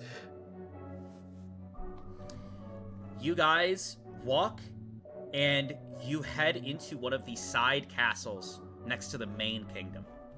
After walking through various steps, you come up to a room, and when you open the door to the room, you are shocked by the sight you see. Oh? You walk in, and you see Rex, Dan Donovan, and Zigba sitting. Oh. And they are all talking, and you see Rex. Listen, it's not like that. You can't just go and disrespecting women. And you see Zigba, get out of my face. Your breath smells. And you see Dan, if anybody smells, it's you. Did you not shower for this meeting? Meeting? I don't fucking know what it's about, and nor do I care. I have a question. Have I seen them at all? These Rex in such a long time. Same with Dan. And Rex immediately looks up. Is that Mitchell? Rex! Man! Let's fucking go, bro! Dan, come here, bring it in! You see Dan also comes up. Oh, man. I haven't seen you guys in forever. And you see Zigba look over. Look at that. 3 gay dudes. Can you keep it down? And you see Zigba turn back around and just go back to watching things on his phone. Gonna get this uploaded and that uploaded. And you see Rex, hey, you can cuddle up for a hug too. And he pulls him in, and Zigba's like, get off of me! And Rex just pulls him in and squeezes his head. I have no idea who you are, but come here. And I bring him to the hug. I hug him too. You see Dan Donovan, look, he's just a little guy. I'm not just a little guy. Just because I'm the youngest doesn't mean you can just call me a little guy. And then you see Dan lean in. He's just a little guy.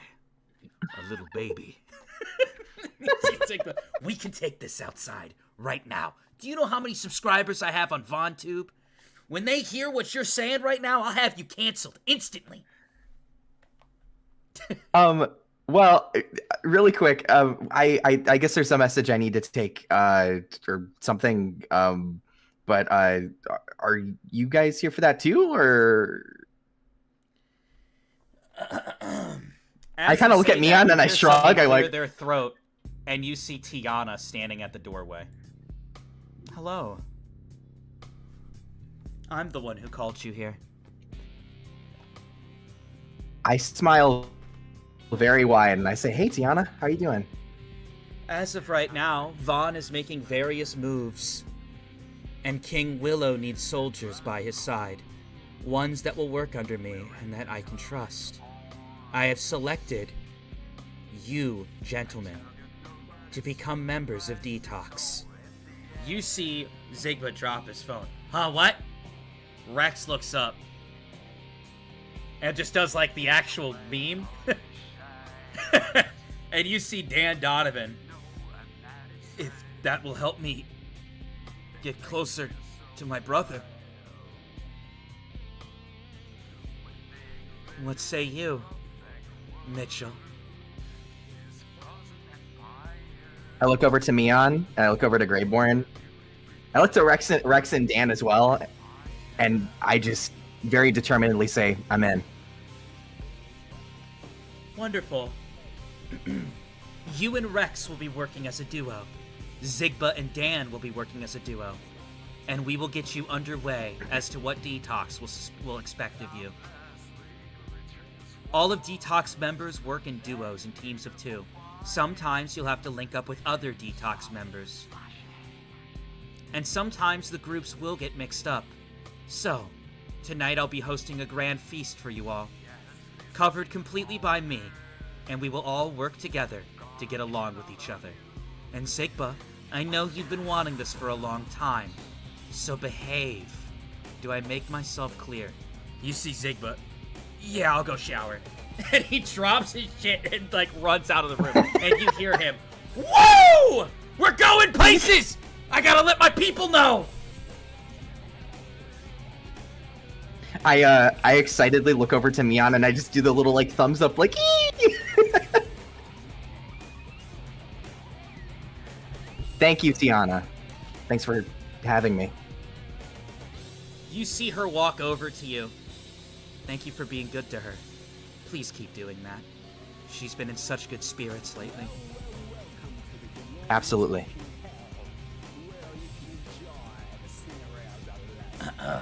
You see a lot of people clear out and start to get ready for the grand dinner being thrown. And then you see Mion standing there. Graveborn left, everyone left, and it's just you and her in the room. And she looks at you. She's got a few scars around her neck. You can see a lot of the imperfections on her body, as well as the eyes that so many people are scared of. But to you, you've always been one to see past that and just see her. And she looks at you with a big smile. Surprise! We're gonna be working together a lot more now. Yes. Mitchell's very excited. I love the surprise. Thanks, babe. And I give her a big ol' hug. She goes, "No one's around." And she gives her a kiss. I kiss her back. Well, I guess I'm a bit shocked. The terms of, I guess, me and Tiana's deal was that if Tiana, won, that's what would be my application. I'm not complaining, of course, but what is it? I guess I'm surprised, but pleasantly so. You haven't proven yourself just yet. This is only the, say, submission process. But it's already known. You're going to be a wonderful asset. And I want to be around you more. So this will help that happen. My work has me traveling everywhere. And I don't know. I mean, I know you have Riften, but you could use some more friends. So, yeah. I think this is a good starting point for both of us. I appreciate that. Thank you. And I want to see you a lot more too. What is it? I gotta know what happened to the Concordance. Were they not eligible for detox, or did they not want to? It's not that. Tiana tried her best to find specifically Kai, since he was the one who leaded the Concordance. And as of right now, from what we know, Kai is currently working under an industry that is specifically under Vaughn. It seems Vaughn has desire to travel beyond this world, and Kai has deep interest in that. The thing about space, and Vaughn is the only one who can help him get there. Unfortunately, our major connections with Vaughn right now are cut. That said, though, a lot of what our spies said, he's doing really well. I'm glad. He deserves it. What about Geo, CC? That's the second part of the surprise. And you see her reach into her pocket and pull out an envelope. You've been MIA with Riften, so they didn't get it to you. This is for you. I take it and I waste no time. I read. Is there like any writing on the back or anything? It is a formal wedding invitation for you and Leon. Yes! We are totally going. We are totally going. Yes, we are. And that's if it's any awesome. consolation, from what I know, Kai will also be there. So you'll be able to read him as well. I do want to say this. Vaughn is a problem, yes, but I don't judge Kai for following his dreams. And I know you won't either. No, definitely not. He deserves to be happy. I'm just glad that everyone's doing okay. That's what I wanted for the team, so I'm happy. Of course. Let's go feast. I've missed you so much. I missed you too. Let's go. You guys head to the grand feast. And there you see sitting before you a larger man with a jolly smile on his face and nothing but pleasant energy. Hello, everybody. I, King Willow, host this feast alongside my right hand, Tiana. And I do hope that all of Detox are happy. As the heroes of this land, I want to make sure that your mental states are just as sound as the people that you protect. So, tonight, it's not about the people that you protect. Tonight, it's not about the nation that you oversee. Tonight is about you. I hope you enjoy your time connecting with one another and enjoying only the finest of ingredients that me and my kitchen staff had found for you. Ladies and gentlemen, I am King Willow, and I thank you for your time, effort, and company. And a congratulatory toast to the new Detox members. Cheers. You see a bunch of people hold up a glass, and you see Zigba, fucking cheers, man! Yes! And Tiana just stares at him. No swearing. Frickin' cheers, man! Yes! And he downs it. I look over to Mion, Zigba, Dan, and Rex again, and I say, cheers. And I look over to Tiana, cheers. You guys all drink together. You eat together. Is there anyone that you would like to talk to, Mitchell, that is currently in the room? Ooh, everyone. I would like to... Do I only get one choice? Can I only talk to one person? I'm gonna let you talk to one person, and the night's gonna proceed, because everyone kind of talks to everyone, you know? No, that's fair. Whoever you're talking to, then someone else will be talking to someone else. I look over to I look over to Rex. Is Rex sitting next to me by chance? Yeah. I kind of lean in close to him and I go, "Hey," and I show him the letter with what is it, the letter that CC and Geo gave.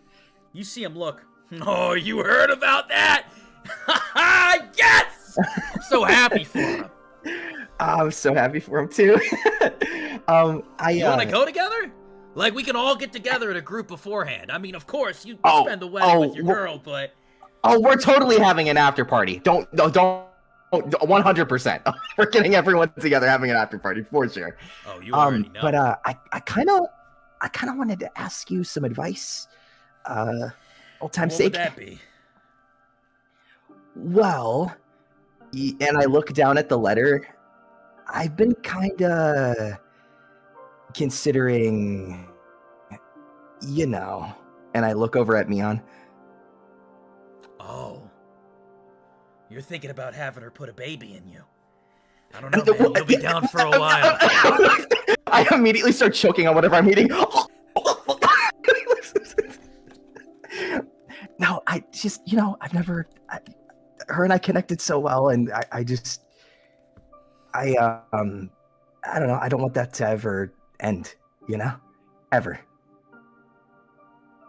I see. You're thinking about promise rings. It's a big step. Never mind. What's wrong, I look man? over at Tiana, hoping Tiana sees what we're doing right now. Hoping she gets it. Because I know she can sense energies, right? Or sense intentions. Oh, you're lagging a little bit for me. I'm lagging. I'm gonna be honest. Just a little bit. Everybody else is good. Your audio and shit has been rough for me a little bit. Oh, yeah, no, yeah, I gotcha. Okay. Are you on mobile? No, I'm on PC. Nothing's downloading or anything. No, I should be good. Am I good for everybody else? Mine's just really shit. Okay. Well, I'm seeing. Okay. Can you hear me okay? Yes. You see Tiana lean in. Listen, she would 100% say yes. However, you better make sure you're in a spot that she can fully enjoy and be happy with you. Okay? Mr. Yeah. Lives with his brother? I've only been out here for like 8 months. But I say, yeah, I'm really hoping that this opportunity is going to put me in that position. So thank you for that.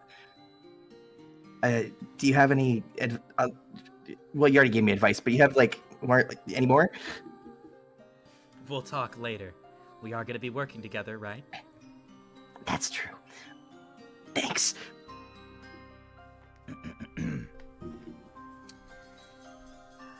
Some time passes.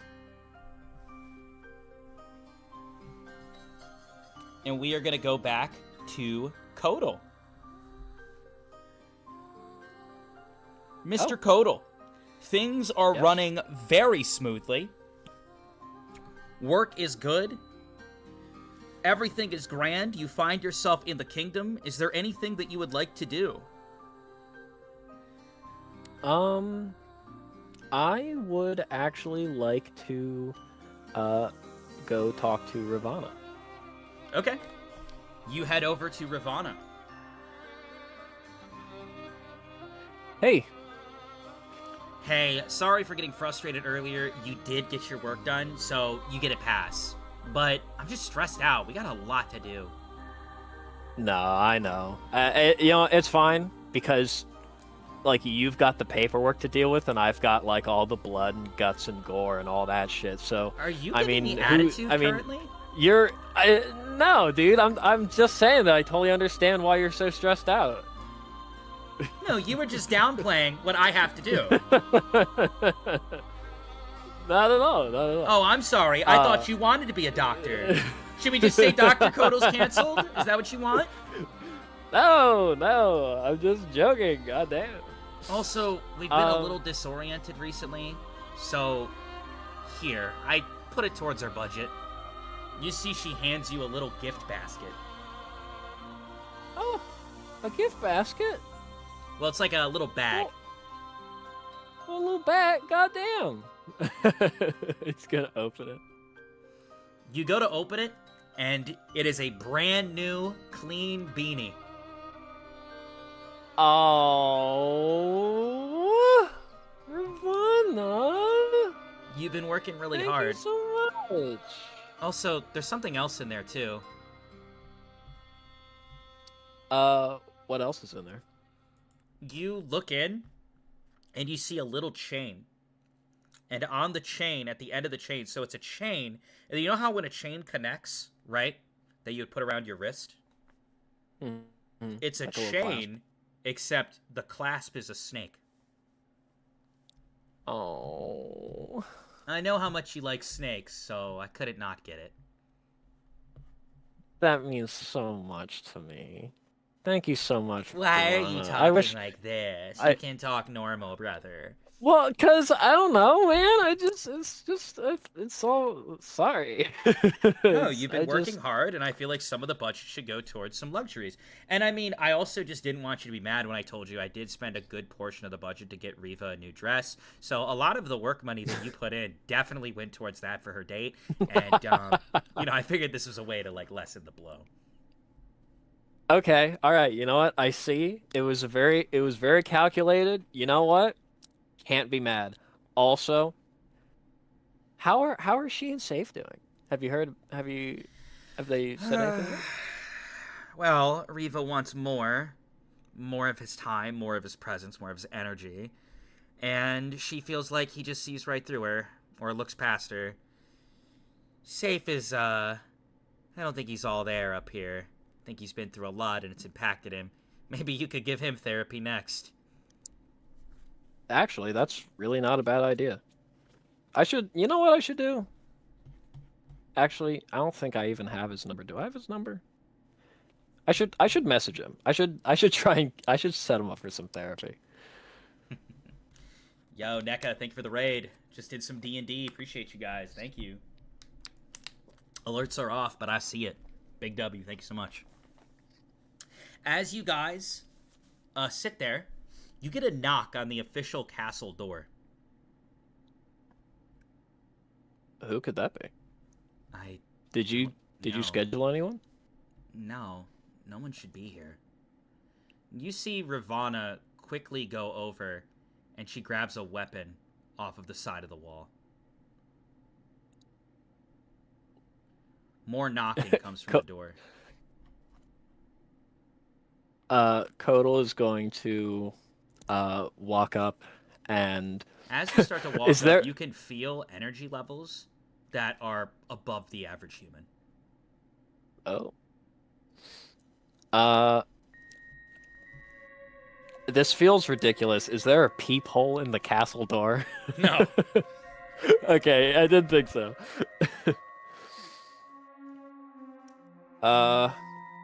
Who is it? You hear a woman's voice that you kind of recognize. Can you please open the door? And who is this? My name is Venus. You might know me. I am throwing that bitch open. You see a beautiful woman standing before you with blonde hair. And she looks at you. It's been so long, Kodal. I hope you're well. It really has. Dude, I've been doing so well lately. How have you been? I come with a proposal. Oh? A proposal for what? I'm deeply impressed by your advancements of this kingdom. Additionally, I myself have been doing my own pursuits. I'm somewhat of a bounty hunter. And, well, I figured it's time to maybe do something a little bit more in line. I want to work for you. Be your right hand. Most leaders need someone like that. Do I sense any off energy? Because the music is putting me off. The answer is no, and you'll understand why the music's here shortly. Just talk as Okay. you will. Yeah. I would absolutely love it if you were my right hand. Dude, I gotta say, when you caught that fucking bullet right in front of my face, I need someone like you. That's wonderful. I actually didn't expect you to say yes right away, and I know that Ravana's a difficult one to deal with. What does that mean? Oh, shush! I got this. I can handle it. Shush! Yes. I'm I talking gave you a with an gift. old Shush. friend. Yes, this person saved my life. Yeah, well, I'm about to end your life. You better show me some respect with shush. You see her come in. Well, I thought you were going to say no, so I came with some things. You see her pull out some papers. You see her flip through the papers and hand them off to you. Bounty hunting. Currently targets that I'm looking into. You see that she has images of Crimson Red, the serial killer, as well as images of Numa. And I've been studying their whereabouts.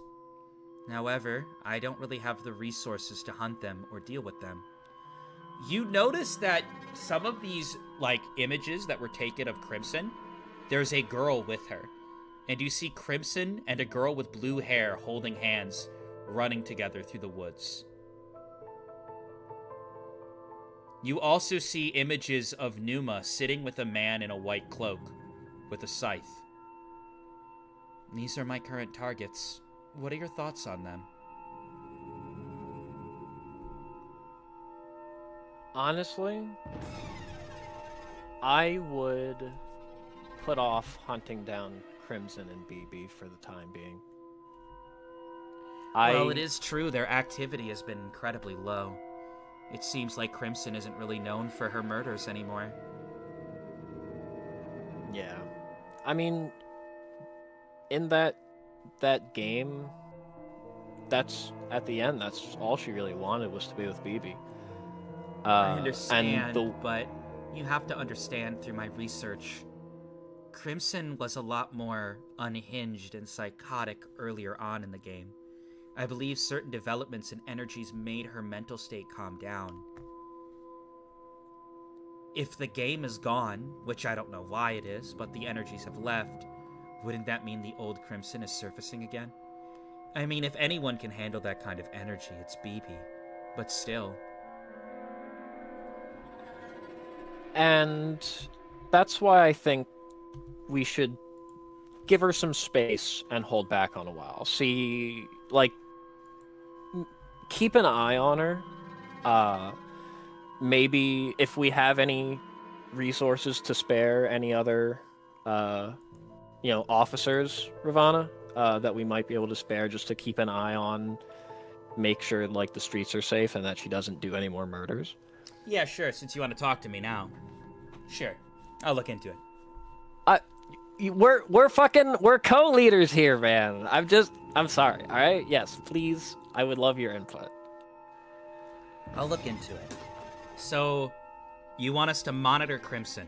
Sure. If she starts going on a murdering spree, we'll pursue. If she doesn't go on a murdering spree, we'll just let her do her thing with BB. That's our decision as the leaders? Yeah, I think she's earned it. Fair enough. Now what of Numa? As for his whereabouts, it seems he's trying to look into leaving this verse. As for the methods of that, I believe that's related to Vaughn. I'm sure Vaughn has technologies that could allow such things, but what are your thoughts on this?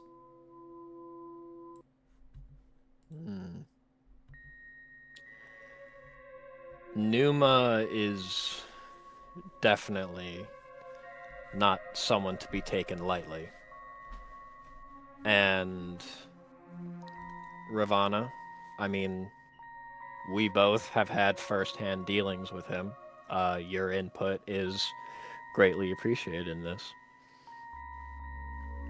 Especially with him possibly being tied to Vaughn. I don't know exactly how our cities stand with each other, but it's definitely a threat posed to us that I don't want to take lightly. My input on this, as one of the leaders of Rain City. I'll say this. As leaders, we need to focus more on the people. We can't just focus on every other large figure that's involved. Yes, Numa is a problem, but there are many people who are a problem. Vaughn's a problem, and we can't do anything about it. Even Harvey could be a threat depending on how we move. I think for now we should focus on our establishment and just keep an eye on how his movements work. If he does anything to directly target Rain City, or Trinket City, who we're allying with, then we'll worry about it. It's not something that we can solely make a decision off of, especially if he's not doing anything. You said he's just looking into this? Yes. From my understanding, I don't think that Vaughn would ever partner with someone like Numa.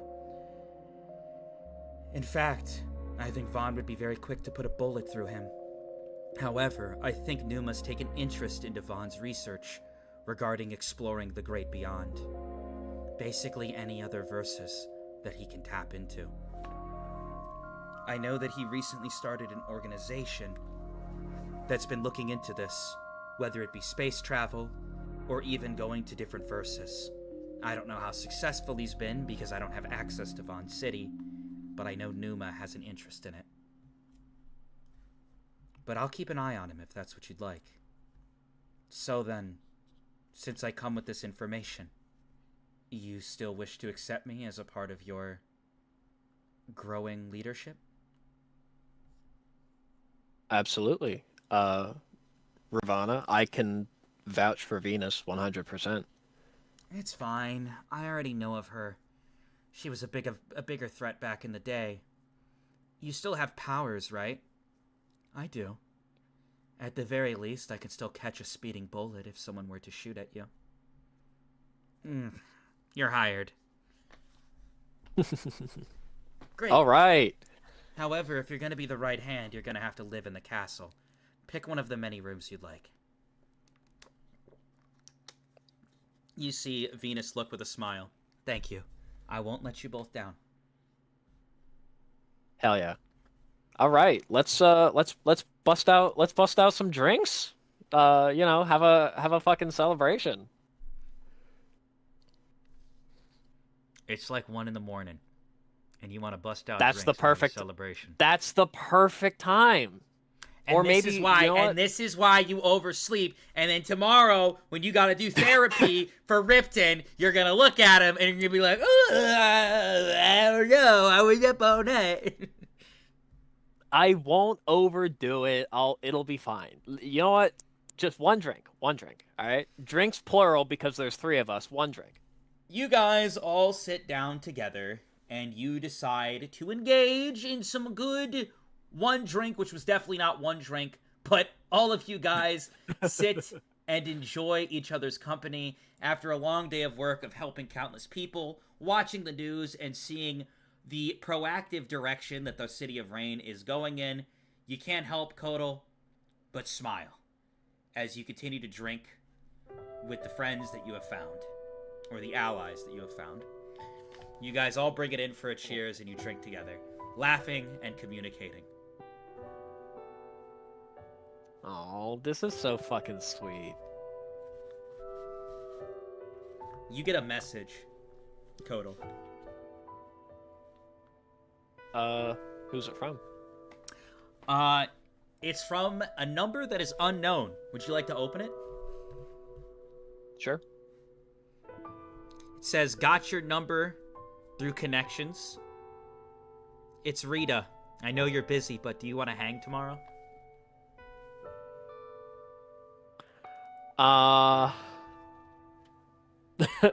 Can I check? Alright. I assume I've got a work schedule. Can I check You my do. schedule? You definitely need to work tomorrow. And you can see Rivana scowling as she looks at you. Oh. I am going to text back. Yeah, that sounds great. You do so, and you see Rivana leaning over you. Sounds great, huh? Fine. Have fun. I'll cover it. We have other No, doctors. no, no, no, no, no, anyways. no, no, no, no, no, no, no, no, no, no, no. Listen. She asked if we could hang out. Never said where. Okay, well, no. We have other doctors. We'll get it sorted. Let me do up your hair like I did Reva's, and we'll get you No, squared you don't away. have to do up my hair. No. You are a walking I have a garbage hat. can sometimes. Let me take care of it. No, I've got a hat. I've got the hat that you That's gave. not me. I how put this a fucking works. hat on. All right, well, at least take That your is 1 how week this shower. works. At least take your 1 week shower before you hang out with her. I shower more than once a week. She's a sweet girl. I don't want to see her fall down and take. I mean, worst comes to worst, she might start looking at you and being like, "Oh, this is what a leader of a city does.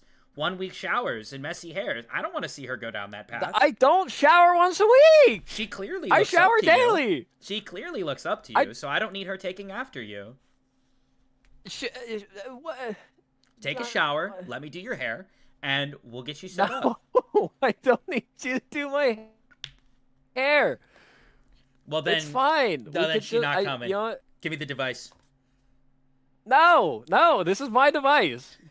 Get out of here. Venus, you're my right hand. Take that device from him now.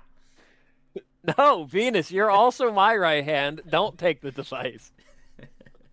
You guys continue to laugh as you kind of figure things out, and we'll move on from there.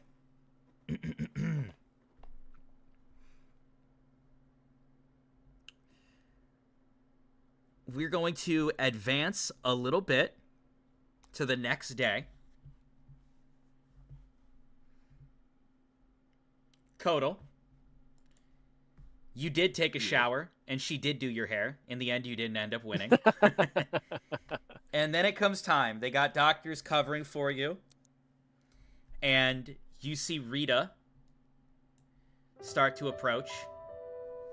Kodal, it's been so long. How are you? Congrats on all this. Thank you. It has been so long. How have you been? I've been good. Me and Sin, we've been trying to sort things out with Harvey, getting things squared away. Yeah, it's been a lot of work, but I have my freedom, and that's what matters. It seems that ever since Vaughn kind of went silent and closed off his city, Harvey's allowing me more freedom, which I appreciate. That's awesome. I'm so glad to hear that.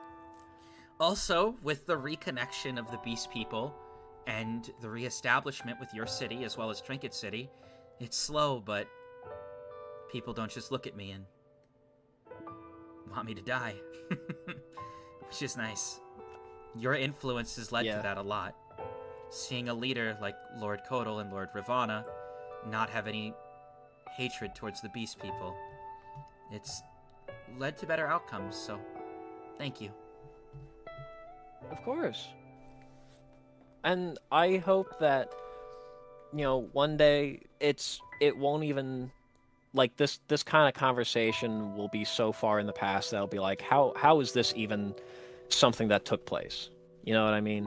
Like, I hope eventually there will be no issues between humanity and the Beast People. Yeah. I hope so as well. Anyways, you want to go eat? I heard this area has some great restaurants.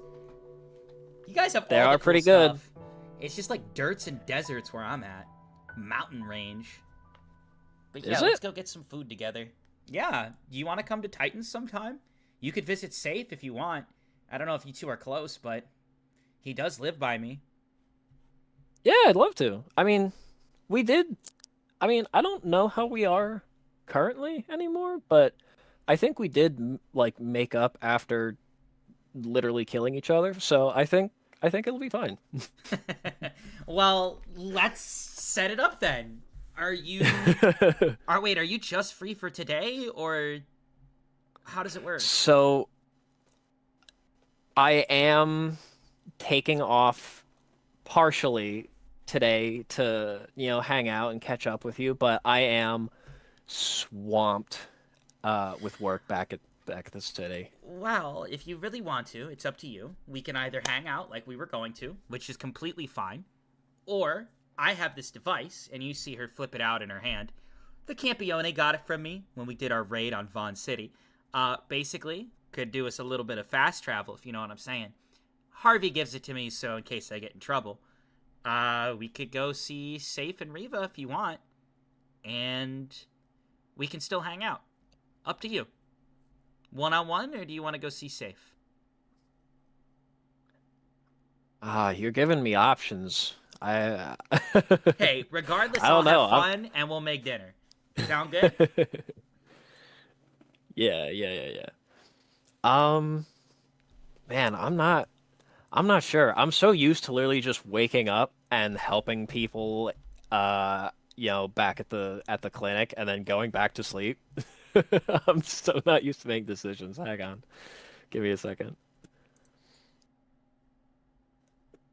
Damn. All right. So I did literally roll for it to be like, if I rolled high, then it would be hanging out with Rita, and if I rolled low, then but I rolled literally a 10, middle of the road, so that didn't help me at all. It's the finale. What do you want to do?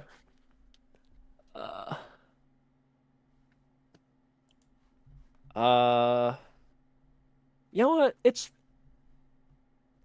I can always see Safe again later. It's been a while since we had just like one-on-one time to just chat, you know? Yeah. I only brought it up because I know you're busy, and this is a way to get there quickly. But I'm cool with either. Let's go get some food, okay? And you see she grabs your hand and runs you along, super excited. The place you guys are going to is known for their sushi. It's pretty expensive, and as soon as you walk up, there's a huge line. And someone goes, "Look, Lord Kodal!" And then a few people, "You can go ahead of me. I appreciate everything you've done as a doctor of our city, and everything you... I can't believe Lord Kodal's here." You see someone come up, "Can you sign this for me? Oh my god!" A lot of people start to surround you. Is he with a... You see a few people whisper among themselves, "Is he with a beast woman?" And then whispers start to happen among the crowd.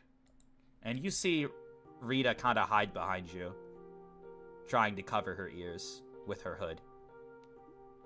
No, you don't have to hide. You're safe here. You don't have to feel scared or judged. When you're in my city, in Ravana City, you are protected and you are a friend. Roll a 20-sided.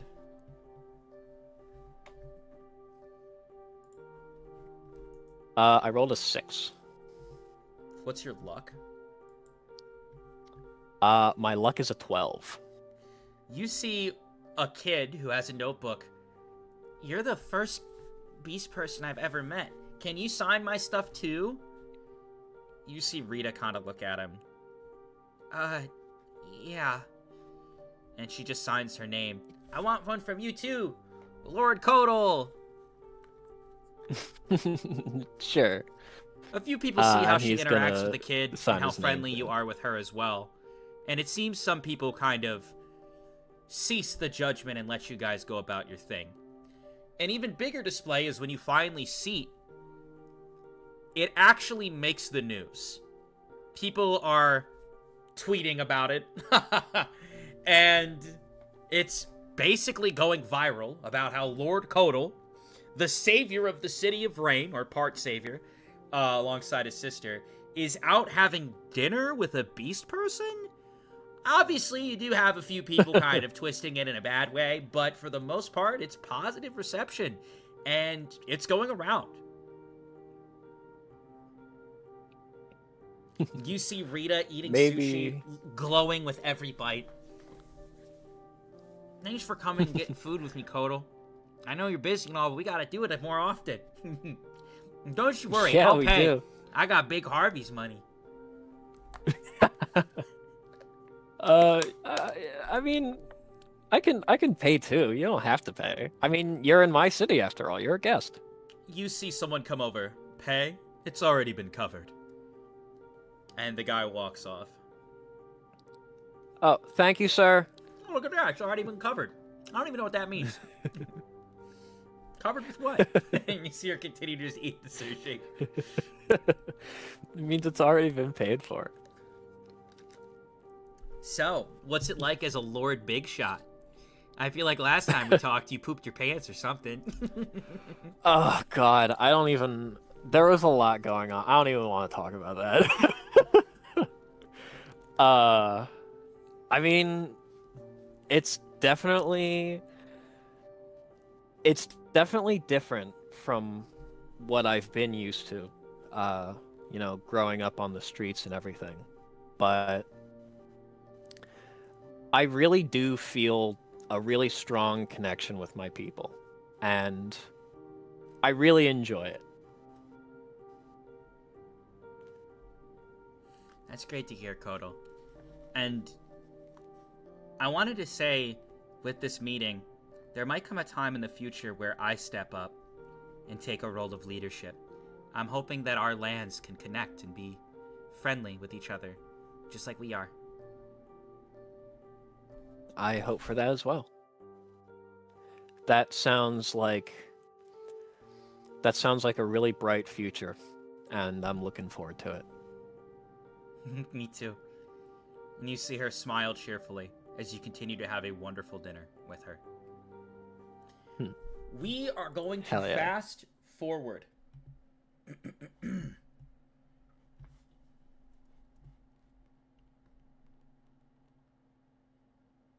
Mitchell. Yes.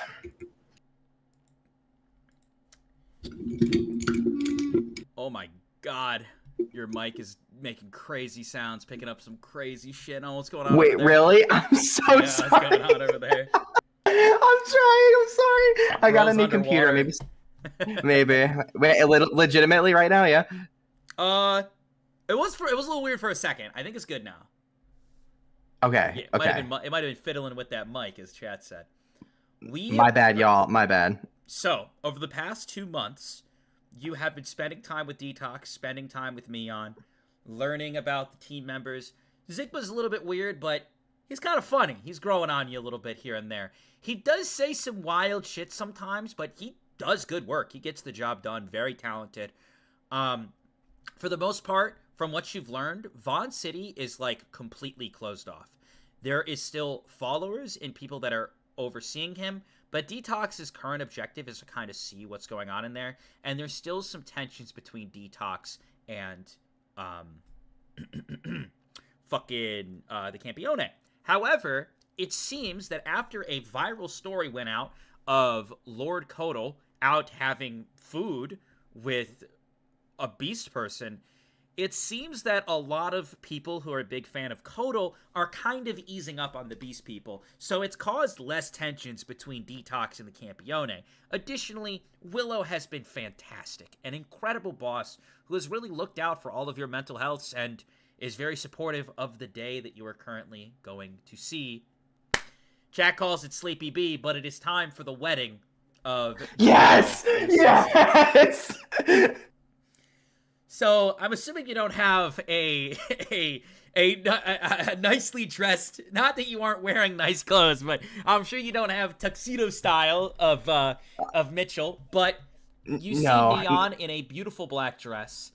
She looks over to you. Are you guys ready? And you see Rex. Dude, I'm so nervous. I haven't seen them in so long. It seems that they've been spending all this time getting things ready. Yeah, same here. But oh my god, I'm so happy for them. They deserve it after everything. Oh. You guys walk into the main hall, like the wedding hall. So there's some like preemptive stuff going on before the ceremony. And you instantly among it's very quiet. You know, a few people are talking amongst themselves, and then all of a sudden, voice booming, "Is that my sidekick?"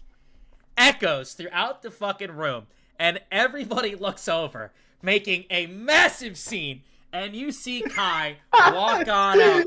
Yeah. Well, if it isn't my sidekick, and he puts his arm around you, put it in,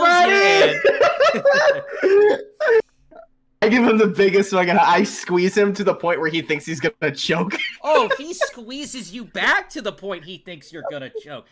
We need to There are roll bunches of- one-sided to see who's in fact choking more, because there can only be one chokee among you. So go ahead. I rolled a 6. Fuck. I rolled You a rolled a 6. 6. You're about to be choked out, boy. Let me go ahead and roll a 20-sided. I just He got rolled a it. 16. A 16. Fuck! So you go to squeeze. You gotta choke him the fuck out, and instead, he just starts to crush you, and you're like, ah. This is why you're my sidekick, little bud. I miss yeah, you. you're right, you're How right. are you doing, Mion, Rex? It's good to see you guys. We well, after everything that happened, we actually started working for Detox. That's awesome, Yeah, man. we've been I'm sure you already know. trying to move the. I'm not working for Vaughn, but I do have my connections to him. The world's a little weird right now, but I want to pursue my dreams. Going to the stars? It's the goal. Additionally, I got your name right? And then that's Zigba, and that this is, God, what's your name? You're Dan, right? You see Kai able to just immediately pick up who everyone is. Wow, you're good with names. Roll a perception check, Mitchell. I was gonna say expected from the leader. I rolled a 4, dude. Fuck my life.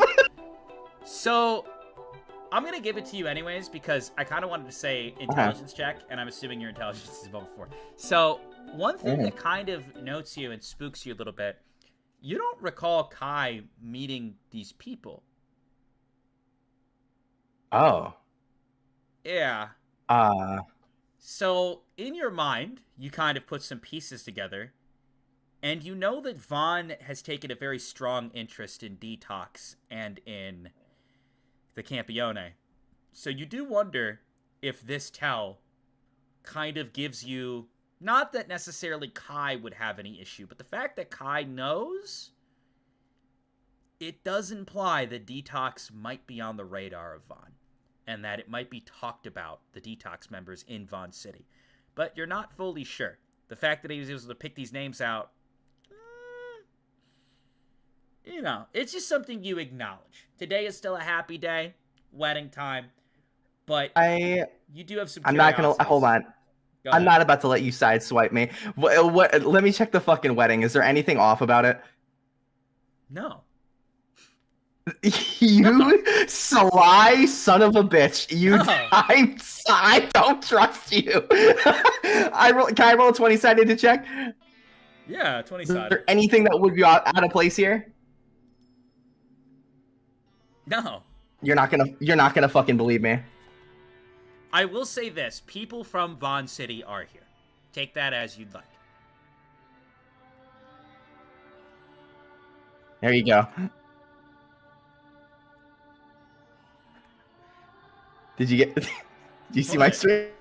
No, just say your roll. They gotta hear it anyways. Nat 20. Nat 20? I'm telling you, you're good. I just said you acknowledge that.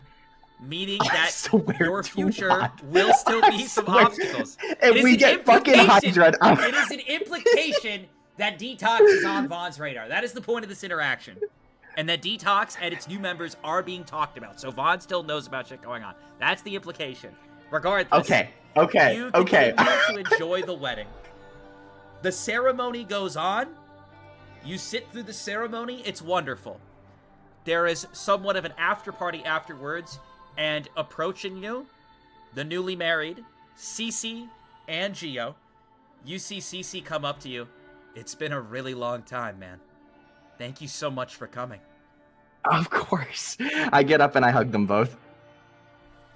You give them both a You hug. two And Cece deserve the I'm not world. as sleepy anymore. I'm not really sure what happened, but yeah, I'm feeling more energized than ever. Newly married. I'm glad you're feeling better. And yet again, you two deserve the world. Seriously. Where are you guys going for your honeymoon? So, we were thinking about stargazing. I almost shed a tear. I know it's not a fully complete honeymoon, Oh. but we don't have that much money, so we're not doing anything too nuts. But we're gonna have Vodka, fun. I still have my inventory for the most part, right? Yeah, would and say? I mean, you are making detox money right now. I would like to go ahead. All right, this is gonna sound crazy. I'd like to go ahead and give them 4,000 credits. Okay, you do so, and Geo just says, "Are you sure? That's quite a bit." Take it. You deserve it. I want you two to have a really nice honeymoon. Geo gives you another hug, and in addition to that, CC goes to throw the bouquet, and as CC does, roll 20-sided. Mion catches it. Let's go. Good job, babe. You see her blush and kind of like, I'm gonna go over here. And she What? Like a sad dog, I just go, You go sit down with Geo, and he kind of looks at you. Marriage, huh? Pretty big step. I could see it in your eyes. You're thinking about it. You had the same look I did. That easy to tell, huh? Well, I don't think you should be giving me 4,000 credits if you need to go get your own things in order. How's detox? It's been good. Tiana's a great boss. You know, I definitely didn't know as much about this world that I think I should have for a lot of the stuff I was hoping for, but King Will is a great leader. Tiana's a great boss. I love working with Mion, and I want this world to be something safe and enjoyable. Speaking of safe, I heard some rumors that he was seen with the Campione. It seems he might be a direct competitor to you. How does that feel? Something I've always believed, and it was the same with you when we were in Concordance, but there's got to be a good reason, you know? Like, Hey, I trust you enough as people to know that you would do whatever. After the honeymoon's all good and done, I already talked to Kai about it. Would you guys all want to get together for something? Oh, absolutely. Absolutely. We talking double day? We trying to get the whole team back together? What are you thinking? I'm thinking everybody. Let's just do something silly, like we can go bowling. I like vaguely know what that is, but I'm sure that you can teach me the ropes. Oh, we'll teach you the ropes. And I know you're new to a lot of stuff, so you should go check out the snack table. We got a bunch of refined shit. Let me tell you. Like, we have a thing over there. You see those teacups? They're edible. Mm-hmm. Gotcha. I might need some help with that because Tiana's been telling me ever since I found out about food to keep track of this thing called calories, and I'm not really sure how it all works yet. But like, I don't know. Like, is there like somebody who can help me out with that? I don't know, but if you do pack on too many calories, we're gonna be bowling you down the lane when we go to bowl. Okay, noted. I will keep that in mind. Is there anyone around that I know that can help me out with checking out the snack table? You head up and you see Kai over there, and he's like, one of this, one of this, one of this, one of this, and you see the chef, sir, this is your third plate, and I'll take one of these, and I'll take one of these. Sir, I think that you should finish one thing, and I'll take another one of these, another one of these. Also, can I get one of those cuts? Sir, this is your third ribeye. Yeah, I'm a leader. I need one of those. I look at the chef. I say, trust me, boss man, he can take it. Also, your finest cut for my good man here. He'll have a ribeye, mid-rare, seasoned to perfection. I'm eating an eye? No, it's not a ribeye, not rib-eye. Is it an eye? Hey, what's a ribeye? Sir, I'm just the chef here. And you see he flips it, cuts it for you, and hands you each a mid-rare ribeye. Nice fatty pieces, seasoned well. You don't even need to put steak sauce on it. Roll a 20-sided, Mr. Mitchell. Okay. 13. It is absolutely fucking delicious. You're loving it. Fuck yeah. Mitchell's hearts become his eyes become hearts. You I was continue actually higher than. to eat the Ooh, that steak, was- just like flavor explosion in your mouth.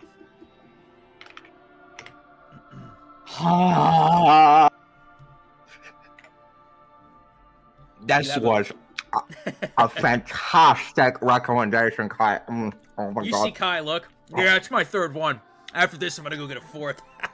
I'm gonna rob him. I'm gonna rob him. What is it? By the way, I wanna emphasize I am not eating this with a fork. I'm taking it like the sandwiches we had back at the village that we were at and trying to eat the steak like a sandwich. A lot of people are looking at you, and Kai sees this. And he sees, oh my god, people are eyeing you up, whispering. And Kai picks up his steak like a sandwich and starts eating it too. I love him so much.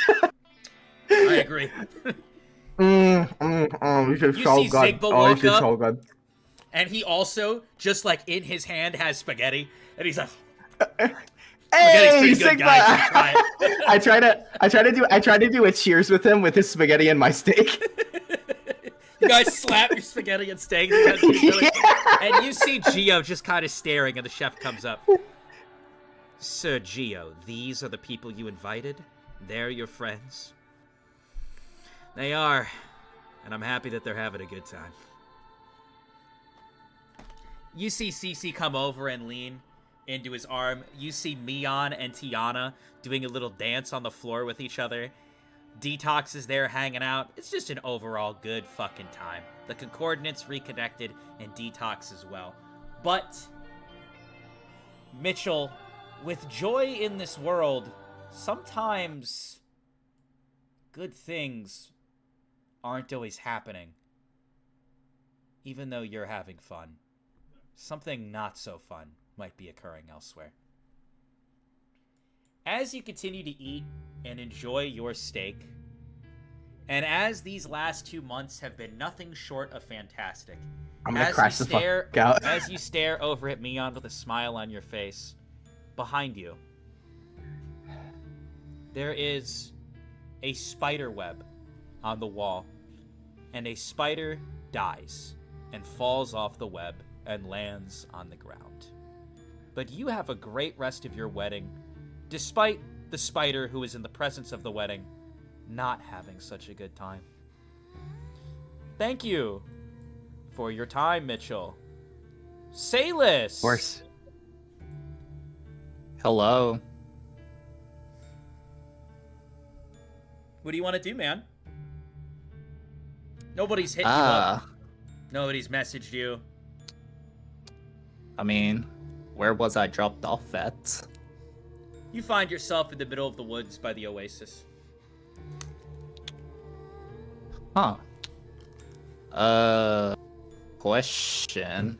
During like all my traveling, have I ever stumbled upon like isolated area that like bear fruit or have like animals to hunt or anything like that? Yeah, actually, I did want to say it's somewhat near here. Do you want to go visit Mom and Dad?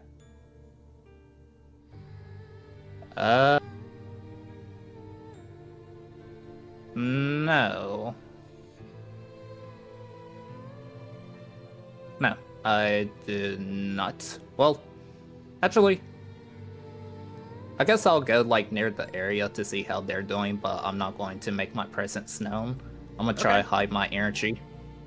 I do want to say one more thing. For winning the death game, a little reward from me to you, and truly a blessing of experience, you will get a +1 on any 2 stats of your choice. Okay. We'll add it to that. I guess we'll add it to that. Alright. You head to your mom and dad's house. Please roll a dex check twice.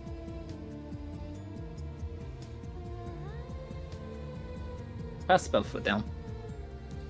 Your skills are exceptional. And weaving through the woods like a fucking champion, you find the house that you haven't been to in so goddamn long.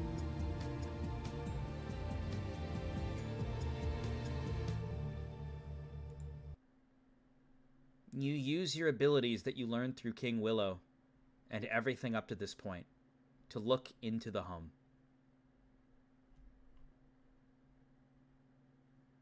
And to your surprise, you have never seen your mom and dad more happy. They're together in this timeline.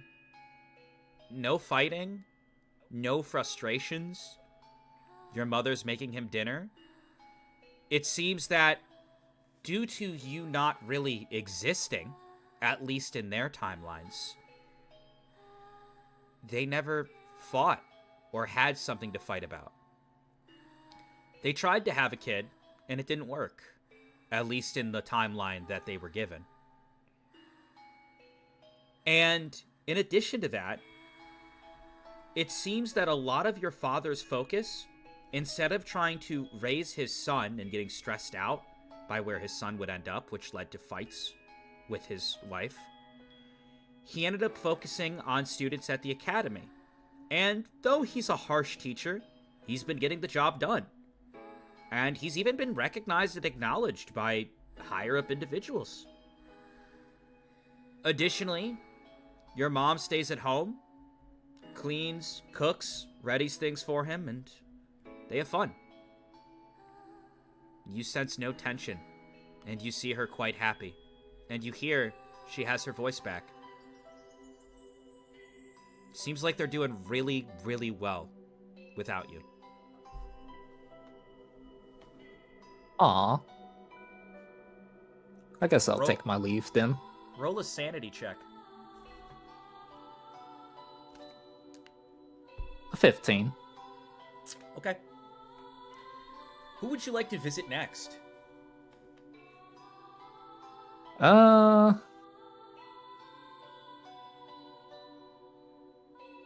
Where do I want to go? Will my aunt and uncle be nearby? Yeah, they should. You want to go visit them? We'll go see how they're doing. Same thing, not going to make my presence known. Dex check twice. Alright. We failed one of them. As you start to sneak up, your uncle, who is also part of the family, does actually hear something going on. I hear something. Wait here, babe. And your uncle, despite being a little bit older than your father, gets up and starts walking to the window and looks out. Who's there? And you hear a click of a gun. I guess I will leave. Roll a 20-sided.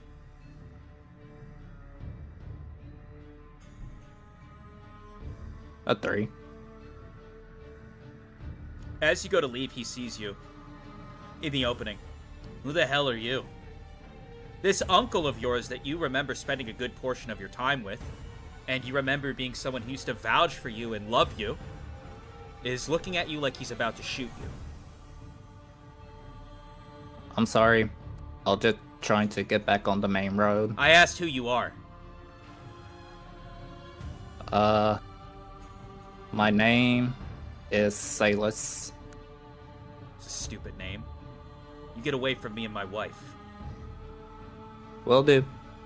And I'm going to leave. Private property.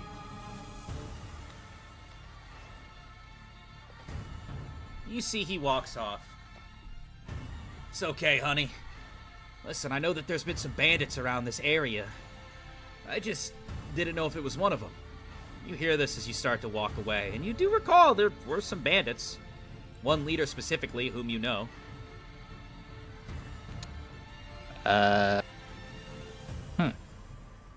Where do I want to go? Do I know of any, Oh yeah, like... roll a sanity check. Okay. An 11. Add 1 to your sanity. Okay.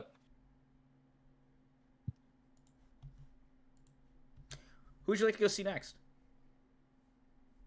Oh, I was going to ask, do I know of, like, any, like, abandoned sheds, like, deep into, like, villages? Or Yeah, anything for like sure. that? For sure. You could probably find a village. Very run-down one. You know of them. I mean, there's been issues. A lot of them weren't rebuilt. Specifically, you think about the city that was wiped out by the number... Or not the city. The village that was wiped out by the number 3. You don't know its exact location, but you think you have a general idea. But that one was nearby Von Sea. I thought by somewhat Tricketsy. Am I not by Tricketsy? Those villages, like, are any of those? Look, well, how about we do some checks? Roll 2 Okay. 20-sideds, and then roll 2 luck checks. And I'll do a roll on my end. Alright, 13-5. The 2 luck checks. Both pass. You do actually find something. It looks like an abandoned village not too far away from Trinket City, likely raided by bandits not too long ago. You find a very run-down shed filled with hay. I mean, there is some horse shit in there, but works for a makeshift bed, to be honest. Alright, I guess I will... Is there anything to, like an abandoned broom to, like, start cleaning up? Yeah. Anything Find like some that? broken tools and start getting to cleaning the shed. Yeah, I guess I'll do that. Roll a 20-sided. Okay. A 12. You clean up the shed. You feel pretty tired after a long day of work. Or, I should say, after a long day of, like, working on cleaning the shed. You gonna finally sit back and relax? Yeah. I'll do that. Okay. You finally sit down, and as you slouch backwards, you relax and you go, reactively, how you feeling, Anansi? And you realize that there's no answer. And you have to remind yourself that the one you've been with for the last 2 months is not here anymore.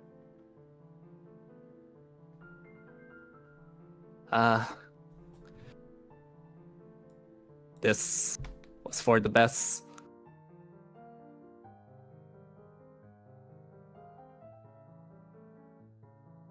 And then I'm gonna sit up and then just start doing some meditation. You try to meditate to calm your mind.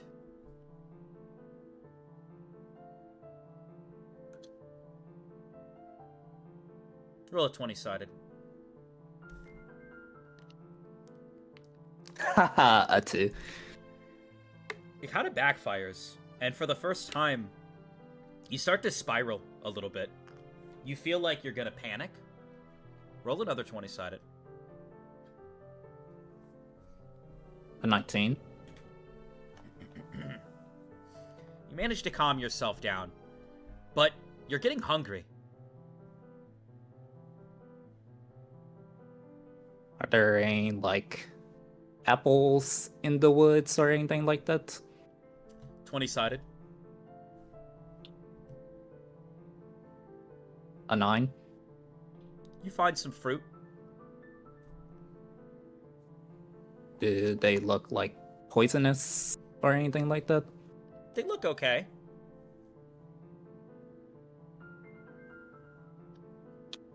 Let's see. I don't see anybody near me, do I? No.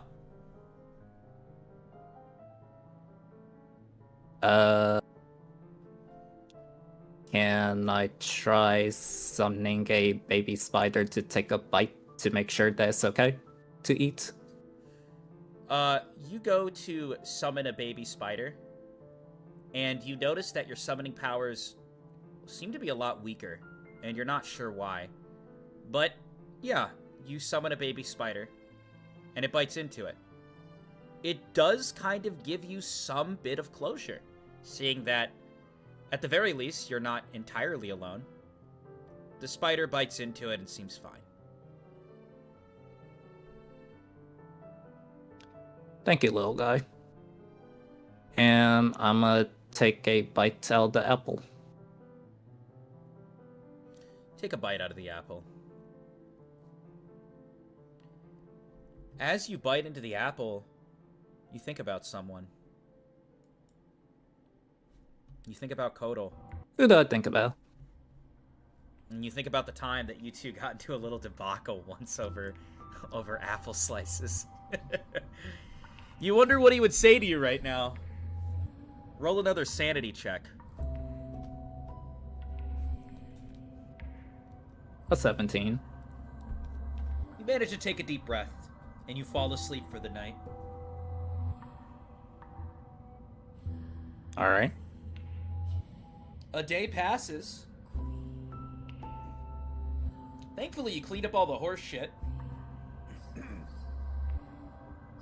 What would you like to do today?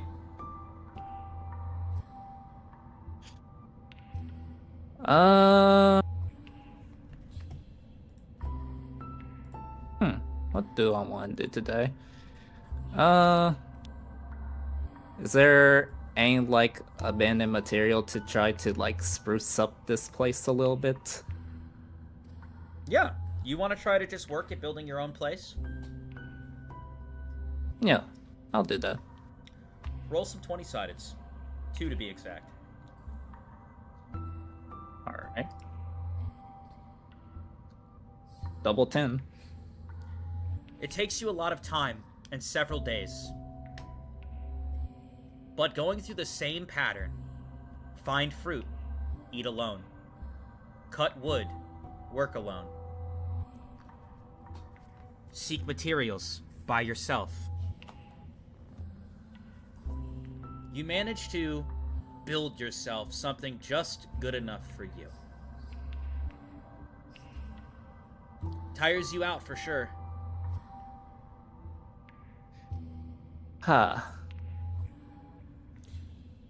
You hear an announcement on one of the monitors in the sky. And we have to say, it currently seems like Lord Kodal and Lord Ravana are working together in tandem to make the City of Rain a better place. Currently working together with Trinket City, we do see a bright future for people in the City of Rain. You see them doing various interviews of people who are just having a great time, and it really looks like Kodal got it to work out, man. You keep seeing all these things about Kodal and how awesome he is, and just, it seems like things really worked out for him. I'll give a little clap to myself. Roll a sanity check. Okay. A 15. Okay, you take a deep breath. What would you like to do now that you have a house built? Or like a little home for yourself built? Little home for myself built. I'm assuming I have already found, like, a stable source of food and drinkable water. Yeah. I guess I will go see if there's any, like, animals in the woods and go chill with them. Or at least try to befriend one. Okay. You go out into the woods, and to your shocking surprise, you find someone. Another human. Walking. And you recognize them. Who is it? You see a girl with blue hair. And just blue hair. No purple highlights at the end. walking through the woods, scavenging.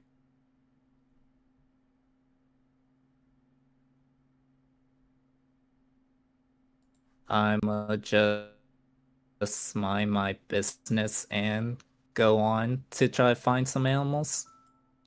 You see she walks right by you. You recognize her as BB. She literally pays zero mind to you. Maybe side-eyes you for a second and keeps walking.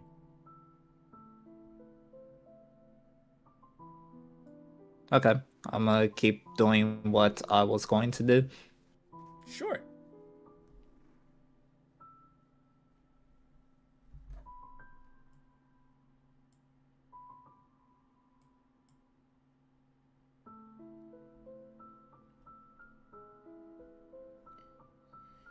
You continue to look for stuff, and to your surprise, the girl actually loops back, and your heart actually starts to beat fast as she interacts with you. And you think to yourself, human interaction? Does she remember? Hey, random guy. Do you, know where Trinket City is? I kinda got lost.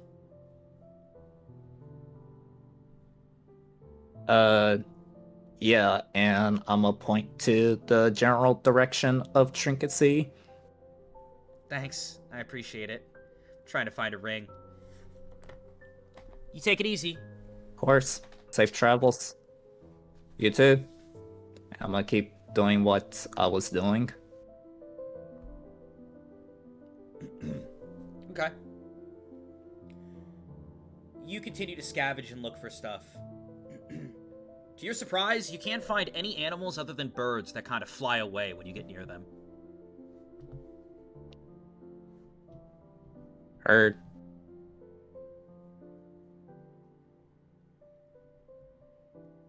You gonna head back to your home?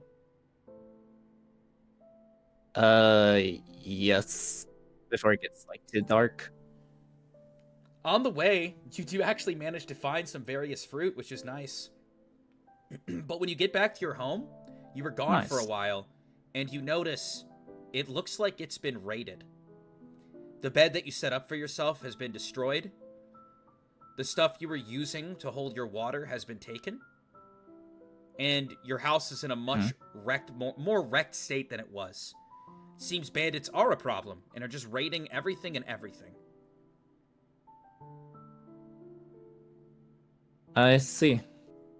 What time is it about right now? Well, you were gone for the day, so it's maybe like 9 p.m.? I guess I'm going to rest here for the night, and then I'm gonna try to find a different place tomorrow. Okay. You rest there for the night. You get up. You want to go look for a new place to stay? What time is it at this point? It's like 7 a.m. Yeah, I'll carry as much stuff as I can while it being like a hassle and go look for another abandoned place. As you are walking down the main path, you actually see someone walking towards you.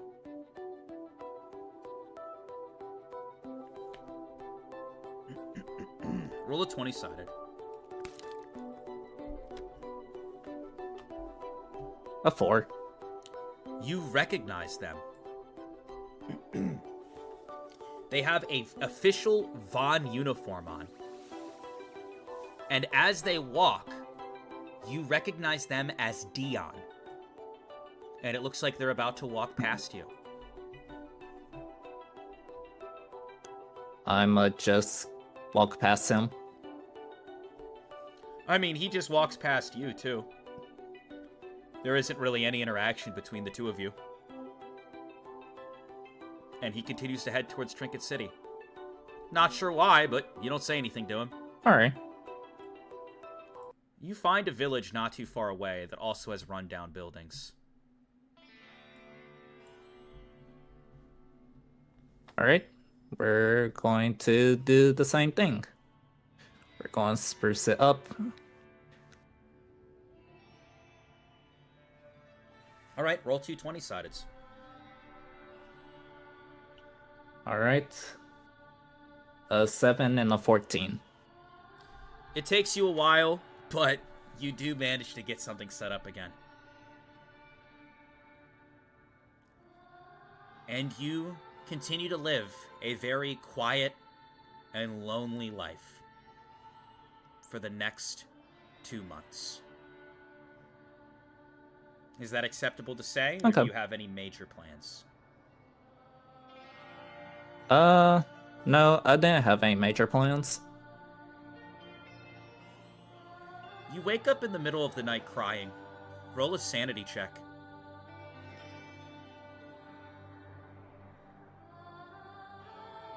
$11. Would you like to visit Anansi?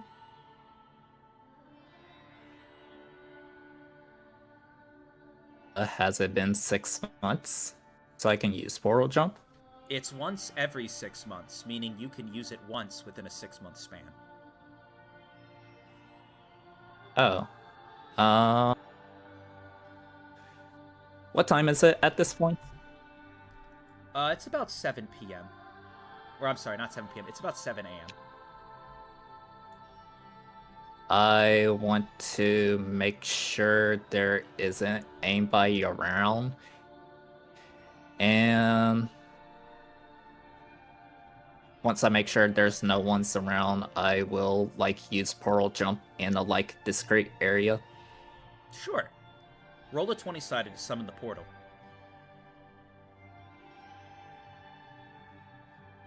A 16. With a smile on your face, excited to visit Anansi, you go to summon the portal. It doesn't work.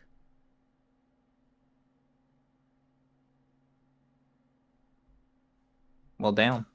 That's strange. You were supposed to have a portal that could jump into Anansi. I mean, that's what Elda promised. Yeah. That's weird. Yeah. Why am I not surprised? Roll 5 sanity checks. Oh well. Oh, brother. 6, 7, 15, 7, 9. Gain 4 sanity points. Alright.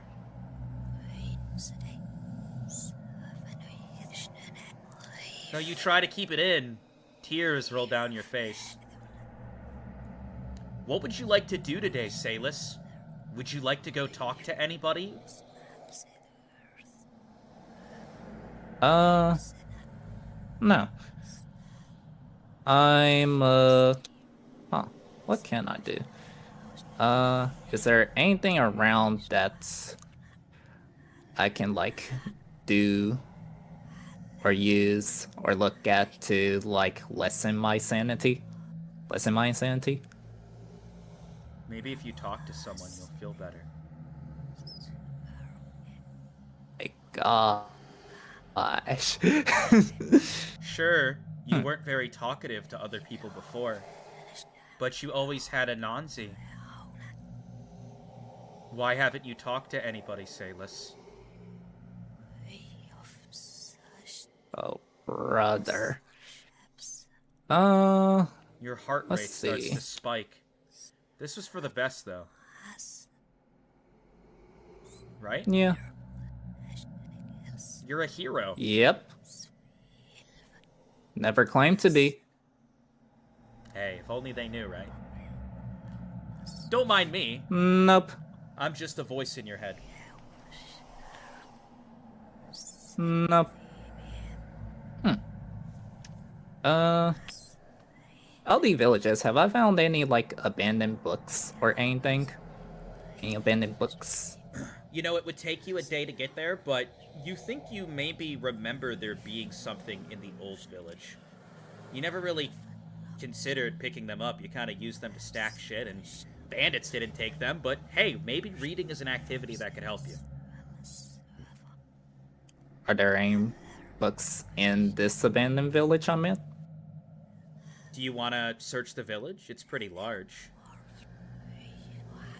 Yeah, I'll start searching the abandoned village to see I if will there's any say books. the main or any- entrance of the village is kind of near the walking path. Is that okay? What city am I nearby? Closest to Vaughn City. Like what? I mean, you're taking a chance. really You could don't always want like, to. hey, I mean, it's up to you.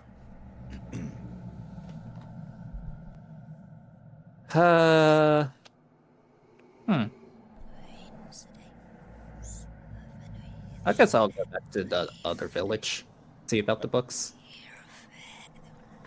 Roll a 20-sided. 19.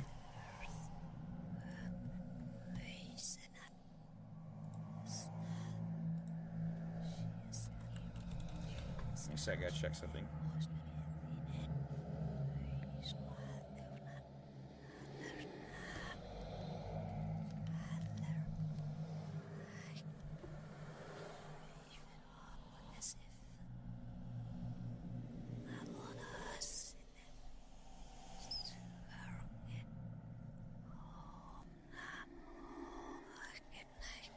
As you're walking, roll one more 20-sided. Okay. A 14. Your heart drops. You see someone you recognize. It seems they're heading to Titan's Drop. Who do I see? You know them as Safe Leptail.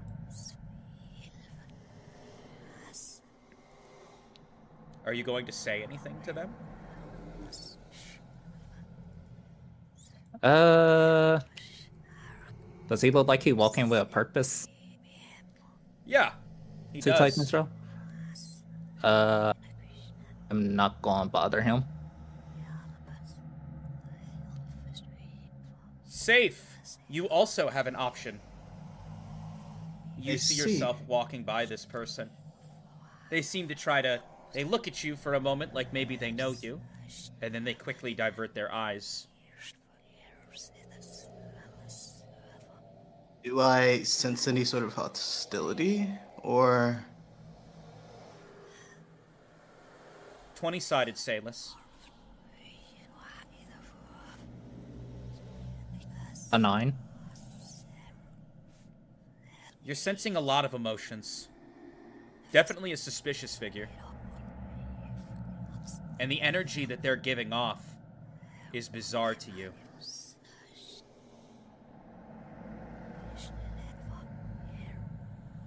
I'm gonna sort of glance in his direction and kind of glare at him a little bit and see how he reacts.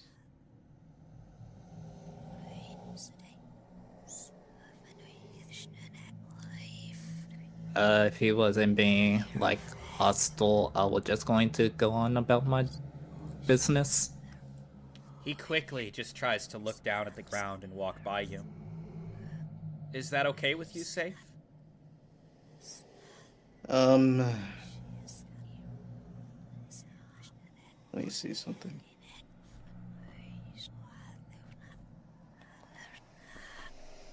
Yeah, I'll ignore it. Okay. I have more important shit to do. You do, actually. Date night with Reva, and you have some good news to bring to Harvey. It's gonna be a good night. Can you actually roll a 20-sided for me, Safe? Sure. A 14. Dude, you're chilling, bro. You have a good rest of your night ahead of you. And you're feeling good, too. You head back to Titan's Drop, no issues. Sailus! You do end up finding your way to the city. Or, I'm sorry, not the city. The village. The books that you recall being there are gone. It has been some months. Sure. I guess I'll investigate this village to see if there's any more books.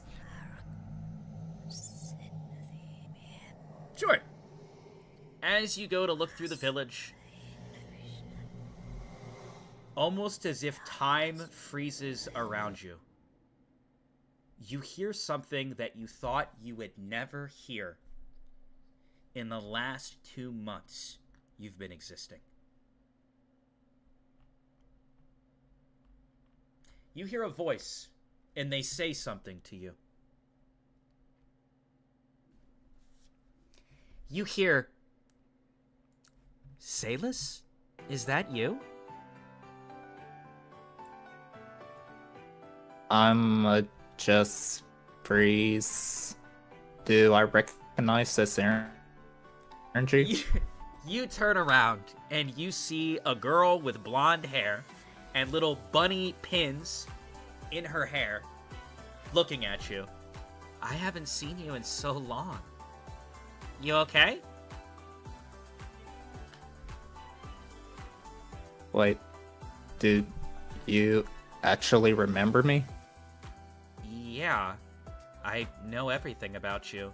I mean, I will say you're kind of fuzzy in my brain, but I don't know. I just know that I went through some stuff, and I remember I know everything about you.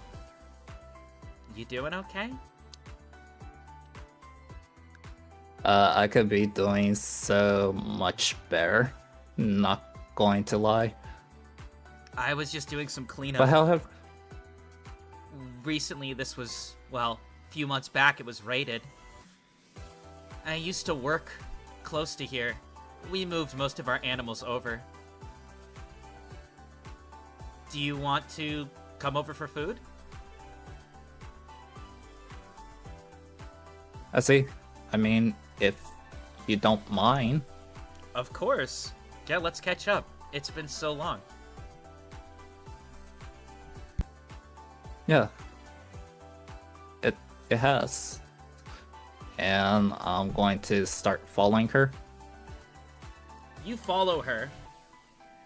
Yeah, I don't know what it was, but at first I thought you were a bandit, or I thought you were a bandit because I was going through to make sure that our cleanup was truly thorough. We want to rebuild our farm over there, but we can't. I hope I'm not coming off as weird, but did we maybe fuse? Yeah, during that game we did. Yeah, I don't really remember what happened with everything, but I don't know. I just feel like I've seen your whole life. And I remember that you're someone that I need to hang out with. So, dinner and then we'll talk. You guys head to the main village that she currently stays at. As you walk through the village, you see a variety of farm animals and a lot of elderly folk working and doing various things on the farm.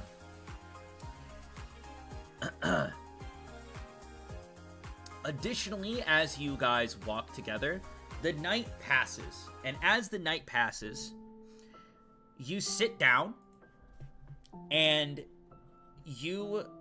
basically she has a beautiful spread of food. It's definitely like of the farm kind of shit going on, but that's okay. You see an elderly person. "Rinko, I'm not used to you bringing friends over. Who's this?" This is a friend of mine, and I haven't seen him in a while, so we're gonna catch up. He's definitely not a bad guy. Don't worry about it."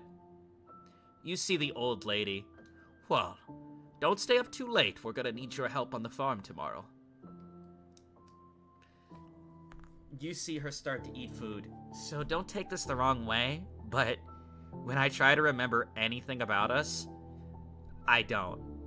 But for some reason, I can see your entire life. And that's part of the reason why I wanted to make sure you're okay. It seems like you've been through a lot. Yeah, I could be doing better. But it's what I wanted in the end. It all works out in the end, right? Well, how have you been, Rinko? What do you mean? What do you mean, what I mean? Sayless, I can see a lot about you. Are you sure you're okay? Why did you ask about me immediately? I'm here to talk about you. When I see someone struggling, I do try my best to help. So, maybe you could let me help?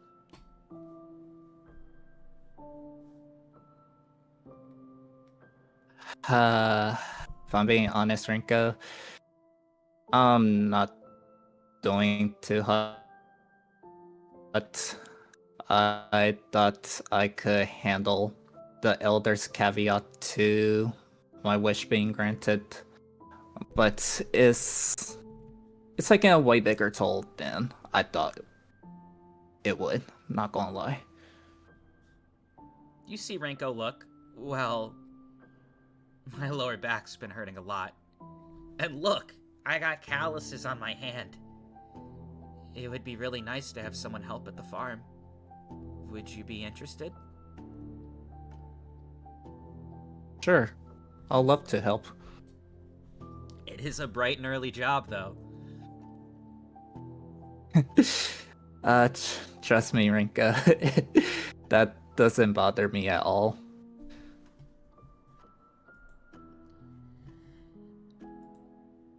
The night passes. Not a lot of words are exchanged. Roll a 20-sided. A 4. For the first time in a while, you sleep well.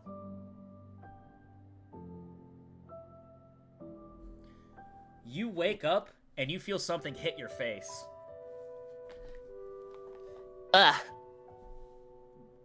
I told you it would be a bright and early job. Come on. We got chickens to check right. on. We got cows to tend to. You're right. And I'm going to get up and follow her to wherever she needs me to help at. Roll 3 20-sideds.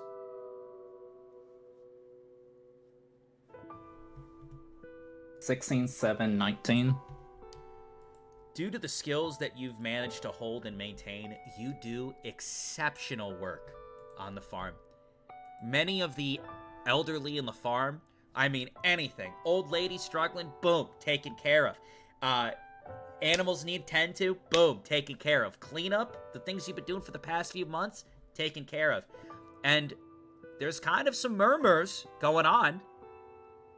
Oh, Salus has been such a big help recently. As the days continue to pass, you feel valued and desired. You can feel people wanting your presence, at least here.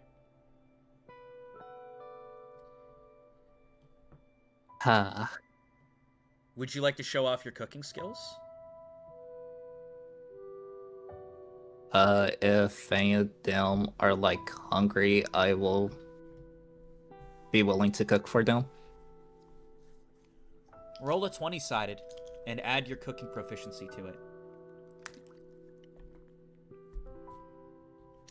I just have the standard proficiency, and I rolled a 14. You cook up the most bomb fucking breakfast bowls. A lot of the elderly that are there don't even know what they're looking at. And Renko bites into it and her jaw drops. You can cook too? I guess I kind of already knew that, but, you know, seeing it and tasting it are two different things. Yeah, it's something I picked up on when I was growing up. You see the elderly woman who kind of oversees Renko sits down. Salus, you know, when you first came here, or Renko brought you here, I was very hesitant, given the bandit raids and, you know, a lot of the craziness that goes on in this world. But you've been such a big help, and Renko seems just so much more happier to have someone around her age helping out. I'd like you to stay with us. We could get you a better room, and it'd be nice to have you here as part of the family. If you want, of course. I mean, if you don't mind, I will love that.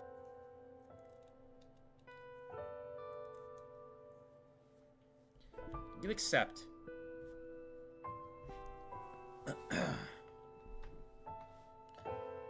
Several more days pass, and now a very special 20-sided.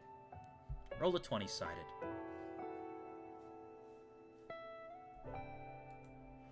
A 7. Roll another one. Oh, it's cooked! A 1. Okay. Roll a charisma check. I passed the charisma check. Through your time on the farm, whether it was meant to be fate, whether it's just how the universe dictates it, slowly but surely, you can see that Rinko is developing feelings for you. So, Salis, I will ask, do you wish to act upon these feelings as well?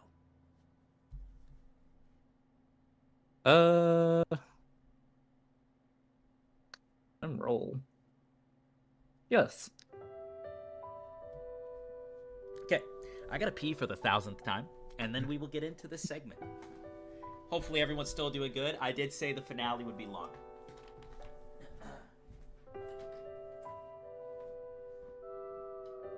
Salis is getting a girlfriend. Ooh. Oh, brother.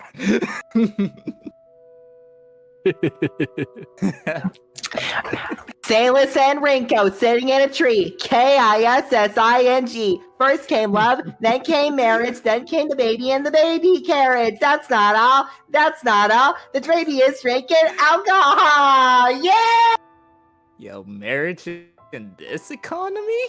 The fuck? Babies in this economy? Damn, you know what's crazy actually? Every main character now except Kodal is either like dating or is gonna get married. Nah, what Oh you my mean? god. What you Hold on a mean? minute. Hold on a minute. Hold on a minute. You are the leader of an entire kingdom, and you're like, oh, my steak's too buttery, my bed's too soft. My... No.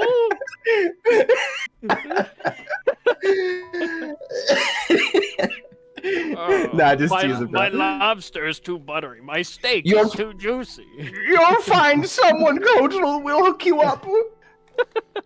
All right. Come over to Detox, and we'll talk for a little bit, and we'll get you. We'll find you someone. We're back.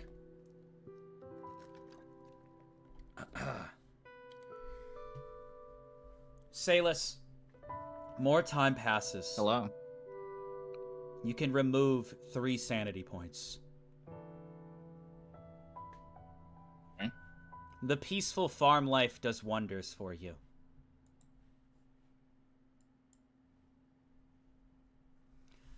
You sit there. Rinko comes up to you. You did a great job today. Again. You don't ever get tired of this life, do you?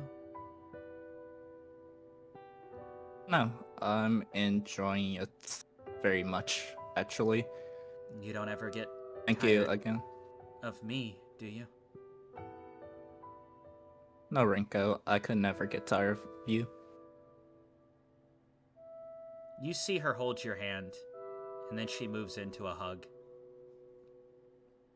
Just know, Oh, regardless of what you've been through, you're valued and appreciated here.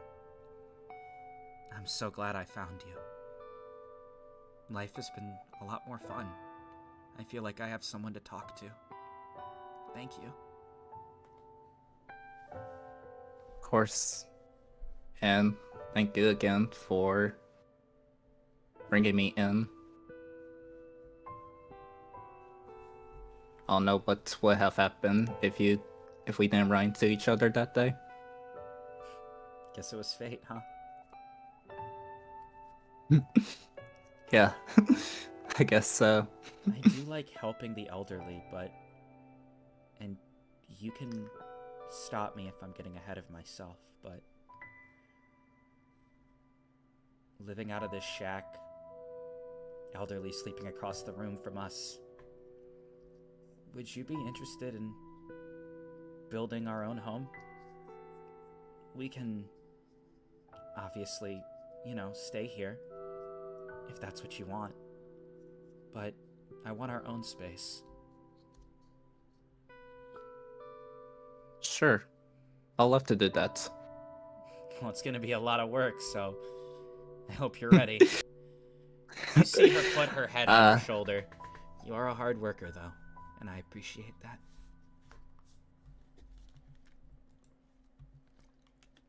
I'm just gonna wrap her in a hug. You guys hug and hold each other. And your life continues as you slowly connect more with Rinko. You guys are happy. You build your own home. And life just seems so good. Almost too good. And a different perspective for chat. You see someone sitting there looking at several screens. What was it? What was it? I just can't remember what it was. Vaughn. I forgot something. I know I did. Sir, we have a report for you. It seems that someone with bizarre energy was detected.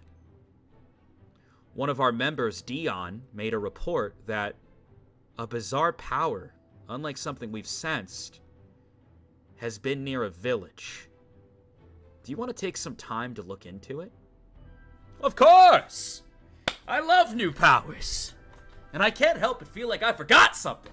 So I gotta get that sorted out. Also, what do you think of my thighs? They still dummy thick? You like them? Sir, not appropriate. Also, I have a wife. Yeah, well, I did too at one point, and I'm perfectly comfortable asking about my thighs. Be gone! What was it, anyways? Wait a minute.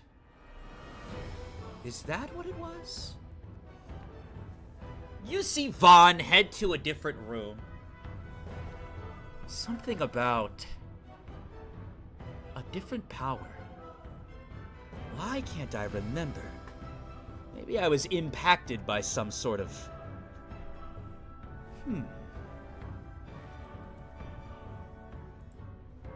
You see he quickly walks over. Oh shit. I did a roll.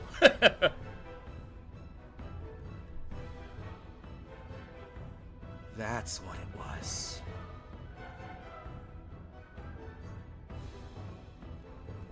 He walks over to a cabinet. In the cabinet, there is a locked safe. He pulls out the safe, finds the key, which is also hidden, finds another key, and opens it.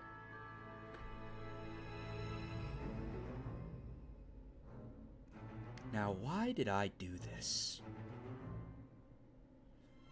He opens up a note, and on the note, from yourself, something has been taken from you. Inside, the contents will help you recollect what that is. Your signature, Vaughn. Now, why would my past self leave this for me?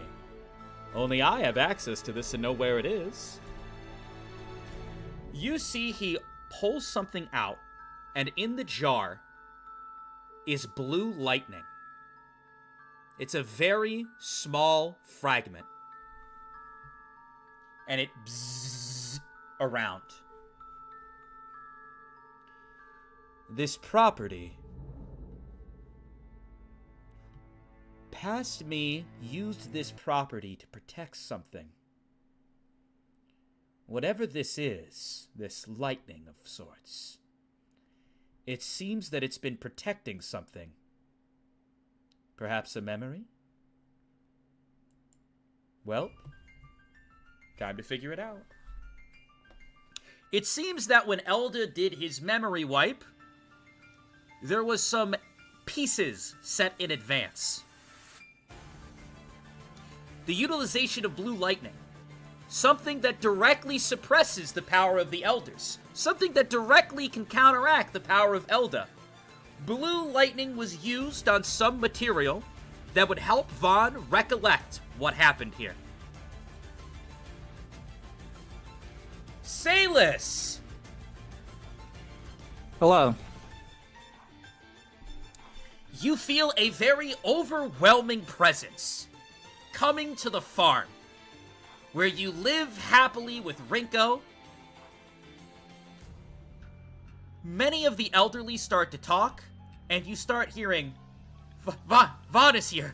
Lord Vaughn is here? What would he want with our farm? It's a name you haven't heard in a long time. I want to see something Vodka do. I still got my rainbow dagger. I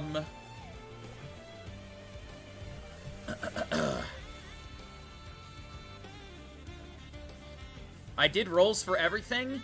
You do not have Tiana's sword. You do not have the golden dagger, but you do have the rainbow dagger. Can I try to stab my hand and try to absorb as much of the spirit energy as possible into the dagger? You can, but I need to relay to you a display that you are currently seeing in front of you. Okay. Okay. Your heart drops. As you know, Rinko is a little bit of a firecracker when it comes to being protective, and you know that she doesn't really like Vaughn. Rinko marches right up to Vaughn, who is approaching the village, and immediately gets up in his face. Do you still want to stab yourself, or do you want to head out there? I want to head out there while stabbing myself. Like, I'm going to try to stab myself, and if I to absorb as much spirit energy as possible, while also suppressing, and then when I'm out the door, I'm going to try to make my way to Rinko. As you start to run up, you see, what are you even doing here? We live quietly. Whatever you want, we don't have. I know you're not talking to me like that. I am a lord, gracing the presence of this shoddy village. I'm here to hang out with an old friend. I think I finally remembered his name. Salis, right? Where is he? You start to run up quickly, and what does it matter where he is? Leave now. You see Vaughn grab her by the throat. How about you answer my question? I am a guest here, am I not? And he starts to squeeze more. Please put her down. There he is! The man of the hour! And you just see he tosses Rinko into the air like a fucking ragdoll. And the elderly just look. She manages to catch herself and stick the landing, but she does hurt herself. Can you and me have a little talk? What? About what, Lord Vaughn? Well, I'd rather not do it here, but more or less, I'd like you to come with me. You have powers that need studied, energy that needs to be utilized, and of course, you have connections to a certain verse. I'm gonna think in my head, Spirit Queen Anansi, if you are there, former Spirit King, please take my powers. Roll 2 10-sideds. Alright. 4 and a 5. Yeah, nothing happens. Let me put it this way. You are utilizing the powers of a source of energy that is not your own for the greatness of humanity and for the very impact that it can have. I need your presence immediately. You see Rinko get up. You're not taking him from me. We're not bothering anybody. You can't just do what you want. Oh, but I can. You're still part of my territory. Then we can move. No, I mean, all of this will be my territory soon. I have very wonderful plans in place. So, my dear boy, you'll be coming with me. You see Rinko get up, and she grabs an item off the ground. It looks like maybe like a hoe, or like you can't really tell what she's picking up. She got something in her hand, and she immediately runs up and goes to swing at him. And you see him pull out a gun and point it directly at her head. Wait, don't. Rinko stops, and Vaughn stops. So you're coming with me then? Will you leave them alone if I do? Unfortunately, they are witnesses, so I believe the answer would be no.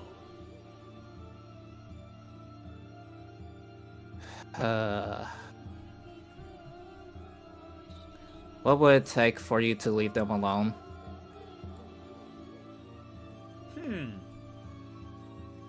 Well, I suppose if I can wipe all their memory, including the girl.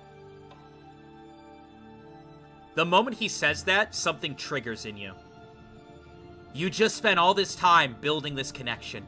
The only reason Rinko talked to you was for that fading memory that she had from her own power that was used.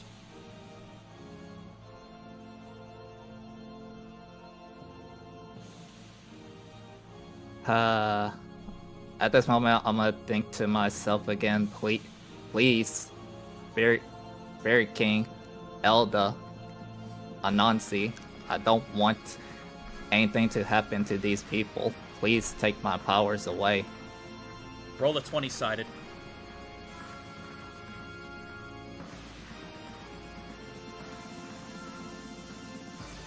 Eight. While Vaughn's distracted, Rinko smacks him over the head. And you see him jolt forward for a second. And she goes, Salus, get out of here now! And he turns and points the gun at her. Do I have anything to throw to hit the gun? Do I have anything that I can grab to throw and hit the gun? Roll a 20-sided. 16. You take your dagger and you whip it. And it hits the gun and it misfires in another direction. Now that hurts. What could this do, Hickey B? And he picks up the rainbow Can I dagger. summon the dagger? Can I summon the dagger? 20-sided. An 11. You summon the dagger back to you, and Vaughn instantly looks. Forbidden weapons, hidden away in some asshole village, utilizing powers which I've never seen before. My boy, you could be exactly the piece I need to advance in this war! While he is still talking, I am going to keep thinking, please take my powers away. There's no response. There hasn't been any response. You see Vaughn. Okay. Vaughn jetpack! It's wonderful! How far is Titan's... And you see he just zooms over to the direction that you're standing. How and far he is grabs Titan's you by the throat. How far is Titan's drop from me? Like here. a day's travel. Alright. So you already said he grabbed my throat? Yeah. I'll place my hand on his hand, and I'm gonna try to summon the venomous spiders. 20-sided. A 7. You summon spiders, and you see they instantly try to bite into him. And he just goes, Supreme Armor activate! And a massive amount of heat immerses from his suit, which not only starts to melt your flesh and burn you instantly directly on your throat, but it melts off the spider. And he slams you to the ground and runs you into a tree.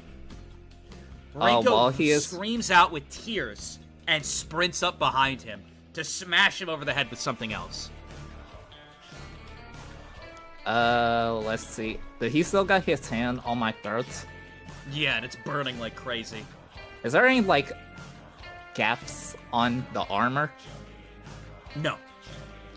Damn. And you said, on his head, there is, like, obviously a line piece, but it even looks like hooks. Okay, this is the armor he's wearing is his battle suit, not his, like, traditional suit. I see.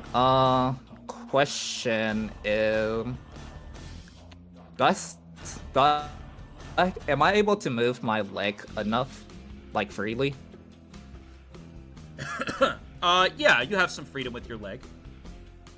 Can I try to use a hyper jump kick in the chest to, like, get him off me?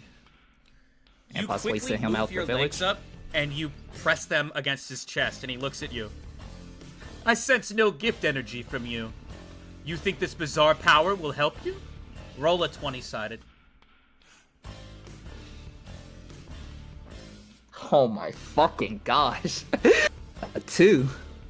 You go to hyper jump, and it does nothing. And he just puts you in the ground further.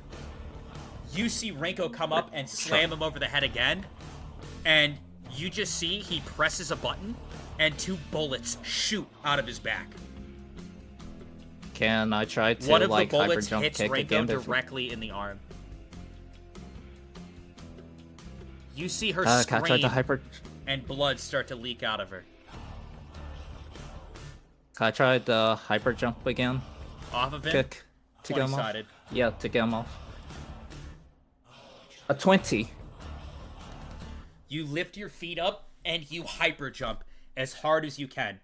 And you know what's interesting? Because you failed the first kickoff, his defense check's actually lower because he expects less from you. And in that moment, with all your force, the same move that Reva had used, or not Reva, fucking Rinko had used before, you hyper jump as hard as you can, and you push. He flies off of you into a building on the farm. You see Rinko on the ground, breathing heavily with blood leaking out of her. Sayless, I don't know what's going on, but we gotta get out of here. You're right, I'm going to pick her up, and what's the closest city to me? Closest city is Vaughn City. Besides Vaughn City? Rain City. Fuck it, we ball. We're going to try to go to Rain City, and while I'm doing that, I'm gonna try to summon some spiders to try patch up Rinko to stop the bleeding. You start running with Rinko, and you see her skin going pale as she's losing a lot of blood. It seems you'll have to stop to patch her up. Otherwise, it could lead to a problem. Alright, I'm gonna stop, try to not be in, like, view of Vaughn. I'm gonna try to hide my energy and start trying to patch her up. As you go to patch her up, you see that she's bleeding a lot more than you originally expected. She looks up at you. I'm not doing so good, Sayless. You gotta go.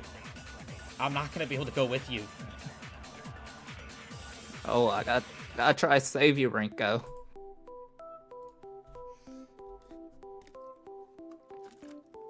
You see Vaughn already emerging from the building he was on, and he starts flying over towards you.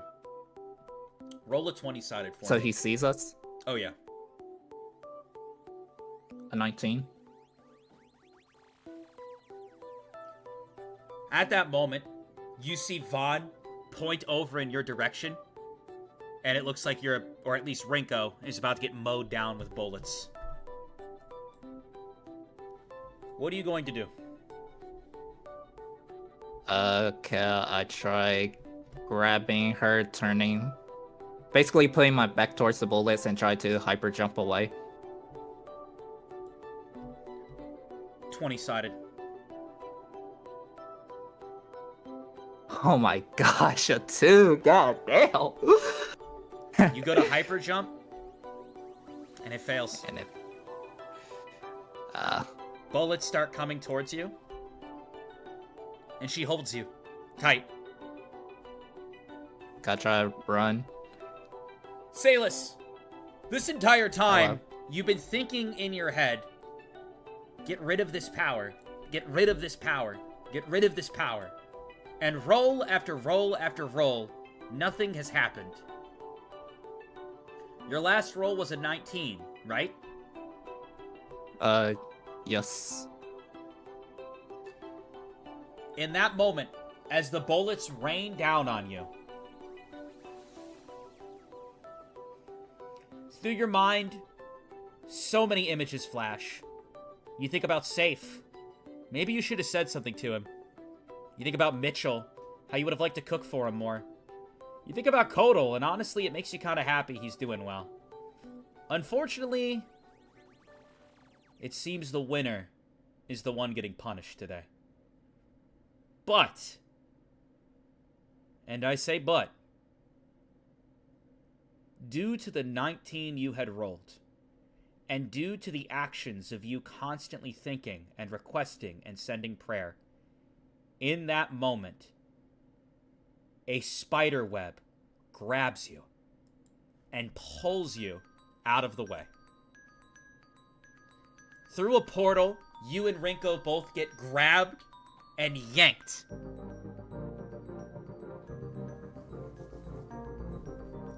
You hear a voice. We gotta get this taken care of! Get some leaves! Sako, please close the portal. You instantly see the portal, and he starts zipping it shut. Hey! Oh my god! And the other spirits start helping him. Close it! And you see Vaughn flying over. Roll a 20-sided, Salus. An 8. Vaughn also rolled an 8. Roll another one. Please. Oh my gosh! A 2. You go to close the portal, and you see Vaughn reach his fucking hand in. Oh my god! And Sako starts screaming, holy shit! Jelly bean! And he just throws a jelly bean at Vaughn, and it just starts fucking twirling and warping shit. And Vaughn quickly pulls out his hand, and he closes the fucking portal. Oh, that was a close one. Wow, very close. Very sad. Sako, I'm so glad to see you, but please, anything, please, help Rinko out. I don't want her to die. Oh, we Please. got it, bitch! Don't you worry! You see a little angel spirit walk up to Rinko and start healing. And you notice that the spirit was told to do that. And you see sitting on a throne before you a much older, much more adult version of Anansi, evolved into spiritual queen form, sitting before you. Anansi, how have you been? You look like you're Anansi, doing well. due to her reaching the form of queen, she is able to communicate telepathically. First, she starts by apologizing for taking so long. Some context. After you left, Anansi was doing what she could to make it so that you could exist and come here full time. So she has been in a constant battle, at least a communication battle of sorts with the elders. That is why you haven't been able to jump here, and that is why you haven't heard from her. However, Sako has been very frustrated by these events as well, and has really been sticking it to Elda, saying that you should be able to come and hang out with him full time. There have been many debates as if you would be a distraction, or if you would be a help, and they came to an agreement, just recently actually. After seeing your developments with Rinko, if it is something that you two would like to accept, the spirits, due to a vote, based on one that the Queen had set out, would you like to stay in the spiritual verse and have Rinko be the caretaker of the spirits? The spirits want this, as many of the spirits wanted Rinko to win, and with the Queen's order, this is something that can be had. Of course, at the end of the day, it's your choice and her choice. I am okay with, I'm going to look at Rinko, since ultimately she also has a say in this. Rinko is healed, and you notice she's not there. She is over, and she's looking at this little bunny. You are just the cutest thing. I don't know why, but I'm so drawn to you. Hi. And then another spirit comes over. Aw, aren't you just so adorable? And then another spirit comes over. You're just a cutie too, aren't you? We'll look back at Nanzi. I guess that answered the question. Thank you. And thank you too, Sako. Of course, bitch! It's been so long! I'm an adult now! I can swear! Watch what I can say! Yo. Check this out! Butt plug!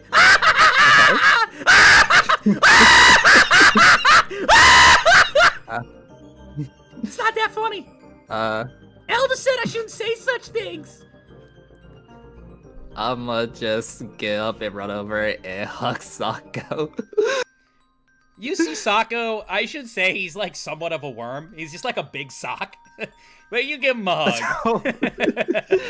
He doesn't have the body anymore. I'm gonna look at Ananzi. Can I give you a hug as well? Or no? Anansi, of course, gives you a hug and is happy to have you here. Alright. Though it is weird, and though it is tough, you've never felt more at home. As time passes for Salis, it took some time. And you know what, Salis? This entire campaign, these entire few months, constantly, no matter how bad things got, there was always some sort of light at the end of the tunnel. And for a while, you almost succumbed to your sanity. You almost fell to Vaughn. And you almost found no one, as you plunged closer and closer into darkness. But right now, you're happy. And all of those troubles of the past start to fade. It's definitely a weird time, but you're happy. The verse that you left, it's not perfect. Problems will happen. Issues will occur. Conflict will be started. But you know that even if they don't remember you, you left behind some wonderful friends.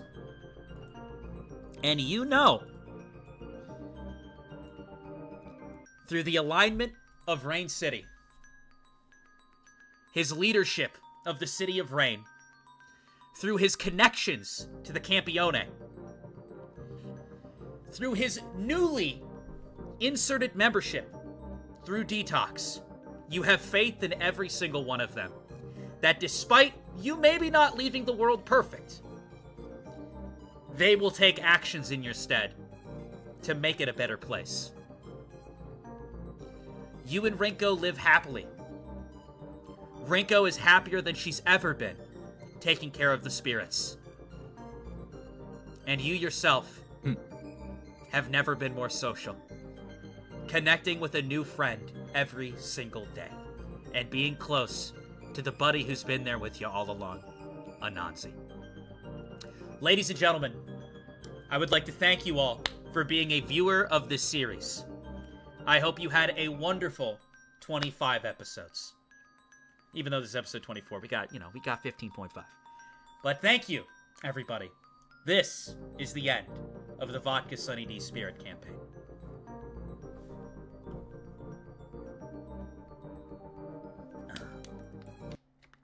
Clap it up, chat. Let's fucking go! Yo! We did it! Let's go! We live! Salem supremacy! Yo! We live! Salem supremacy! It was beautiful. I thought it was gonna be bad, but it was good. Let's go. Okay, as promised, I know it's late, but as long as you guys are up for it, I am going to open a Q&A. I knew the finale would go long. I knew it would. I was expecting 6 hours. It went even longer than that, probably from all the pee breaks. But It's say 7 hours in the Discord, actually. who said that? Did I say it? Yeah, you said that. You said get ready for a 7-hour stream. I did. No joke. Oh, you said 9-hour stream. Oh, you did say 9 hours. We're a Q&A? Yeah, I and do. then I went, Nah. yeah, everyone was like, holy shit. I was like, yo, my condescension. I did say it was going to be long. I So did. fucking good. But hopefully it was worth it for a final episode. The thing about this episode is I do not think I could have split it up into 2. I just knew it was going to be a long episode, and I said it's one of those things. It has to be a long episode. And if you're a viewer of the series, it's at the end. You know, this isn't at the beginning, this is at the end. So if you made it this far, you're probably already going to watch it. But, yeah, I knew that this would be a long one going in. And that makes it finale and climactic. So as we said, and if you're watching on YouTube, Q&A is open. They're all here. You can ask any questions about their favorite episodes, thoughts on certain things, why certain actions happened. And I have one thing that I want to say too before I let them get into it. Because I'll answer some questions too. So if you have your questions, you can ready them, and this is your chance to find out things. Because here's the beauty of D&D. Gears are constantly turning in the background, right? While they're doing something, someone else is feeling some kind of way. Something is occurring. And I think a perfect example of this is Axel. Sorry you didn't show up in the finale. I do apologize. Roles were roles. But there's something I want to talk about. I have talked about this in the Discord, but there is a piece of information that never was found out. And I want to relay that to anybody who's a diehard fan and a longtime viewer so it can make sense. Axel died, as we all know. Back in I think it was episode 11, Axel died. And he died to shades, as we remember. If you recall, Axel was then later seen alive, and it was never really answered as to why. And the reason for that isn't really necessarily, I want to say, poor DMing on my part, but as I stated, all of these characters take their own actions behind the scenes, right? And since you're only ever really seeing the perspective of the players, you start to wonder why. And if they don't ask, you're not going to find out. And that's fine. Godslayer was going through some shit, so, it makes sense maybe why he wasn't, talking to Axel. But I want to explain what happened. So, back in episode 4, and this is going to be my talking piece, and then you can ask them all the questions. Back in episode 4, just to give it the context, Axel appeared at Safe's window. Safe was in Trinket City about to go on trial. As you guys remember, the grand trial episode. Yes, we're going all the way back to episode 4. And Axel appeared, and Safe is like, what the fuck are you doing at my window? And Axel, of course, did his flirty bullshit, like, oh, I'm here to see you. You know what I mean? Oh, I sensed your power. Do you guys really think Axel, the one who has desire to win the game more than anybody, beelined it from the forest just to go visit Safe? No. He said that as a way to kind of hide what he was really doing there. Axel had heard wind of the sacred weapons. The sacred weapons that were stated to be mostly in Willow's domain, and were to basically be something that could fight these newfound spirits. He found this out at around episode 4, and he decided he wanted to go raid the kingdom with his new powers. He just happened to see Safe while he was there. Now, There are a few things that we didn't get into in this campaign. There are tons of timelines, outcomes, storylines, and things that I had ready to occur. Mainly around characters like the Campione, mainly around characters like Sin, and even more stuff about the sacred weapons. This is all information that never really got relayed because the player characters didn't fully focus on that. And that's fine. That's the beauty of world building and not necessarily knowing where the story's going to go. Beauty of D&D. But an explanation. In episode 4, Axel raided the vault. And he knew that the guards were on high alert. He heard about the trial and the shit going on, and he was like, Tiana's here, I gotta get in and out. And he didn't want to take anything that was too big or too unnecessary, so when he got to the vault, utilizing his powers and speed, he found a ring, or a pair of rings. It is a sacred weapon called the Rings of Revival. And these rings, basically, what we know about the sacred weapons is that they were created through the powers of gift energy and harvested aura from humans. However, Willow had these created with consent, and the person knowing knew that they were giving up their aura to create these. Mion, a member of Detox, wanted to contribute in the way that she could. So, a lot of the weapons that were forged from Mion had to do with revival, because that's Mion's entire gift, is the denial of death. Axel had found these rings of revival and pocketed them and dipped. Easy to take, easy to deal with, and the way the rings work is that when you put the ring on and you have the ring on another person's person, it doesn't have to be on them, don't have to be wearing, it just has to be on them. If the person that has one ring dies, the other person will be revived, and vice versa. It's a way to kind of exchange someone's death. If one of you were to die, it resurrects the other person. It's a beautiful thing. So Axel went and talked to the Spirit King in advance. He had the recorder. It was stated that he had talked to the king. And he said about these rings, he had stated, when I die, I do not want my body to disappear. If it decays, then it decays. Do what you will. I have these rings, and I want to make sure my body is still on the plane. For if the person I give the other ring to dies, then I will be revived. And the Spirit King agreed, since it is a weapon involved in the game. Fast forward to the campfire hangout with Safe, Rex, and Axel. Originally, Axel was going to slip the ring on Safe, but he failed the roll. He was able to slip the ring on Rex. Again, you would ask, Vodka, how the fuck would we know this? But there's been tons of things in this campaign. Deceptive, behind-the-scenes things that characters have done. Numa, Z, Gristle, the list goes on, and you find out about it later because the players kind of revolve around this, or ask. You didn't find this out because it just didn't come out. But these were the actions that Axel was taking behind the scenes. He slipped the ring on Rex. So, the moment Rex had died of poison in that underground, Axel was resurrected. This was the act of the ring, a sacred weapon that was utilized and created through Mion to basically defy death. Axel decided to try to stay low because by the time of his return, well, Spirit King wasn't doing so hot, and a lot of these rules were already aligned with Spirit King. He was kind of worried that he wouldn't be able to get what he wanted if he kind of showed his hand early. So he very much played it in the background.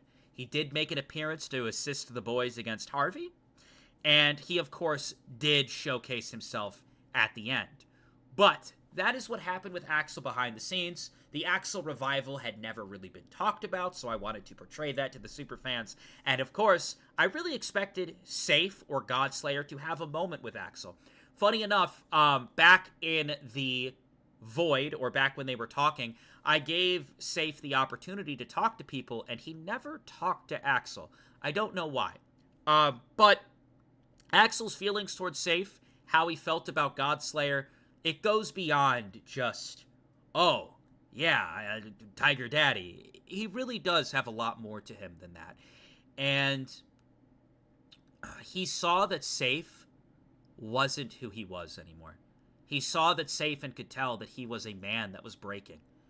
And to be honest, in the top 17, Sayla's question that, Kaylee, I remember questioning me, why the hell did Axel attack me when Safe was right there? Funny enough, Axel was ready to attack anybody but Safe. He knew that Safe was on edge, and he didn't want to make Safe plummet any further. He had a lot of respect for him as a fighter and an adversary, and why would he pick a fight with someone who isn't himself anymore? If anything, he wanted to help him. And if there was an interaction where Safe would have approached Axel, he would have done what he could to help get him mentally back. A lot of this was actually showcased during the dinner. He was trying to make Safe laugh, see if he could, find that original person that was in him. But I really felt like Axel should have been talked about more because it was one of the stories that just didn't really get delved into. So that's my piece on Axel. That's why he was there. If there's any other things that you're curious about, have your questions ready. But I'm hungry. I need a drink. I need to use the bathroom. So I am passing Q&A on to these boys. Lads, you're going to have to do it in whatever way you'd like. If you have things that you really want to talk about yourself, your characters, your favorite episodes, favorite moments, all you. I'm not planning to end the stream. It's the finale. So as long as you're up for it, I'm ready to bang it out and really close this out good. So passing it to them. If you have questions for me and need me to elaborate on stuff, I will, but I'm going to grab my stuff first. All right. It's in your hands, lads. Have fun. Chat. Hey, everybody. Wow. Welcome to, first off, really quick, welcome to the end, everybody. Holy fuck. Dude, it's been has over it been a year? It's been Has over it a been year. fucking year. Like, Wow. goddamn. Dude, what a time. This has been so fucking fun. I'm so glad I met all of you. I'm so glad that we did all this. I'm glad that, oh my god, Vodka's a peak fucking storyteller. I love this shit so much. It was It's so been good. so fucking awesome. It's literally What a been one of those fucking things trip. that like even though all of my Saturdays, for the most part, I had so much anxiety, it was one of those things that I looked forward to, ironically enough, despite being anxious. It was like, oh, I can't wait for D&D. I wrote something while we were going through this session. I did an analysis of an episode for Vodka, and he really liked it. So I was like, you know what if I do an analysis of the ending from like a narrative standpoint? So I have that like fully written out. I'm like excited I'm excited to share it when he gets back. But what is it? Oh my gosh, this like this whole thing was fucking crazy. This whole like, oh my god, it's so good. And like the same with you, I'm sure everyone felt it, right? Where we were like, this nerve-wracking thing of like, every Saturday, like, holy fuck, we don't want to do this, but it's like we do though. That's why we keep coming back. Was it one of the most beautiful takes I've heard on stories like this are like, you ever heard of Vodka can hear you, by the way. Gosh, no, I want to hear. I want him to be here when I say it. What is it? So y'all ever seen the TV show Black Mirror? Yeah. So I've seen a little bit of Black Mirror. So the first in the first ever episode, I'm not going to go over the details. It's kind of a crazy episode, but basically there was this pilot episode, and it was basically about that this guy had to do something in front of the entire world, and it was this really fucked up thing, and everyone was laughing at him and being like, "Oh, haha, this you're about to do this thing, right?" And then when he finally does it, everyone has this weird, sick feeling in their stomachs. But then at the very end, everyone kind of looks back on it and goes, like, this was like a crazy time, but like, it's a memory, right?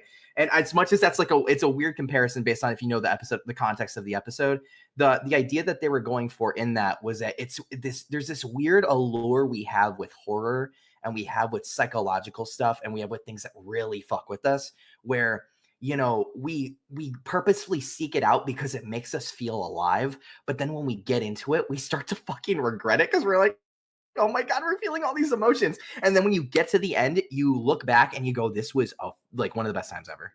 Like this is a fantastic moment in life. I will remember this forever, all that shit. And like, I think that analysis of horror, I think applies to what we have here, where it's like, I'm going to look back on this for the rest of my life. I don't know about you all.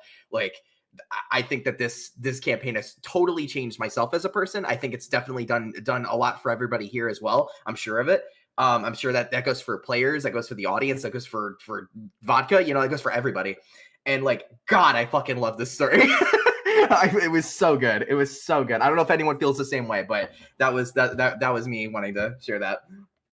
No, I agree, No, definitely. It's definitely I'm been a crazy ass ride. Yeah, for me, it's one of those things where it's like I can't believe that it's been a year. It's the longest campaign that I've been a part of. It's the first one that has ever actually finished. I've had horrible luck with campaigns just dying and like never going anywhere, and this one actually finished, and it was so fucking good. I was so afraid that it was gonna end on a tragedy. And at the very fucking end, it pulled it around. So like everybody got their happy ending, and I'm just so pleased with it. It's been so fucking fun, like playing with you guys. It's just been awesome. Same here, man. It's been a fucking pleasure. It's been an absolute fucking pleasure. I'm really like I know we all did one shots together before we jumped into this, but like God, like.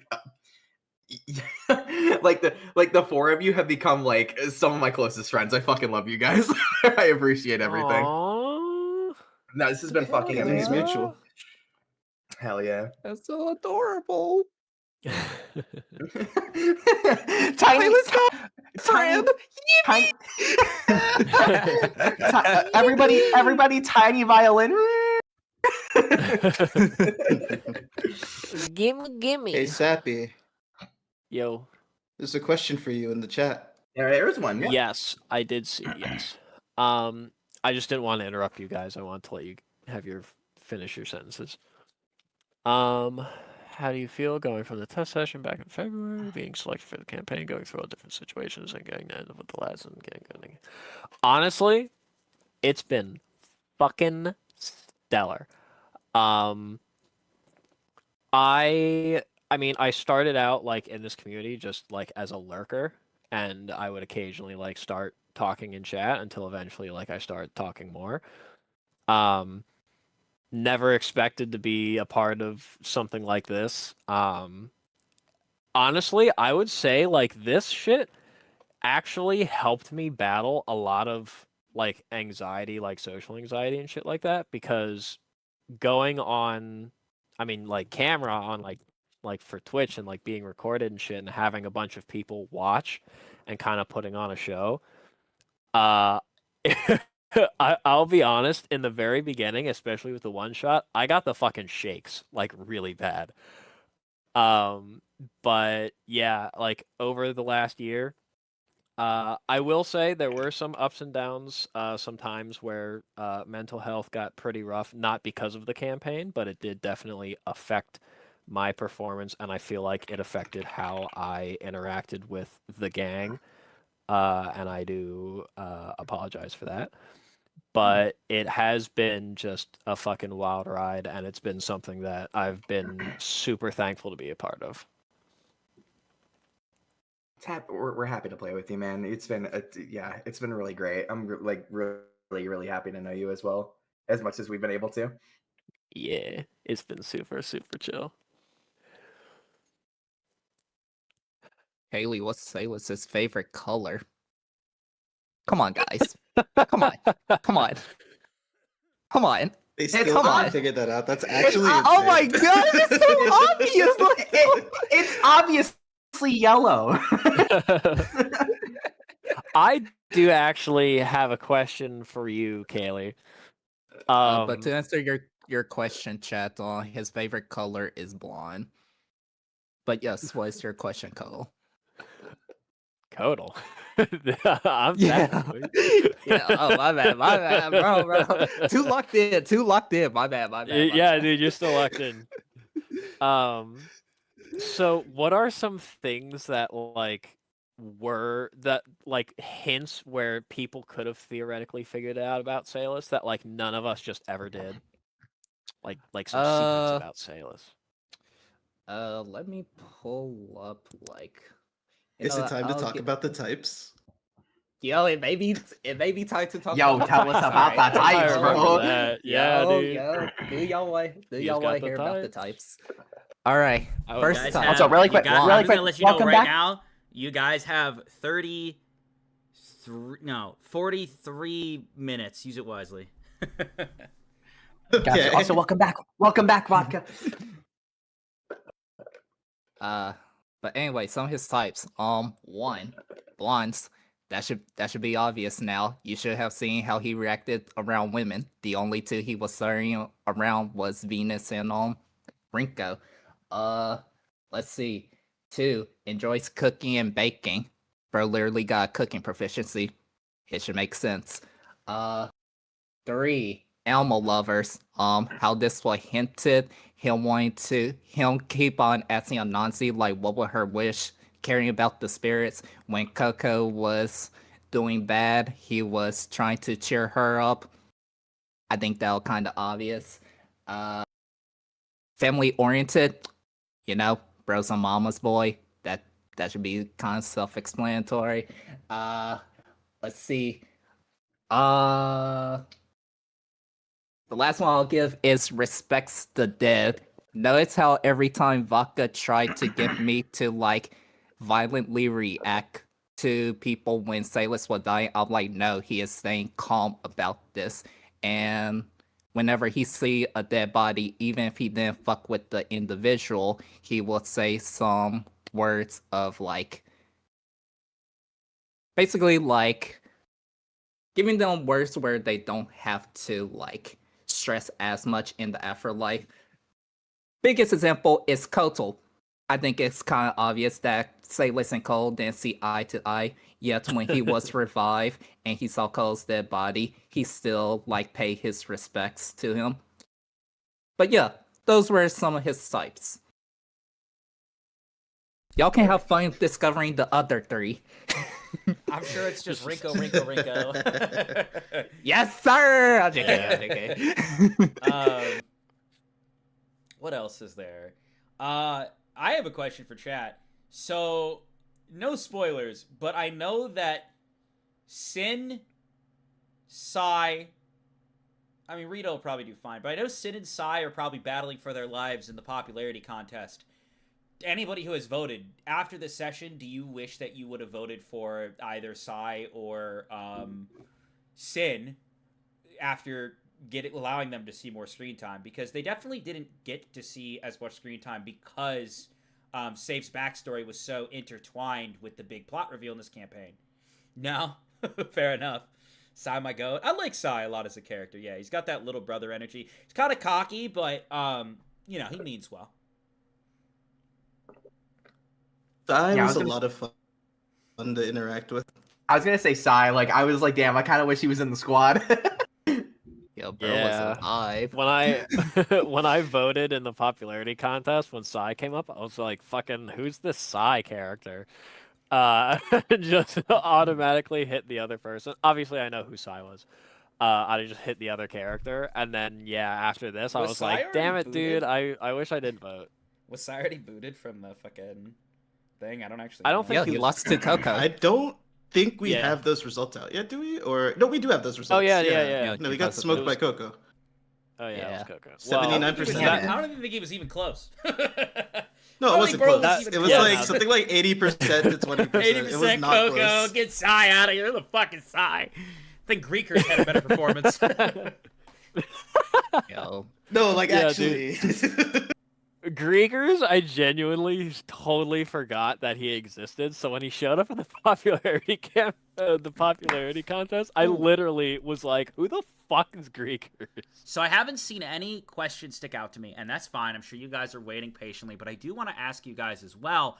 How do you think the finale holds up compared to every other episode? Because all I hear about is banger episode, banger episode, banger episode, and I'm happy to deliver. I'm happy that my performative skills and the connections I've made with these guys has allowed for such good entertainment, and even you guys as the players perceiving it. What do you guys think of the finale? I mean, I really wanted to end in a bang, and I think the roles, I was really worried about the roles. I told Kaylee before, I was like, yo, I have put the pieces in play to have a cinematic closing from beginning to end, but it really comes down to the dice and what they're going to dictate from here. I have multiple avenues written, all of which end in a cinematic way based on decisions. So What did you guys think of the finale overall? I would love to hear it.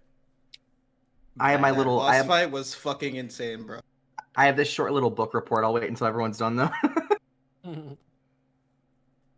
That boss fight against Reva was completely fucking nuts. Peak. Good Between shit who? from both of you. Reva and Sailus. That fight was insane. Oh, that fight was awesome. Smash Bros. Part 3. That fight was awesome. I It hope was you what guys the liked that fuck? fight. That fight was so cool. Yeah. Bro, stop giving me the boss mechanics fights. Like, goddamn. I know Nako, like, Dude. as soon as fucking Zur Requiem shit started happening, I know Nako was pogging. I know he was. That was absolutely pogging.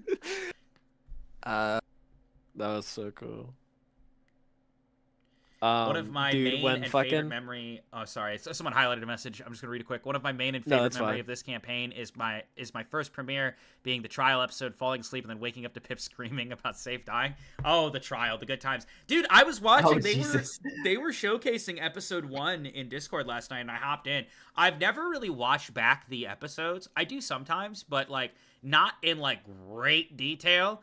And I was hooked. I was sitting there. I fucking wrote the shit. And I was sitting there as they were watching episode 1. And I was like, glued to my screen as to what's going to happen next. I was like, oh, this is some good shit. This is some good shit. That's what I'm Little saying. Battle I was So watching good. that So shit good. like, oh, damn, what's going to happen in episode 2? This is crazy. Yeah. Ooh, Yeah. that's a really good question from DJ Charity. Did any of you ever think about killing your spirit or trying to exit the death game? Because it was an option. Ooh, who's taking this first? Yes. Actually, when I found out that the top 8 that you could just eject yourself from the game, I think that if I was there, I would have said too. Wow. From the very beginning, I had no intention of ever doing this, regardless of what Safe's actual feelings were, because of how my last run in a VodkaSunnyD campaign went. I was really, really intent on winning this thing. So there was like no world that Safe would have ever considered that. I definitely never thought of killing Coco to exit the game, but there were several points where obviously when Kotal's mental health and mental state were really poor, he was going to exit the game by exiting life. But he wouldn't have just left the game and gone on living because he was like, oh, well, you know, Coco's all I got. So why would I just, you know, leave and then have nothing?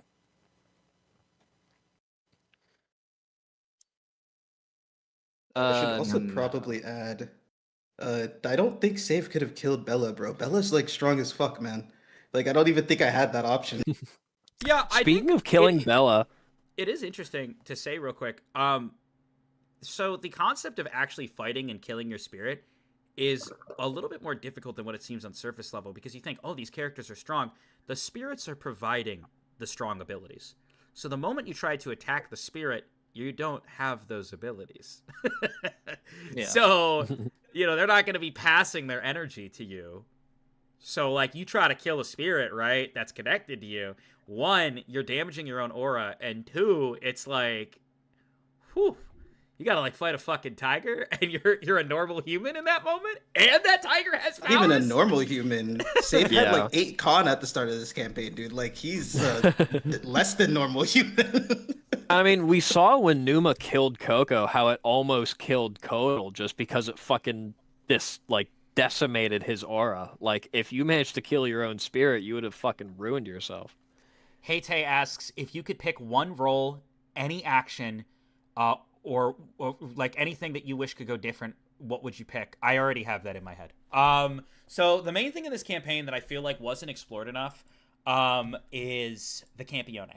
I had an entire arc, and in addition to that, this arc was practiced, by the way. This arc was practiced. So I don't know if people know this about me, but in my own free time, I do host D&D, and I practice certain powers on different characters, different things, to ready them and see if they're okay, because it's hard to just jump into a game and be like, this person can do XYZ and this is the boss mechanic, and then suddenly it's unfair. The reason why I'm able to find that fine lining is because I test this shit. And I actually tested an entire arc with Mikio and some friends. You can ask him about it if you want. And And it was an arc utilizing the Campione. And the arc was very like Vaughn City, a mission to like rescue Rita, something like that. I don't think Rita's name was Rita at the time because all of this got refurbished in later down the road, and I like changed names and stuff. But yeah, I had an entire arc written, and it was an arc that I thought was gonna be fucking bomb. And it's called the Auction Arc. And as you may know in the campaign, the entire fucking time from episode, I think like 2, there was mention of this auction. And it was an auction in Vaughn City where a bunch of merchants could come together, and it's like no rules, no restrictions, black market shit, sacred weapons, fucking people. Like you could buy the most goofy fucking shit. And it was just like completely overseen by Vaughn, and it could happen. And the arc was meant to revolve around learning about the Campione and getting to know the Campione. Essentially, when entering an arc, I try to have characters at the ready that are happy to help the team. The characters that were actually at the ready for this arc were Kay and Rinko. Rinko was supposed to be introduced in season 2, and it was supposed to be alongside Kay. Funny enough, these two were meant to have like a sister bond. They were meant to be a duo that just were like stuck to each other and just both loved animals and connected over that. And it's supposed to be like Rinko's like first real friend that she made that was her age. And this was supposed to be a development of Kay, Rinko, learn about the Campione, and you would delve into a little bit more of the twisted dark side of Vaughn City and the happenings that occur behind the scenes. This whole auction was literally set up and presented to Safe and was meant to happen and occur. Kodal had spent time in the auction, but given the very unorthodox timeline that happened to Kodal, he ended up getting captured. I mean, it just makes sense. If a player goes off and starts doing some crazy shit, wielding demonic fucking energy in a city, especially Vaughn City, you're gonna get captured. Mitchell had his own arc that he created regarding the the destruction of Trinket City, which I'm sure he'll talk about. Salis, I think Salis just kind of like, what? I don't even know what Salis did. I don't remember what Salis did. He ended up following Kodal to the City of Rain for whatever reason. That's right. He followed Kodal. So Kodal and Salis both left. Mitchell, he followed Kodal to the City of Rain because Vaughn was like, oh, I want you. And he was like, no. So my thing with Mitchell is, yes, he was supposed to explore the orphanage, but I figured he would have regrouped with Safe in Vaughn City. Instead, Mitchell beelined it for Trinket City with BB and skipped the auction. And then it came down to Safe, and Safe decided to skip the auction. And I think a big reason why this happened, and this is nothing against Mitchell, but Mitchell had started his own plan where he was trying to gather fighters and get them to all meet here at this time at this place. And this was all for his plan to create the Concordance, which we saw later. And, I'm happy we have the Concordance and the route we went on. But because this happened the way it did, Safe, the main person that this arc was going to revolve around, didn't show up. And all of the other players, given Kodal's actions and Mitchell's actions, didn't show up. So I had an entire 2-episode arc, which I said we could go up to 30 episodes, that was meant to be very big around the Campione, big around Detox, really explore these characters, and big around Kay and Rinko. And it would be revolving around kind of the happenings of the connections between Harvey and the Beast People, and it was supposed to be really cool shit like Vaughn soldiers, black market deals. It was your chance to if you're walking on the street at the right time, they could find weapons that were really cool. And I was super excited for this arc placement because I feel like badass weapons are a big part of the fun of D&D, right? And that was going to be their place to get it, cool gear, utilize their credits. Never happened. So if there was one thing that I wish kind of fit in, it would be the auction arc, but it genuinely just would not have made sense, right? The timelines occurred the way they did. The players that the story follows did not choose to go into it. And if you want to find out more about the auction arc, Mikio says it was some of the most fun he's ever had playing D&D, and that it was fucking peak. I think Rita's mom threw him out a window. So that was cool. And there was supposed to be a lot more story development with the Campione. And yeah, that was gonna be that. And it just never occurred, never happened. So do I wish it happened? Yeah, because it's 2 sessions that go bye-bye. And part of me, when I looked back at the campaign, I was like, the Campione kind of got brushed under the rug a little bit. Not necessarily they got brushed under the rug, they just didn't get screen time. And there was a lot there. And the Sacred Weapons, we got to see them in action enough, but you could have found out a lot more through the black market dealings and stuff about them. So that's where that information was, in case anybody was curious, like if you felt that it didn't feel fully fleshed out. It just went unexplored by the main cast we follow. So probably that, but I'm still happy with what we got. All right, I'm done talking. I actually have a question for you, Mr. Vodka. I wanted to answer the question about things I would have done differently. Oh, yeah, no, never mind. You go ahead. If there were one thing that I wish had gone differently, I had something really, really crazy planned if Safe had managed to be there when Big Harvey was killed and had like played a part in killing Big Harvey. My intent was upon killing Big Harvey, Safe was supposed to cut open his body, take off the Godslayer helmet, and basically eat Big Harvey's heart. I didn't really get a chance to showcase how insane Safe had like become towards the end of that campaign, but like that was my plan, and I'm really, really sad I didn't get to do that. If there was like one thing I regret the most in this campaign. I mean, I guess aside from that, there's like, I totally shouldn't have given back Tiana's sword. I probably would have won the death game if I didn't give back Tiana's sword, but like, that's a different matter. I kind of had to do that for Safe's character to make sense.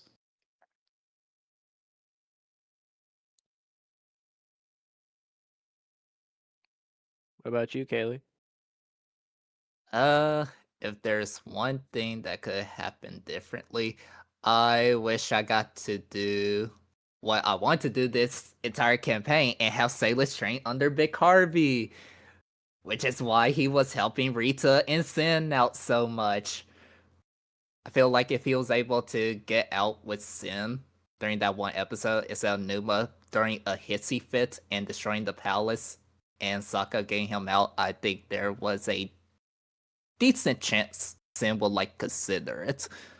So, but like, there's something interesting about that. At the beginning of the campaign, I actually gave everybody a rundown of what to expect from each landmark and where they would like to start, and not a single person really started under Harvey. Safe kind of did, but me and Nako kind of had an agreement where he would be a little bit more of a blank slate. And we did that. So he didn't really have like major ties and connections, kind of like Kodal did, or Salis did, right? So Kodal started at Rain City, Salis started at Trinket City, and Pip started, or his origin was Vaughn City. And I'm curious, Kaylee, you could have chosen Big Harvey to start under. Is it just something like you kind of figured out later as you were playing, like, yo, Big Harvey's kind of cool, I want to train under this guy? Is that something you kind of figured out as you went? Well, you were mentioning, like, well, basically, like, what was it like? So, session 1, when Salis was choosing who he want, what GDU member he wanted to pursue. Our Salis character, he wouldn't have thought about this, but me as Kaylee, you mentioned how King Willow was mentioning how Vaughn was like maybe not a good person because of the advancement of the technology, and how he was trying to come into agreement to end the racism between beast people and humans. And I thought one of the best ways to do that would to be train under the right hand of King Willow, to train under Big Harvey, to show that beast people and humans can get along. That's what my thought process was on that.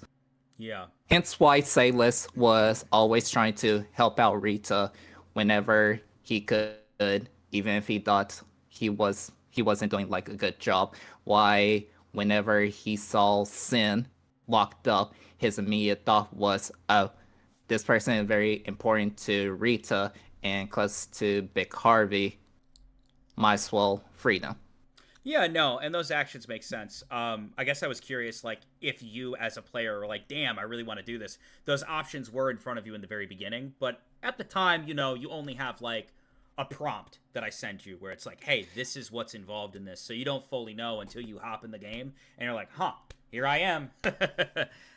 Yeah. I see that there's questions that Nako and I just want to acknowledge it. I see that there's questions that Nako are holding and Dakota's waiting, not to interrupt.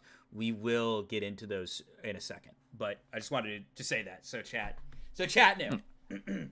But go on.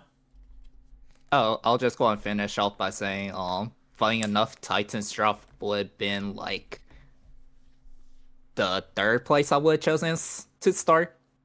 First was obviously Trinket City, and the second place, I really wanted to see what the fuck was going on with the Elf Village.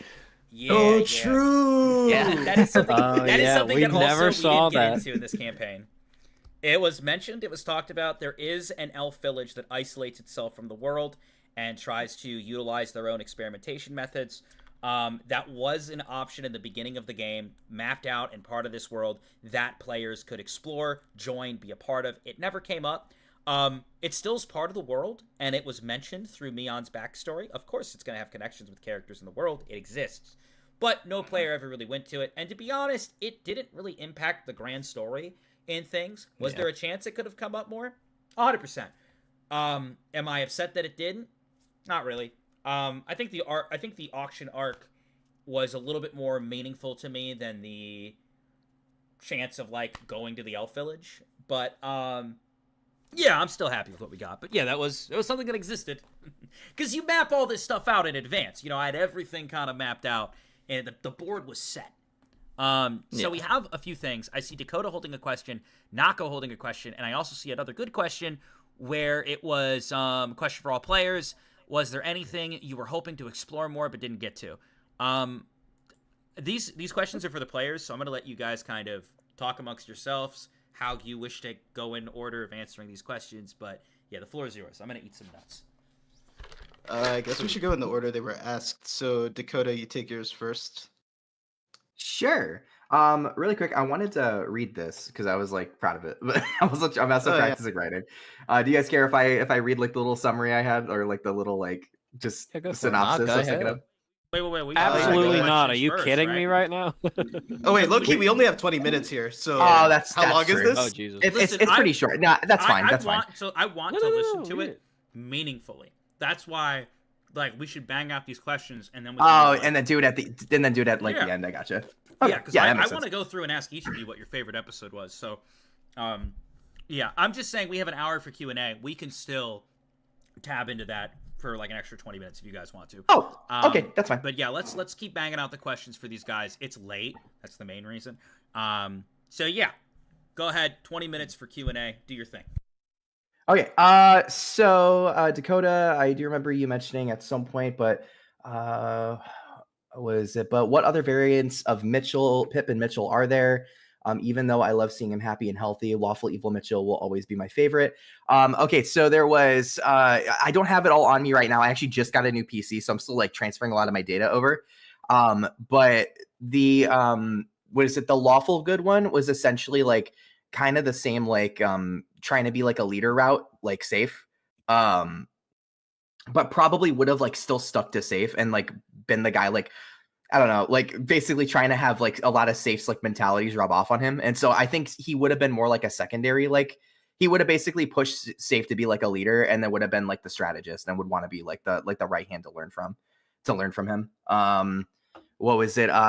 There was Chaotic Evil, which basically was like anybody that I considered to be apathetic. I would just, if I had the opportunity to kill them, I would.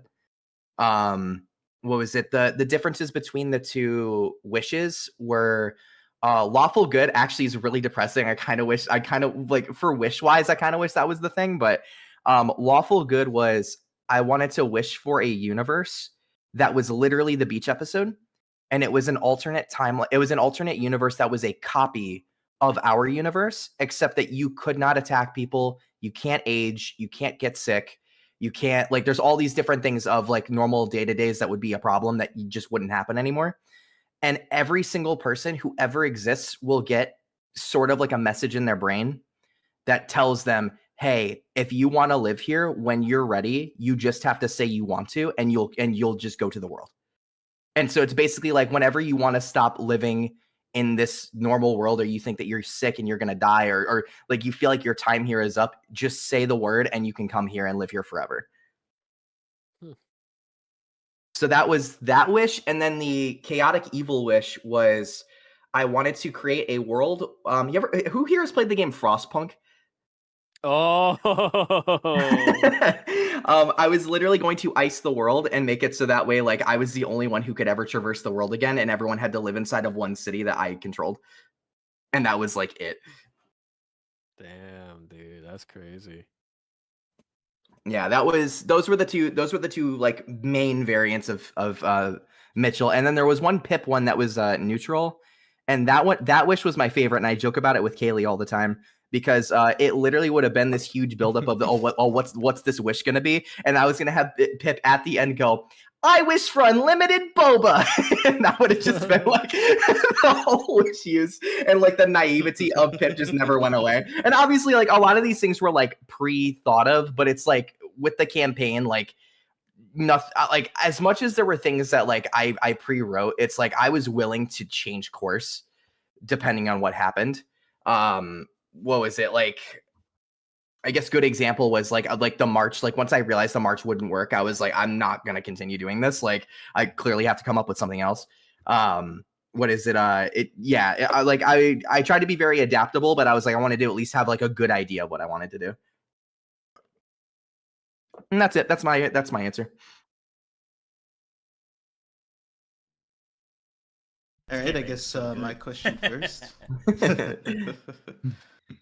How does it feel to know I got a #1 fan out of this campaign?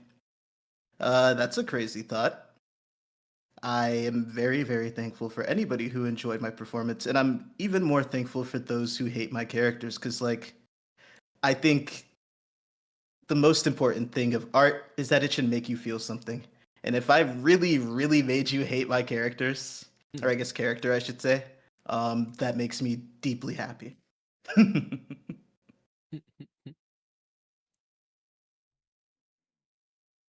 Who's next? There was one other question for everybody. Was there anything you were hoping to explore more but didn't get to? I would have liked to have explored more of like Rain City and kind of being a lord, and the whole like gift, like the god powers that came with being a vessel. Just the way that things went, I had Numa to deal with. It would have been interesting to see what would have happened if Kodal gave his eyes to Ravana so that she became like a perfect vessel. I also never got to explore much with Kodal's parents, which was something that I did want to try and get to. But then like the way that things ended up going, like, you know, obviously shit happens that carries the story along, and it's like, okay, well, you know, now now the kingdom is crashing down around me, so I can't really go back down to the dungeon and be like, hey Dad. You know.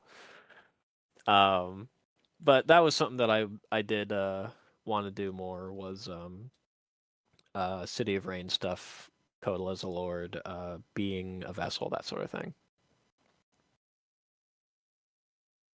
Guess I'll go next. There are a couple of things I wish I could have gotten more into. For one, I have questions about the sword that Safe always carried around. Because one of my least fond memories from the last campaign, Kaylee knows this very, very well, is I could not keep a weapon for like more than a couple of sessions. I went through so many fucking weapons. No spoilers about that campaign, by the way. It might be something I hosted. Yeah, for these I won't speak on that campaign. But I had hella different weapons.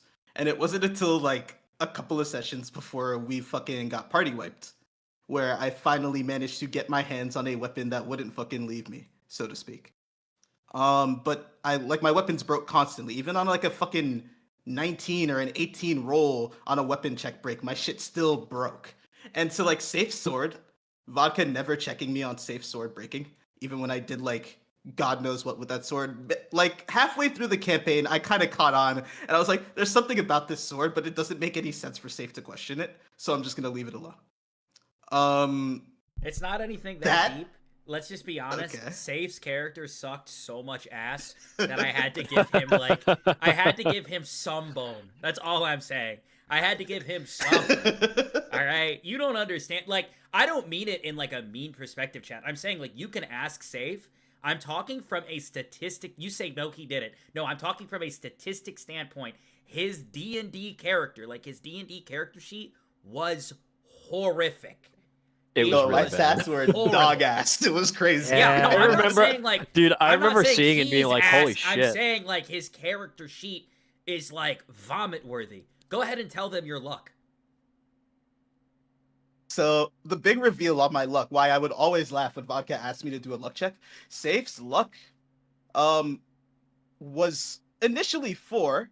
However, after some negotiations to make my character playable, we decided to sell that 1 point of luck, and he had the literal mathematical minimum of luck 3. His luck could not have been any worse. Weren't That all is your other three stats awful. like That below is- 10? Yeah, my strength I believe was like 9, Dex was like 9, Charisma was like 10 maybe, Con was like 8 or 7 before we added the luck point to it.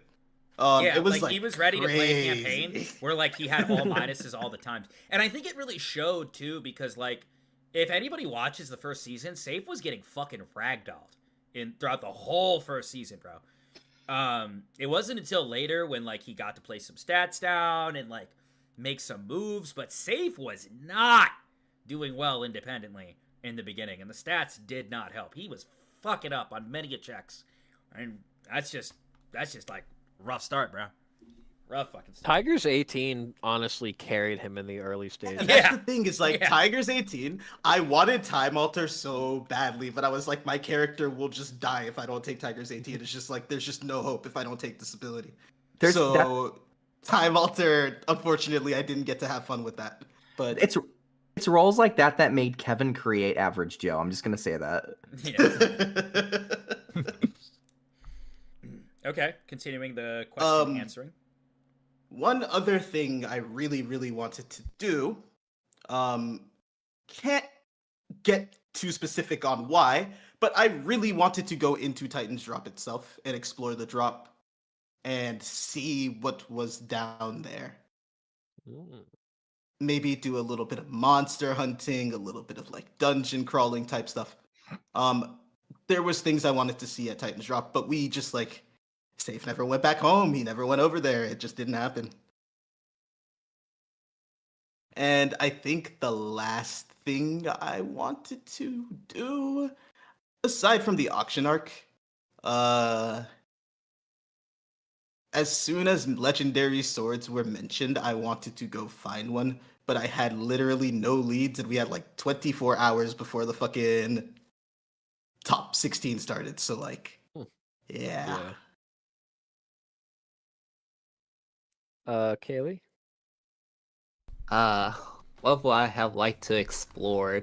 One, I was really, really hoping that for whatever reason, BB was beside him during when Spirit King transported them after the first top 16 tournaments, because I feel like if BB was there, Salis definitely would have went and saw the puppet Arthur. Yeah, so this is actually interesting. I don't know if it was mentioned. Kaylee came to me later. So at the moment, a very momentous moment. I think was it the season finale of season 2? Might be episode 10.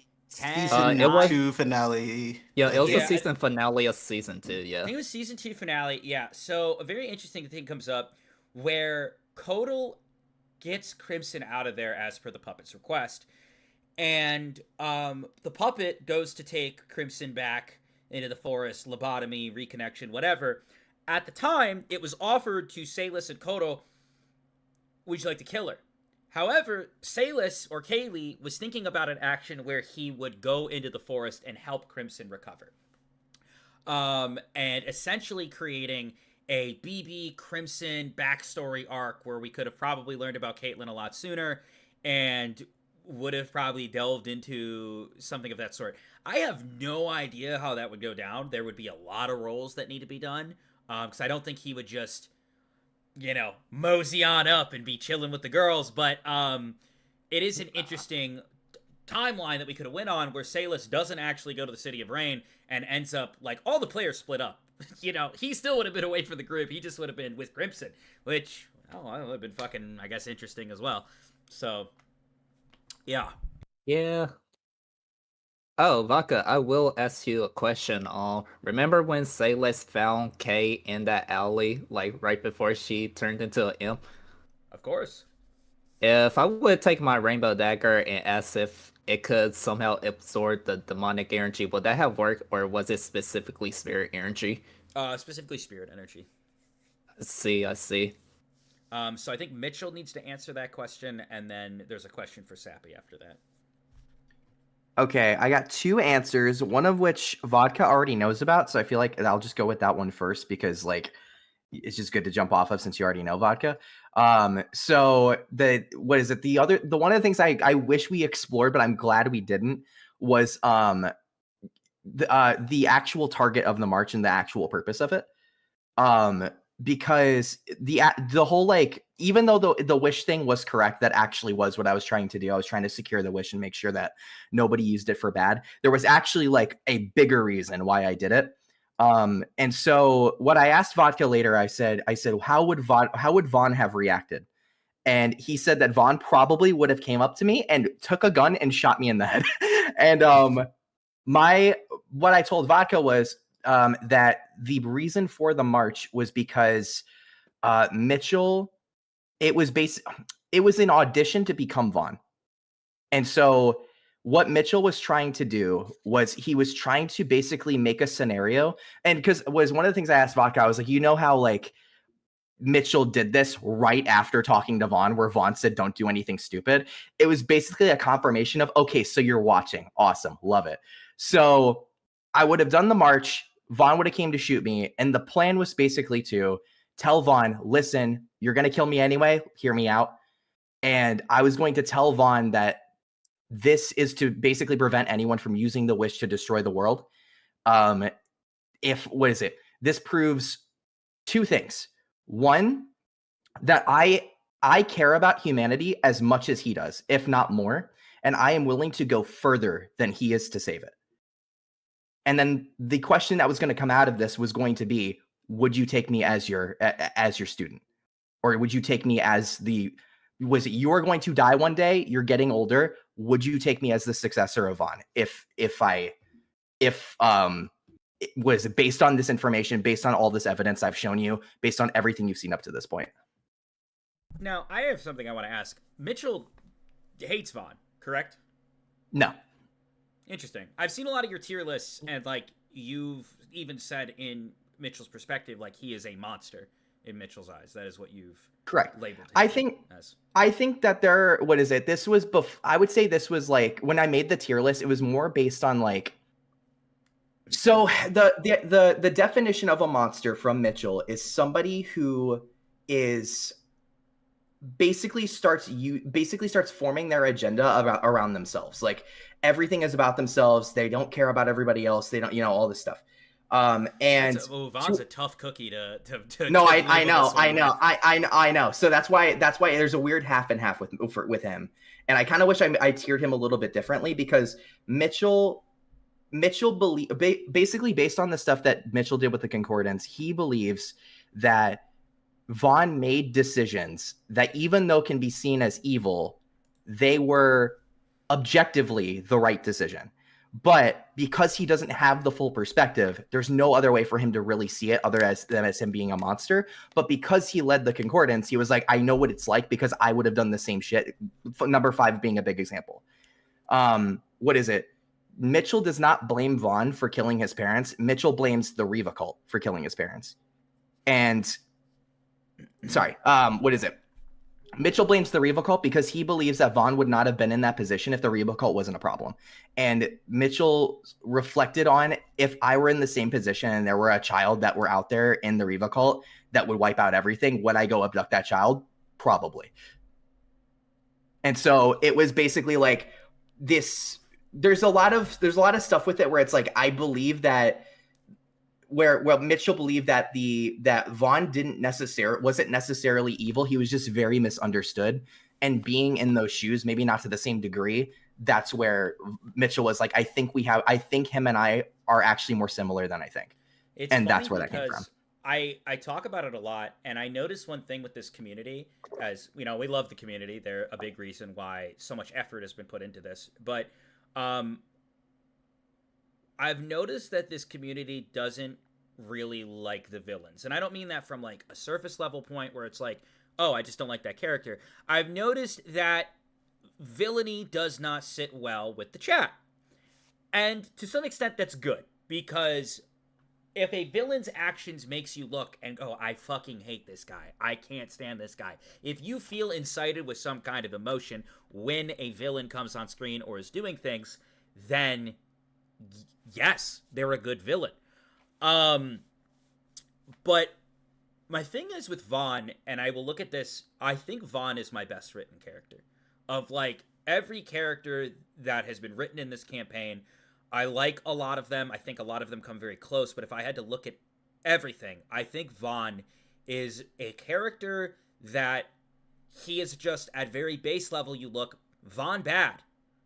But every time he does something, you have to think about it and be like, huh, no, that makes sense. Unfortunately. And I don't know if you guys agree with that. I don't know who sits as like your favorite character or favorite villain. And I don't even know if Vaughn can be labeled as a villain. I think yeah. I mean, but it's funny because I see chat talking about him in the popularity contest, like, fuck Vaughn, and I'm just like, that guy's a doozy. Doozy of a character. I would say that Vaughn is like very radical, chaotic neutral.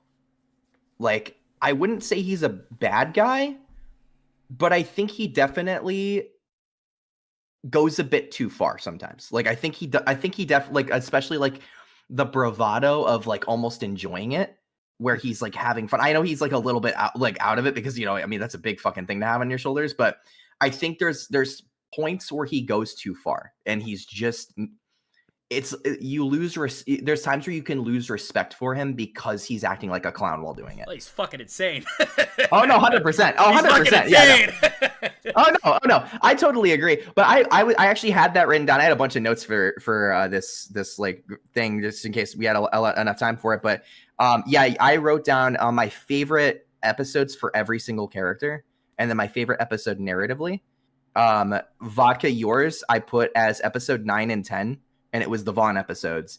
And it's because I think you fully showed us, like, and you already were doing it, but I think that was like when we like truly saw how good of a performer you were to like every aspect. Like, I think that like that really, you already set the bar, and then it went like 20 times higher the second that we saw that episode. You are incredible as an actor, and I think you're a great performer and a great writer. So that was Get me I in, agree, bro. I know you got connections. Get me in. My health issues sure. are almost sorted. I'm still going to the Let's hospital fucking 2 go. times a week, but get me in. I gotta grab my food real quick, chat. For that reason, I want to finalize Q&A. I'm giving you guys 5 more minutes of Q&A. After that, I got favorite episode questions for these guys for 20 minutes. But yes, final bit of Q&A right now. I'm gonna go grab my food. Sappy, you're up. So the question was, what would Kodal have done if he figured out that Safe killed Rita? Really depends on where he was at during his arcs. But none of them, I will say, other than one of them, none of them would have ended in any other way other than Kodal killing Safe. Or at least trying to. You mean Kodal trying to kill Safe? Yeah. So if it happened, if he figured that out during like the top 16 or the top 8 or anything like that, frame 1, he would have been like, all right, bam, Hellcoin, you're done, or at least trying to. But if it happened during the time in Rain City when he was a lord, like when he was actually Lord Kodal for a while, and he had the faith of the people, and he had the powers of Reva. I actually had like a very specific sentence that I was gonna say, which was basically along the lines of, "You have about 10 minutes to get out of my city, or I'm going to disembowel you and hang you by the neck from your entrails from the balcony of the palace." Like, he actually would have just straight up, if he had the ability to, and he fought and he killed Safe, he genuinely would have disemboweled him and hung him by the neck from the balcony of the palace by his entrails. Hey, yo, this dude crazy. Huh. The fuck? Yeah, that's crazy. It's a good thing I would have won that fight anyways.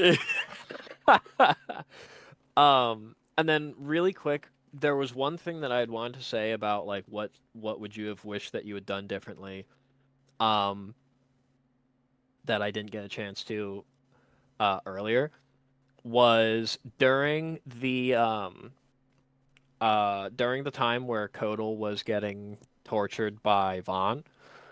There was a point where Coco could have evolved, and Kodal could have had an evolved Coco really early on in the game, and he could have power scaled differently. And I waited a bit too long before trying to jump on that extra spirit energy. Like when he was completely cut off from Coco and he had no access to spirit energy, when he felt that energy, I waited a bit too long before jumping on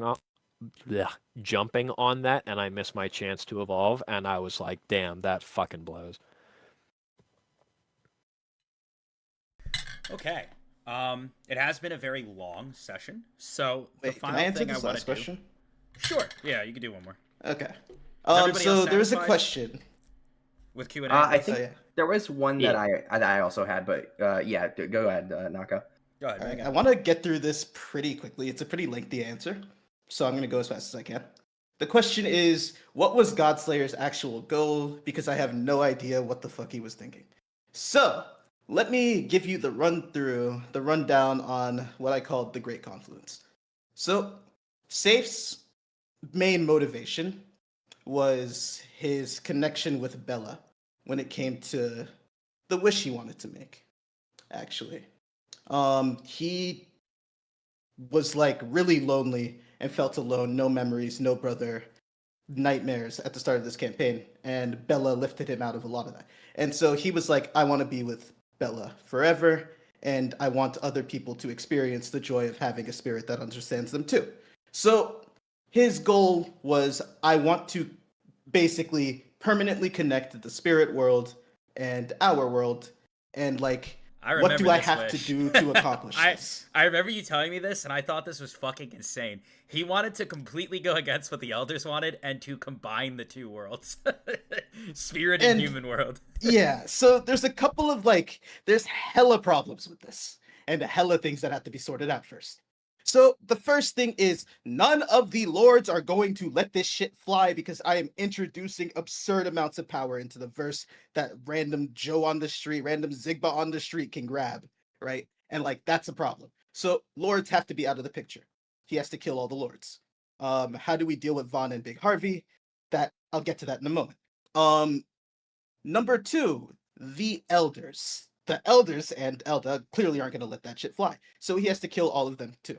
The next thing is there's still the issue of 100 years from now, a new spirit king has to be chosen. I won't get into it now to save time, but basically he had planned, once killing the elders and having Bella take the throne, he planned to restructure the spirit world, working with Bella to come up with a less lethal means for selecting the future Spirit King.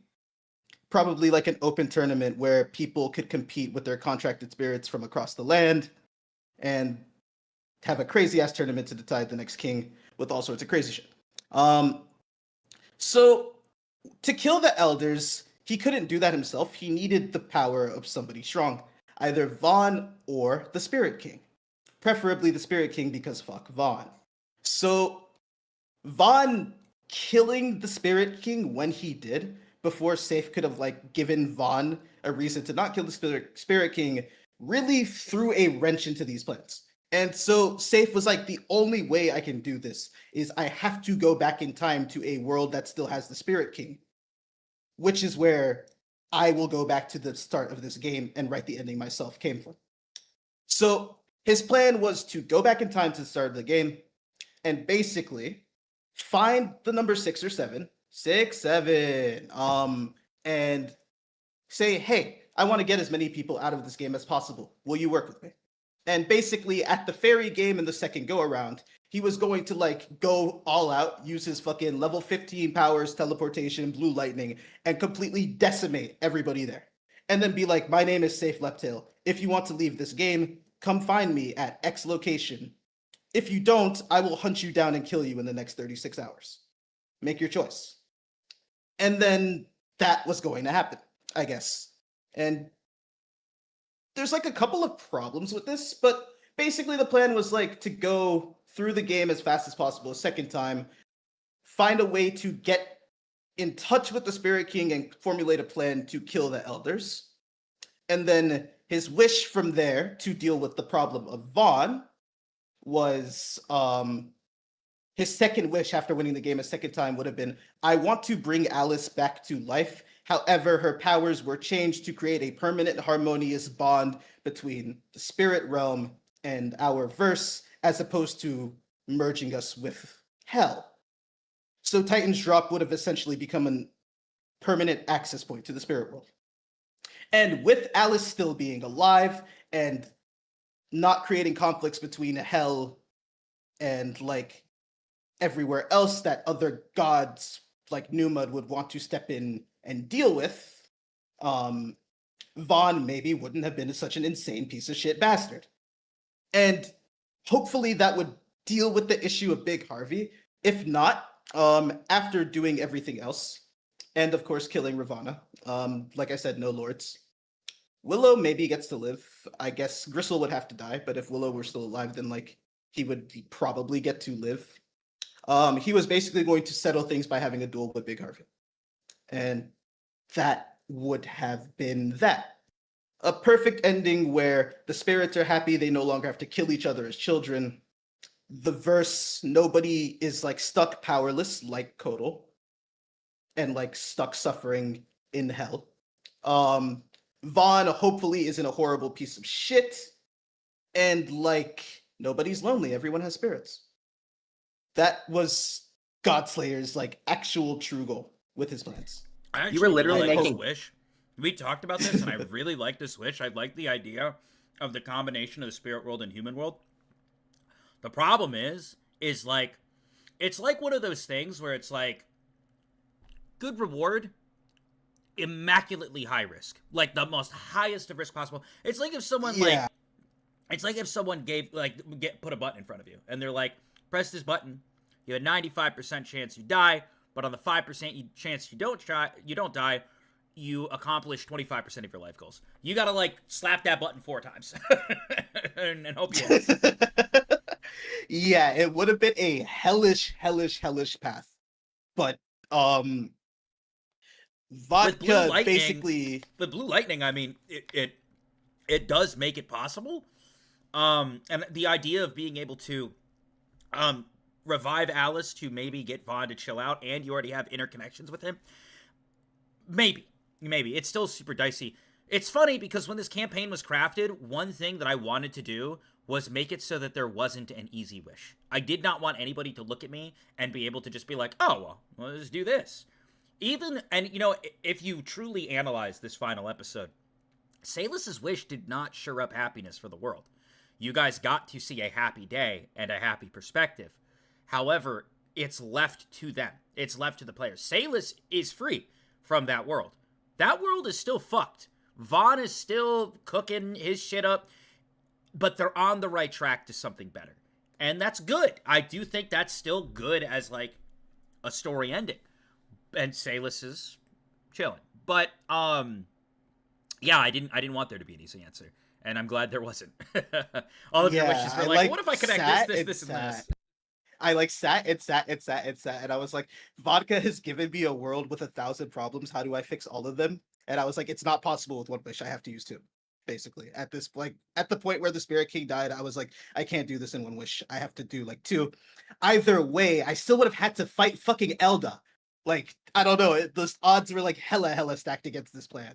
But it was like the best solution I had to literally every single one of the world's problems. Except for like the massive power vacuum that Safe would inadvertently create, and like the endless warfare that would happen in the human world. But hey, it would be pretty hype. Bro, I'm just gonna say, Safe was trying to create Pokemon. That's all I'm gonna say. I mean, basically. Safe recognized Bella as a solution to loneliness, and why it was like, this is how we fix depression. We'll get everybody a spirit. Yeah. You get a spirit. You get a spirit. You get a spirit.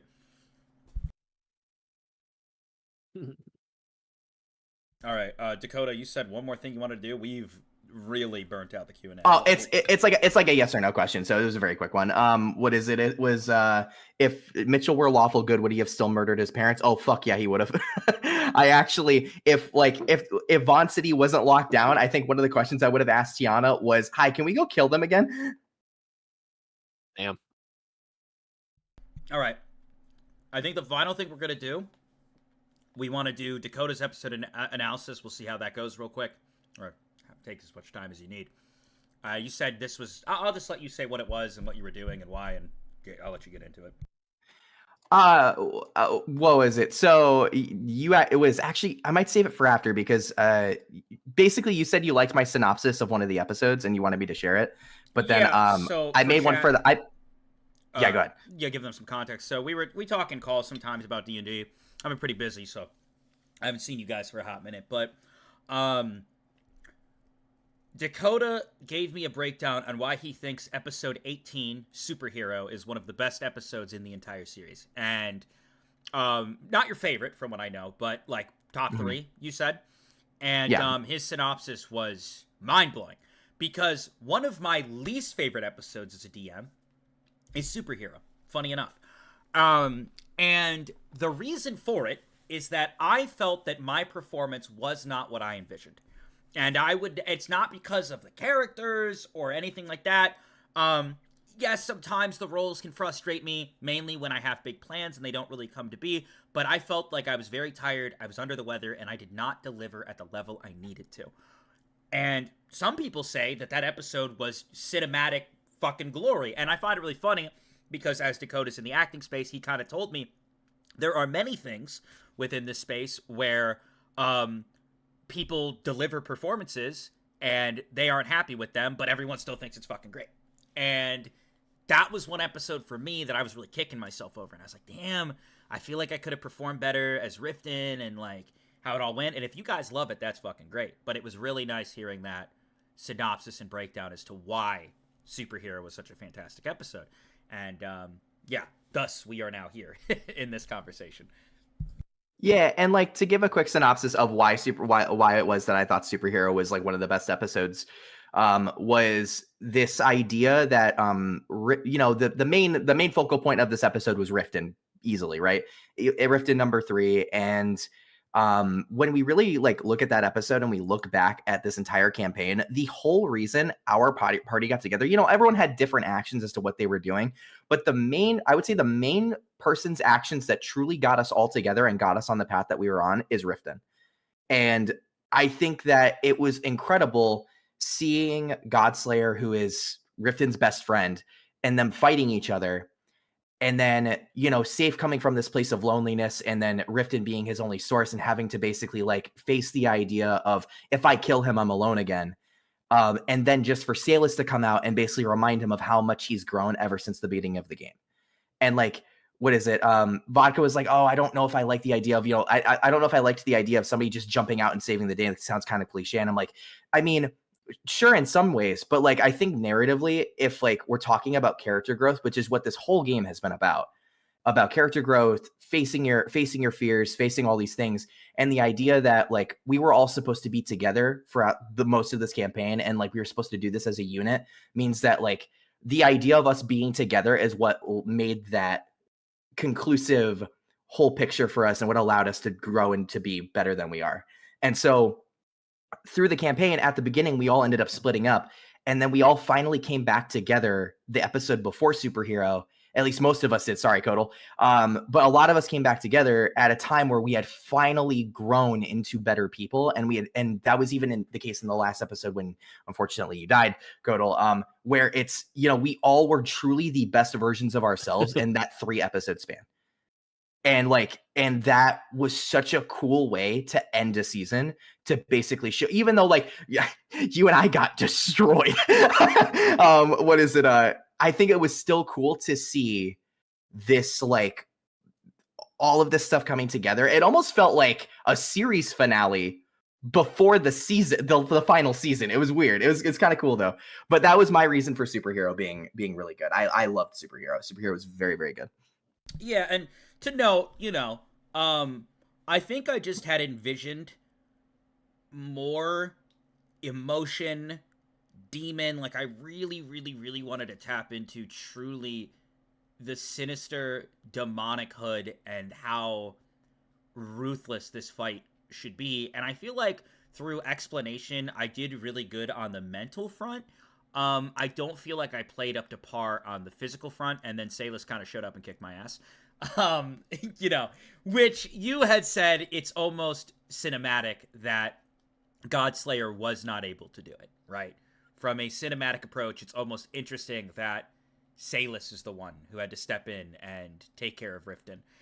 And I do find it interesting because Godslayer is a hell of a character.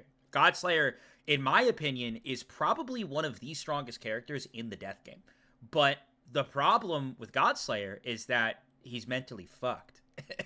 By the end of it, he was fucked. And there was no path of him winning. But if Godslayer entered the top 17 with no insanity, I feel like he would be like one of the biggest threats, like alongside Tiana.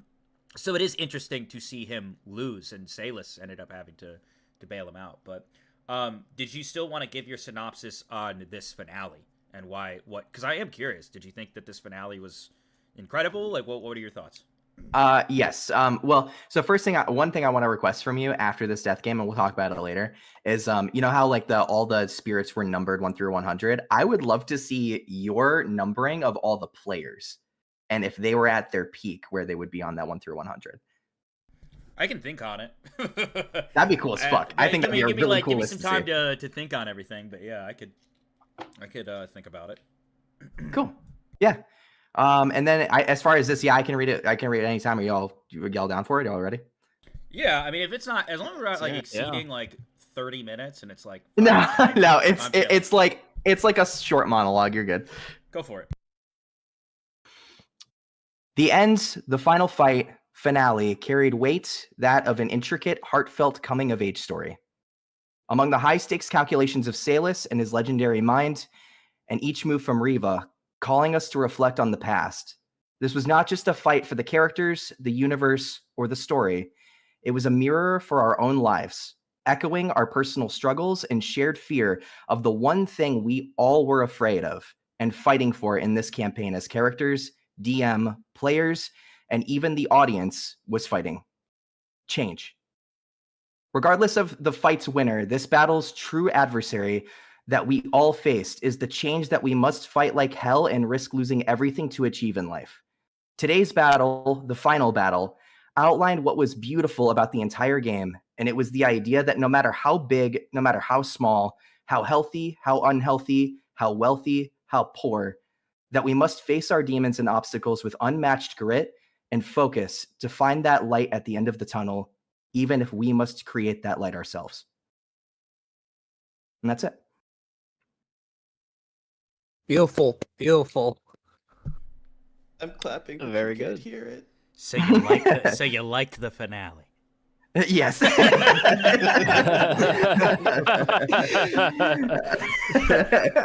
Bro did a lot of yapping just to say he liked the finale. Fine, I'll just say it short next time. Fine. I'll give you some one-word response, and then you won't know for sure. Yeah, I'll just be like, how'd you like it? Good. You know, it is interesting because the ending, I do think an ending is like paramount to a story. So I do hope that the ending is something that you guys liked. It's interesting because, you know, in the end, the world is not being left in this perfect, ideal space, but that's kind of just how it is, you know? It's how life is.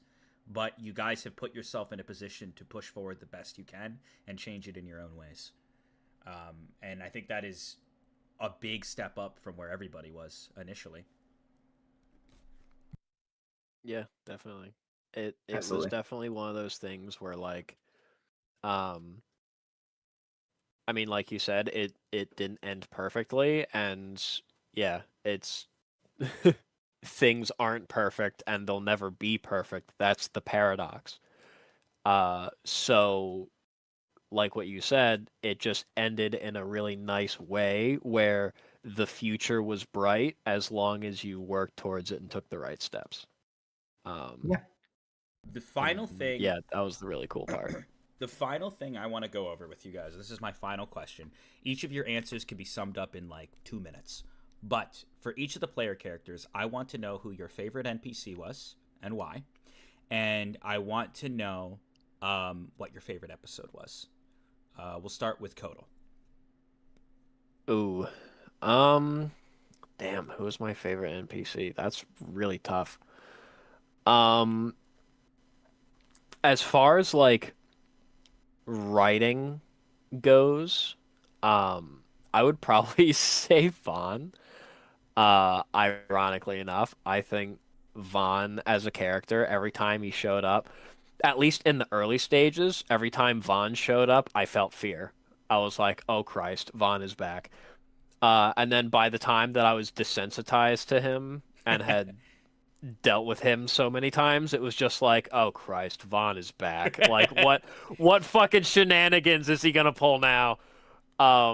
And with that final thing when he was like, oh, what was I trying to remember? Ah, that's what it was. I was like, oh Christ, Vaughn is back. He somehow he figured it out. Like so yeah, I would say probably Vaughn. And then my secondary, very close runner-up, again, very shockingly enough, would be Zigba. The only Just Zigba fan. I'm the People only hate Zigba fan. bro. I'm the only Zigba fan because of just how similar he was to Kodal. Like, genuinely, that fucking fight was such cinema. And I really felt like a major connection to his character through my character, even though, like, we were literally fighting to kill each other. I fucking hated his wish. I still hate his wish. That was a fucking dog shit wish. It was stupid. You could have done so much more. It was like, I'm gonna fucking struggle to be the best, and you know what I'm gonna do when I get to the top? Women. Are you fucking kidding me?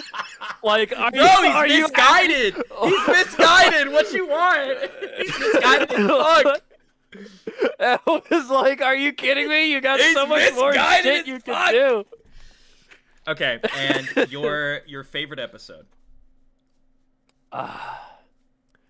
Honestly, that one is really hard, but I would say it's probably a very close tie between the rooftop episode where everybody split because of that complete tonal shift and the way that the characters broke off, and the finale because it kind of wrapped everything up all nice with a little bow on top.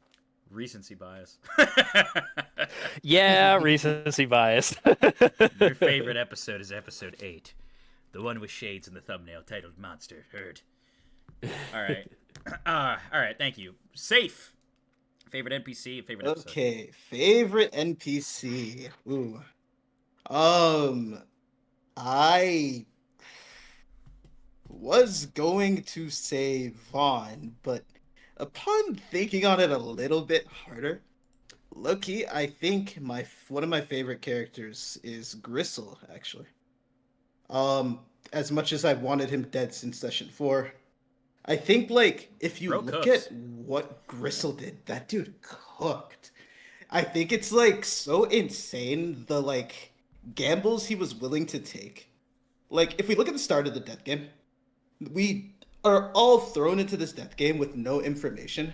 Within like 24 fucking hours, Gristle says, you know what, fuck it. I'm going to put my entire kingdom on the line. I'm going to put my entire name on the line. I'm going to hold this trial. I'm going to fucking kill Salus. I'm going to kill these 4 spirit users right now. And I'm going to take that, and I'm going to also make every single spirit user in the world an enemy and have them all hunted. Like, from jump, Gristle was making like massive fucking moves to win this game at any cost. He kept and, like, going too. He kept going.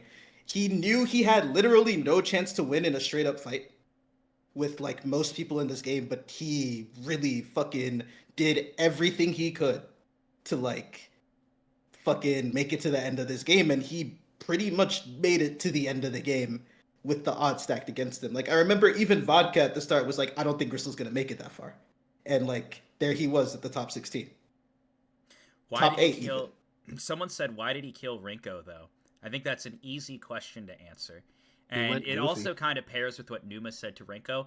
Unfortunately, I like Rinko. No matter how much you like Rinko, her wish was still seen as selfish, where it didn't actually do anything for the human side of things, which is fine. That's Rinko's wish. She's earning for the win. Rinko also single-handedly, like, ruined him. Everything that he built up, every action he made leading up to that moment was ruined by a girl who had good rolls and determination. You don't understand how twisted and sinister he was feeling towards her after she quite literally took everything from him. His whole gamble was lost the moment Numa fucking bit the big one right in front of him. It's like putting everything on your champion. You've done everything, and that's your champion fighter, and then they just shit the bed in front of you. Bro, he was done. He was done, bro. You gotta think how much he had on that fight. As for my favorite episode, there's like 2 that come to mind. The court case in episode 4 was a fucking blast. I've talked about how much I had fun in that episode. And how I was fucking sweating my ass off seeing Salus about to fucking die, wondering what the fuck do I do to stop my party members from dying here? And finally coming up with the answer at the last possible second. That was a fucking blast. And then my other favorite episode would have to be...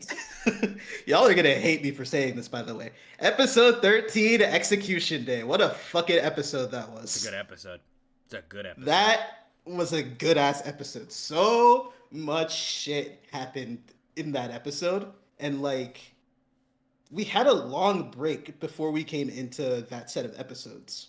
I think that was the longest Season break. 3 is still my favorite season, by the way. I think Season 3 is fucking insane. And like, Season 3 is just nuts. Yeah, that entire season was like fucking crazy. And like, Execution Day was the culmination. That decision I made to kill Rita was like the culmination of me racking my brain for a fucking month straight. Every single night, I was fucking in Kaylee's DMs talking about how cooked I was leading up to that season. I was just like, I'm so fucking cooked. I'm going to die. I have no way forward. Like, what do I do? And that was the only answer I could come up with. And seeing, I guess, how that played out, the fight with Magnus was fun and cool. That was like the only time Safe was like ever truly like fully focused and determined to do something. And I would say that was like when he was like really at his best, was infiltrating the city of Rain. Seeing that all of my work, Vodka had found one way to like fucking flip it on its head and make it entirely meaningless, was like genuinely hilarious, soul crushing, and like I don't know, I was just like, damn, what did bro. I do? I don't remember. What did I do? At the end, none of my decisions fucking mattered because Numa was just gonna kill Ravana anyways. So I literally didn't have to do any of that. Godslayer was literally not at all necessary. None of that shit had to happen.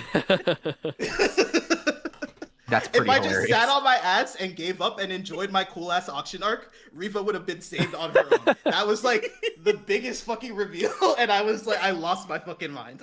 Yeah, you did all this stuff, all this thinking, all this sweating. You get there and you're like, she didn't even die. Fucking Numa killed Ravana. Shit. Oh, I Yeah, love it when like, the NPCs do NPC stuff that that- makes sense to only their agenda. Was truly an insane moment, and I'm sitting here thinking, and Safe is sitting there thinking, holy shit, I killed Rita for fucking nothing.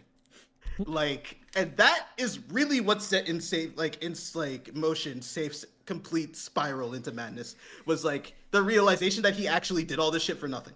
There was no reason for him to do any of this, and if he just listened to Reva and like minded his own business and like went to go dick around at an auction, things would have worked out better. Thank you, Numa.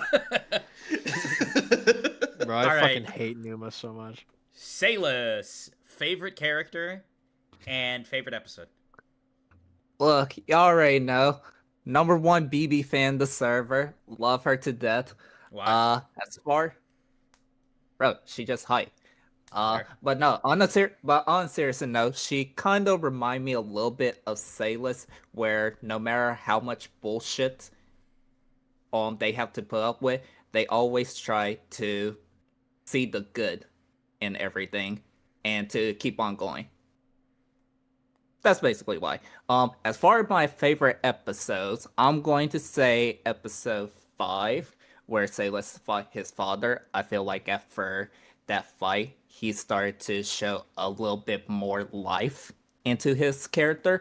And then the other episode, I'm going to say, is episode 8, where he got his shit rocked by Shades. Because no. Think about it. During this whole time, Sailus and Nazi have shown that they could scrap. They freaking You're running hot. killed. Yeah, they killed Nathan. Freaking they somehow survived a trial. Shit, Axel and Safe were going at it, and Axel even confirmed during the first battle royale, if there were 10 more seconds, the results could have been different. So him and Anansi getting their absolute teeth kicked in was a good point of character development to letting them know that a wake-up call, letting them know that there were levels to this shit, that they have to like actually be in it to win it. Because at that you had a point, pretty clean entry into the top 8 too, and then Yeah. like you fought Rex and won, and then like you actually got your teeth kicked in. It was like no contest. Shades annihilated you. yeah, and I feel like that was a good wake-up call for both him and Anansi. Yeah. That's how I feel about it. Good answer. Good But, answer. yeah. All right. Go ahead.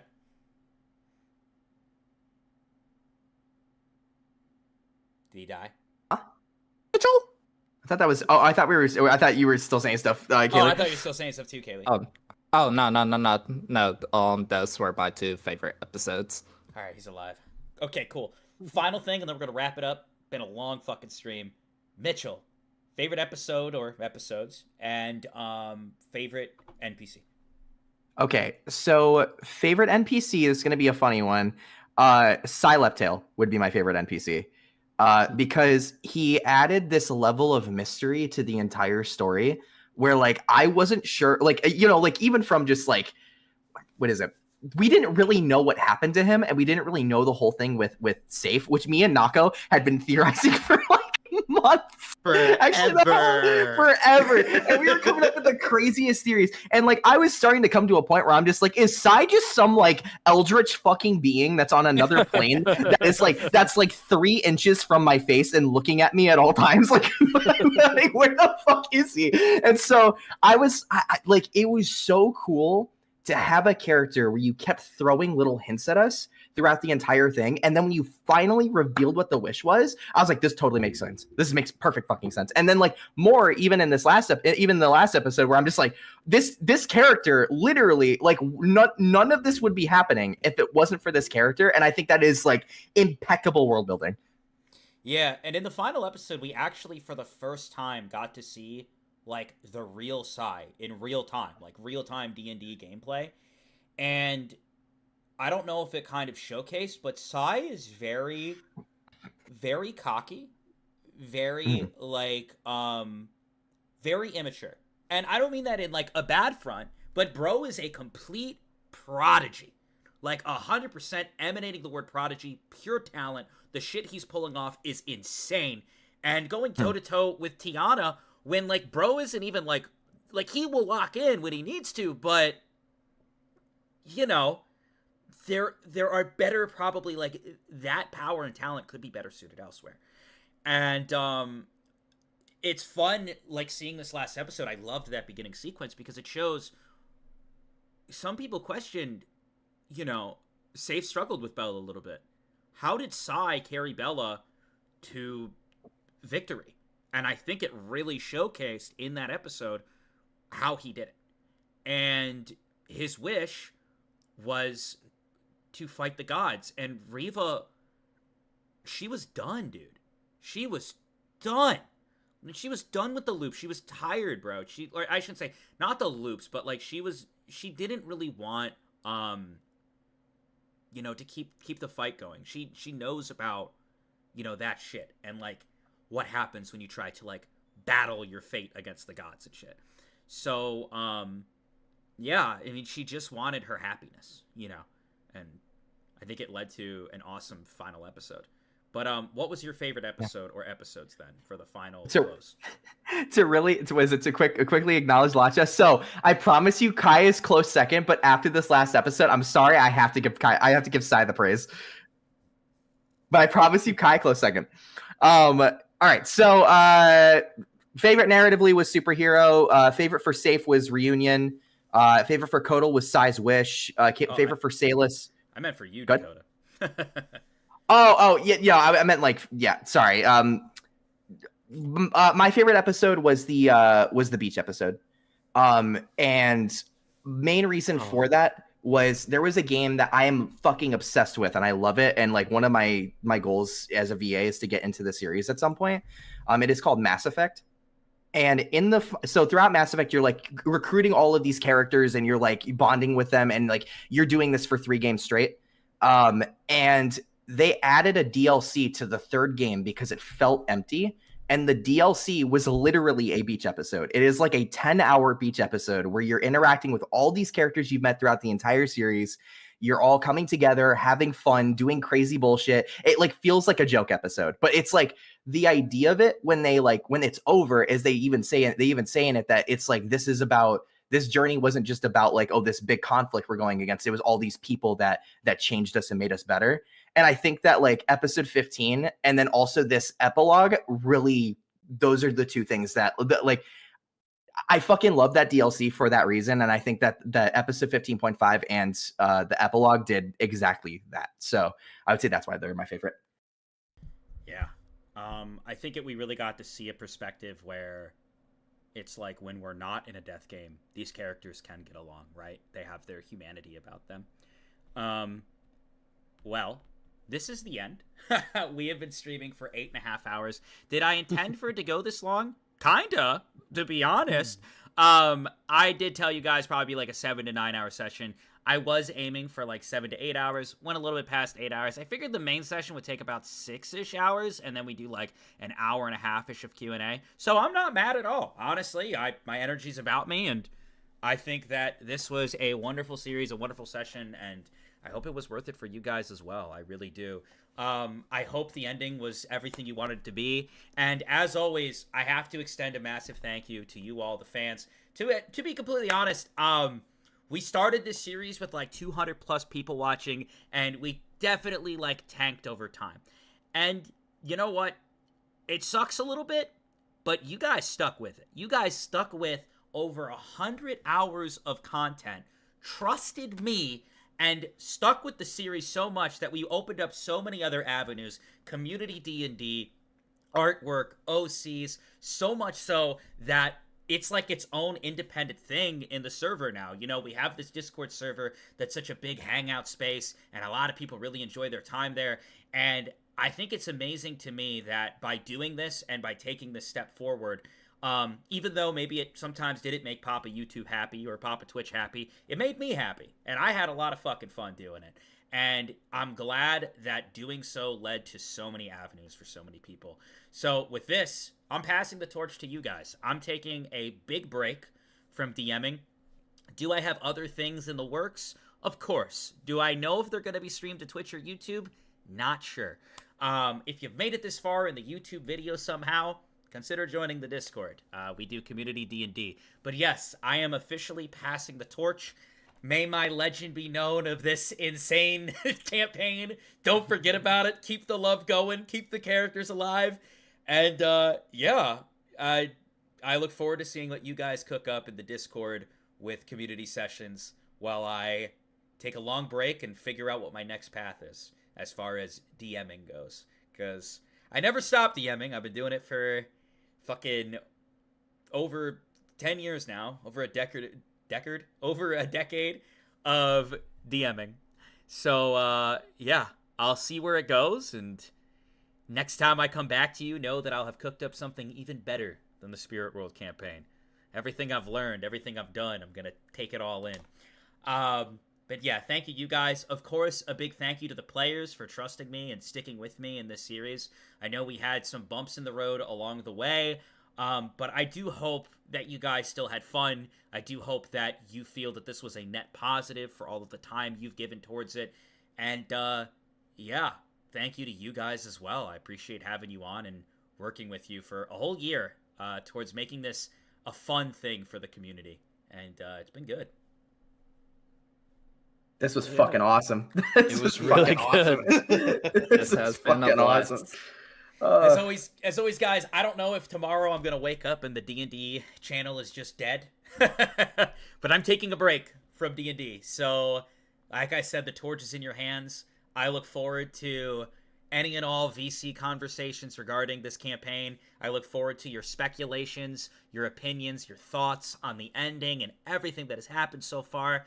Even this last episode, I feel that there was a ton to take in that could be broken down and thought over. So, as always, I look forward to the fan art. I look forward to the fan theories. I look forward to your speculations, your thoughts, your discussions, all of it. It's always so much fun to see. And as I always do after D&D, I'm going to scroll back through D&D chat, and I'm going to find exactly where we started and read all of it. And I'm looking forward to it. So, yeah. W stream, I hope it was everything you wanted. I'm heading out. That's it. I'm done. Yes, it's done. It's done. Yo, Let's celebrate. Let's go. Do I have a celebratory song? Let's go. Hold on. We fucking did it. Let's fucking go. Do I have a I don't really have a celebratory song. Let's do this song. Yes. The ending. Yes. Everybody, have a wonderful rest of your night. Thanks for hanging out with us all. And, yeah. Goodbye, everybody. Thanks for keeping it real, everybody. Catch you later. Yep. Later, It was guys. frankly fucking amazing. I'm clicking the So- end stream button. I'm gonna do it. I'm gonna do it. I'm gonna hit the end stream button any moment now. No! Oh, please. Oh my god. No! When will I click it? Please, But when though? do it.